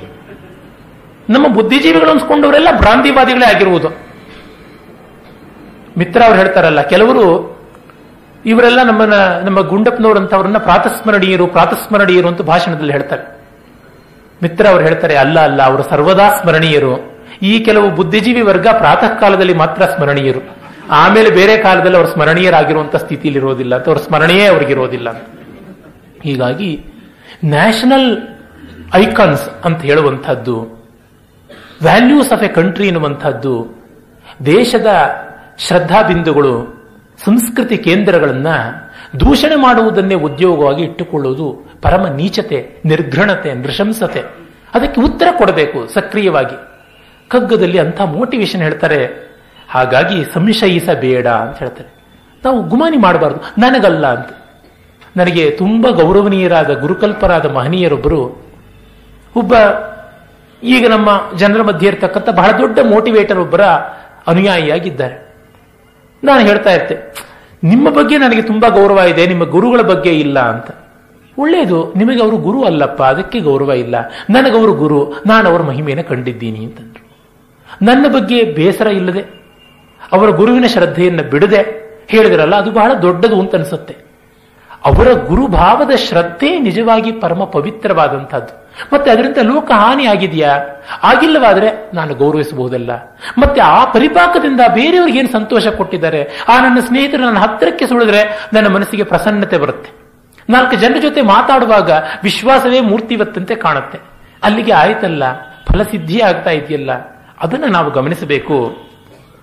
ಹಾಗಾಗಿ ಅವರು ಹೇಳ್ತಾರೆ, ಆ ವಂಡರ್, ವಿಸ್ಮಯ ಬಹಳ ಮುಖ್ಯ. ವಿಸ್ಮಯೋ ಯೋಗ ಭೂಮಿಕಾ ಅಂತ ಕರೆಯೋದುಂಟು. ಎಲ್ಲ ಯೋಗಗಳಿಗೆ ಚಿತ್ರ ಭಿತ್ತಿ ಇದ್ದಂತೆ ಯೋಗಕ್ಕೆಲ್ಲ ವಿಸ್ಮಯ ಉಂಟು, ವಂಡರ್. ಯಾರಿಗೆ ಅದ್ಭುತದ ಬಗ್ಗೆ ಹೃದಯ ಇಲ್ಲವೋ ಅವರಿಗೆ ಏನು ಬದುಕಿನಲ್ಲಿಲ್ಲ. ವಿಸ್ಮಯವನ್ನ ಕಾಣಬೇಕು. ಬೆರಗಾಗಿ ಪೂವೆಲ್ಲ ಪಿರಿತನದ ನೋಟಗಳು, ಬೆರಗೆ ಮೈಮರವೇ ಸೊಲ್ಲಣಗುವುದೇ ಸೊಗಸು, ಬೆರಗು ಚಿತ್ತವ ನುಂಗಲ್ ಒಗೆವ ಶಾಂತಿಯ ಕಾಂತಿ ಪರಮನರ್ಚನೆಗೆವರ ಮಂಕುತಿಮ್ಮ. ಹಿರಿತನದ ನೋಟಗಳು, ದೊಡ್ಡತನ, ಮಹನೀಯತ್ವಕ್ಕೆ ನಾವು ಹೋಗಿ ಒಡ್ಡಿಕೊಳ್ಳಬೇಕು. ಆ ಮಹನೀಯತೆಗೆ ಒಡ್ಡಿಕೊಂಡಾಗಲೇ ನಮ್ಮ ಅಲ್ಪತ್ವ ಕರಗಿ ಹೋಗುವಂಥದ್ದು. ಆ ಅರ್ಪಣೆಯ ಹೃದಯ ನಮಗೆ ಬೇಕು. ಅದನ್ನು ಕಂಡಾಗ, ಮಹತ್ತನ್ನು ಕಂಡಾಗ ಭೂಮಾನುಭವ ಅಂತ ಉಪನಿಷತ್ತಲ್ಲಿ ಹೇಳುವುದುಂಟು. ಭೂಮವಿದ್ಯಾ ಅಂತಲೇ ಬರುತ್ತೆ ಛಾಂದೋಗ್ಯದಲ್ಲಿ. ಆ ಭೂಮಾರ್ಪಣೆ ಮಾಡಿಕೊಂಡಾಗ ನಮ್ಮ ಅಲ್ಪತನ ನಮಗೆ ಹೋಗುತ್ತೆ. ಪರಶುರಾಮ ನಾಟಕದಲ್ಲಿ DVG ಅವರು ಹೇಳ್ತಾರೆ, ತಾಯಿಯನ್ನ ಕೊಲೆ ಮಾಡಿದ, ತಂದೆಯನ್ನ ಒಲಿಸಿಕೊಂಡ, ಕಡೆಗೆ ತಂದೆಯ ಅನುಗ್ರಹದಿಂದ ತಾಯಿ ಸೋದರರು ಎಲ್ಲರನ್ನ ಬದುಕಿಸಿಕೊಂಡ. ಅರೆ, ತಾಯಿಯನ್ನ ಕೊಂದ ಪಾತಕ ತನ್ನನ್ನು ಬಿಟ್ಟಿಲ್ಲ, ಅದಕ್ಕಾಗಿ ನಾನು ಪ್ರಾಯಶ್ಚಿತ್ತ ಮಾಡಿಕೊಳ್ಳಬೇಕು ಅಂತಂತಾನೆ ಪರಶುರಾಮ. ಆಗ ಅವರು ಹೇಳ್ತಾರೆ, ನೀನು ಗಿರಿಶೃಂಗಗಳ ನೇರು, ಬೆಟ್ಟ ಗುಡ್ಡ ಹತ್ತಿ ಪ್ರಕೃತಿಯನ್ನು ನೋಡು. ಈ ವಿಶ್ವ ಪ್ರಕೃತಿಯಲ್ಲಿ ಅದನ್ನು ಕಾಣ್ತಾ ಮರೆ ನರನಲ್ಪತತ್ವವಂ, ಮನುಷ್ಯನ ಅಲ್ಪತ್ವವನ್ನ ಮರಿ ನೀನು ಅಂತ. ಮಹತ್ತಿನ ಅನುಸಂಧಾನ ವಿಸ್ಮಯದಿಂದ ಬರುವುದದೇ, ನಮ್ಮನ್ನ ತಟ್ಟಿ ಮೂಲಕ್ಕೆ ಕೂಡಿಸಿದಂತೆ ಆಗತ್ತೆ. ಆ ಒಂದು ವಂಡರ್ ಬೇಕು. ಇದನ್ನು ಇಂಗ್ಲಿಷ್ನಲ್ಲಿ ಸಬ್ಲೈಮ್ ಅಂತ ಹೇಳ್ತಾರೆ. ಲಾಂಜೈನಸ್ ಅಂತ ಗ್ರೀಸಿನ ಪ್ರಮುಖ ಮೀಮಾಂಸಕ, ಕಾವ್ಯ ಮೀಮಾಂಸಕ ಆನ್ ದಿ ಸಬ್ಲೈಮ್ ಅನ್ನುವಂಥ ಒಂದು ಗ್ರಂಥವನ್ನೇ ಬರೆದಿದ್ದಾನೆ. ಆ ಭವ್ಯತೆಯ ಅನುಭವ ನಮಗೆ ತುಂಬ ಬೇಕು. ಆ ಭವ್ಯತೆ ಇಲ್ಲದೆ ಇದ್ರೆ ಅಲ್ಪದ್ವಲ್ಲಿ ಸುಖ ಇಲ್ಲ. ಯೋ ವೈ ಭೂಮಾ ತತ್ಸುಖಂ ನಾಲ್ಪೇ ಸುಖಮಸ್ತಿ ಭೂಮೈವ ಸುಖಂ. ನಮ್ಮ ಸ್ವನಾಮ ಧನ್ಯರಾದ ಕಾದಂಬರಿಕಾರ ಭೈರಪ್ಪನವ್ರನ್ನ ಯಾರೋ ಕೇಳಿದ್ರು, ನಿಮ್ಮ ಕಾದಂಬರಿಗಳು ತುಂಬಾ ದೊಡ್ಡವಲ್ಲ ಅಂತ, ತುಂಬಾ ವಿಸ್ತಾರವಲ್ಲ ಅಂತ. ಅವ್ರು ಹೇಳಿದ್ರು, ಅದು ನನ್ನ ಸ್ವಭಾವ, ನನ್ನ ಸಣ್ಣ ಕತೆ ಬರೆಯೋಕೆ ಬರೋಲ್ಲ. ಒಂದು ಊಟ ಮಾಡ್ಬೇಕಾದ್ರೆ ದೊಡ್ಡ ಎಲೆನಲ್ಲಿ ತುಂಬಾ ಬಡಿಸ್ಕೊಂಡು ಕೈ ತುಂಬಾ ತುತ್ತು ತಗೊಂಡು ಬಾಯಿ ತುಂಬಾ ಚಪ್ಪರಿಸಿ ತಿನ್ನಬೇಕು, ಇದು ನನ್ನ ಸ್ವಭಾವ ಅಂತಂದ್ರು. ಹೌದು, ಅದರಿಂದ ಮಾಡಿರುವಂತ ರೀತಿ ಏನು ನೋಡಿ, ಆ ಎಳೆಯನ್ನು ವಿಸ್ತಾರ ಮಾಡಿ ತೋರಿಸ್ತಾರಲ್ಲ, ಅದನ್ನು ನೋಡಿ ಗೊತ್ತಾಗುತ್ತೆ ಅದರ ಪ್ರಪಂಚ ಎಂಥದ್ದು ಅನ್ನುವಂಥದ್ದು. ಹೀಗೆ ಅದು ಮಾಡಿರೋದ್ರೊಳಗೆ ಬಂದ ಸ್ವಾರಸ್ಯ ಏನು ಅಂತ ನೋಡಿ. ಇನ್ಯಾರನೋ ಮೂಗನ್ನು ನಮ್ಮ ನೇರಕ್ಕೆ ದೃಷ್ಟಿ ಇಟ್ಕೊಂಡ್ಬಿಟ್ಟು ಕಾಳಿದಾಸ ಸಂಗ್ರಹವಾಗಿ ಬರೀತಾನೆ, ಭೌಭೂತಿ ವಿಸ್ತಾರ ಮಾಡ್ತಾನೆ, ಬಾಣಭಟ್ಟ ಇನ್ನೂ ವಿಸ್ತಾರ ಮಾಡ್ತಾನೆ, ಪಂಪ ಚಿಕ್ಕದಾಗಿ ಬರ್ತಾನೆ, ಹಿತಮಿತ ಮೃದುವಚನಂ, ಕುಮಾರವ್ಯಾಸ ದೊಡ್ಡದಾಗಿ ಮಾಡ್ತಾನೆ ಅಂತ ಗೂಬೆ ಕೂಡಿಸುವುದಲ್ಲ. ಅದರೊಳಗೆ ಏನು ಕಾಣುವಂತ ಸ್ವಾರಸ್ಯ ಅಂತ ನೋಡಬೇಕಾದದ್ದು. ಆ ಪಿರಿತನದ ನೋಟಗಳು ಬೆರಗೆ ಮೈ ಮರವೆ. ಸುಖ ಯಾವಾಗ? ಮೈ ಮರೆತಾಗಲೇ ಸುಖ. ಅಬ್ಬಾ, ಮೈ ಮರೆತು ಬಿಟ್ಟೆ ಅಂತ ಅನ್ನುವಾಗ ಸುಖ. ಕಾರಣ ಏನು? ದೇಹ ಭಾವದ ನೆನಪು ದೇಹದ ಅಸುಖವನ್ನೇ ತೋರಿಸುತ್ತೆ. ಕಣ್ಣಿದೆ ಅಂತ ನಮಗೆ ಗೊತ್ತಾಗೋದು ಕಣ್ಣು ಉರಿತಾ ಇದ್ದಾಗ, ಕಿವಿದೆ ಅಂತ ಗೊತ್ತಾಗೋದು ಕಿವಿ ನೋವು ಬರುವಾಗ, ಹೊಟ್ಟೆ ಇದೆ ಅಂತ ಗೊತ್ತಾಗೋದು ಹೊಟ್ಟೆ ನೋವು ಬಂದಾಗ, ತಲೆ ಇದೆ ಅಂತ ಗೊತ್ತಾಗೋದು ತಲೆ ನೋವು ಬಂದಾಗ. ಹಾಗಾಗಿ ಅವುಗಳ ವಿಕಾರದಿಂದ ನಮಗೆ ಅವುಗಳ ನೆನಪಾಗ್ತಾ ಇರುತ್ತೆ. ಅವುಗಳ ಸಾಕಾರದಿಂದ, ಅಂದರೆ ಅವುಗಳು ಪ್ರಸನ್ನವಾಗಿದ್ದಾಗ ನಮಗೆ ಅದರ ನೆನಪೇ ಆಗೋದಿಲ್ಲ. ಹೀಗಾಗಿ ಮೈ ಮರೆವು ಆದಾಗ ಆತ್ಮದ ಅರಿವಾಗುತ್ತೆ. ಸೊಲ್ಲಣಗುವುದೇ ಸೊಗಸು, ಮಾತು ಬಿದ್ದು ಹೋಗ್ಬಿಡ್ಬೇಕು. ಗುಂಡಪ್ಪನವರೇ ನಿವೇದನದಲ್ಲಿ ಆ ಅರಣ್ಯನ್ನ ನೋಡ್ತಾ ಹೇಳ್ತಾರೆ, ಮಾತ ಮೂದಲಿಸುವ ಮಹಾರಣ್ಯ ಸರಣಿ ಅಂತ ಹೇಳ್ತಾರೆ. ಮಾತನ್ನ ಮೂದಲಿಸುವಂತಹ ಮಹಾರಣ್ಯ ಸರಣಿ ಅಂತ. ಕುವೆಂಪು ಅವರು ಗೊಮ್ಮಟೇಶ್ವರನ ಬಗ್ಗೆ ಬರಿತಾ ಹೇಳ್ತಾರೆ. ಆ ಗೊಮ್ಮಟೇಶ್ವರನ ದಿವ್ಯ ಭವ್ಯವಾದ ಮಹಿತೋನ್ನತವಾದ ಮೂರ್ತಿಯನ್ನು ನೋಡಿದಾಗ ಆ ಬೊಪ್ಪಣ್ಣ ಕವಿಯ ಗೊಮ್ಮಟ ಜಿನಸ್ತುತಿ ಓದಬೇಕು. ಅದ್ಭುತವಾದಂಥದ್ದು. ಅದು ಎಂಥದ್ದು, ಆ ಅತಿತುಂಗಾಕೃತಿಯೇ. ಅದನ್ನ ಆ ಗೊಮ್ಮಟನ ರೂಪ ಆತ್ಮೋಪಮಂ, ನಿನ್ನ ರೂಪ ನಿನ್ನಂಗೆ ಇದೆ, ಇನ್ನೇನು ಹೇಳೋಕ್ಕಾಗೋದಿಲ್ಲ ಅಂತ ಕುವೆಂಪು ಅವರು ಹಾಗೆ ಬರೀತಾರೆ. ಬೆತ್ತಲನ್ನು ಕಂಡರೆ ನಗುವಂತಹ ಮನುಷ್ಯನೇ ನಗು ನೋಡುವಂ, ನಗುವ ಸೊಲ್ಲಿದ್ದರೆ ಸತ್ವವಿದ್ದರೆ ನಿನ್ನಲ್ಲಿ ನಗೋಕ್ಕಾಗತ್ತ ನಿನಗೆ ಅಂತ. ಹಾಗೆ ಆಗದಂತೆ ಮಾತು ಹೊರಟೋಗ್ಬಿಡುತ್ತೆ. ಯಥೋವಾಚೋ ನಿವರ್ತಂತೆ ಅಪ್ರಾಪ್ಯ ಮನಸಾ ಸಹ ಅನ್ನುವ ಮಾತು ತಾನಾಗಿ ಬರುವಂತಹದ್ದಾಗುತ್ತೆ. ಅದು ಬಹಳ ಮುಖ್ಯವಾಗಿ ಬೇಕು. ಮಾತು ಅಂದ್ರೆ ಪರಾವಾಕ್ಕು ವ್ಯಭಿಚರಿತವಾಗಿ ವೈಖರಿ ರೂಪದಿಂದ ಬರುವಂಥದ್ದು. ಮಂತ್ರ ಅಂದ್ರೆ ನೇರವಾಗಿ ಪರಾವಾಕ್ಕು ವೈಖರಿಯಾಗಿ ಬರುವುದು. ಮಧ್ಯಮ ಪಶ್ಯಂತಿ ಆ ಹಂತಗಳಿಲ್ಲದೆ ಬರುವಂಥದ್ದು. ಬೆರಗು ಚಿತ್ತವ ನುಂಗಲ್ ಒಗೆವ ಶಾಂತಿಯ ಕಾಂತಿ. ಚಿತ್ತ ತರತಮಗಳನ್ನ, ದ್ವಂದ್ವಗಳನ್ನ ಹೇಳುವಂಥ ಮನಸ್ಸೇ ಚಿತ್ತ. ಅಂದ್ರೆ ದ್ವಂದ್ವಾತ್ಮಕವಾದ ಮನಸ್ಸನ್ನ ನುಂಗಿದಾಗಲೇ ಶಾಂತಿ ಬರುವಂತಹದ್ದು, ಅದರ ಕಾಂತಿ. ಆ ಸ್ಥಿತಿ ಪರಮನ ಅರ್ಚನೆಗೆ ವರ, ಪರಮಾತ್ಮನ ಪೂಜೆಗೆ ವರವಾದದ್ದು ಅಂತ. ಆ ಒಂದು ಸ್ಥಿತಿ ಯಾವಾಗ ಬರುತ್ತೆ ಅದನ್ನ ಅವರು ಸಾಹಿತ್ಯಾದಿ ಕಲೆಗಳಲ್ಲಿ, ಪ್ರಕೃತಿಯಲ್ಲಿ ಅಂತ ಹೇಳ್ತಾರೆ. ನೋಡಿ,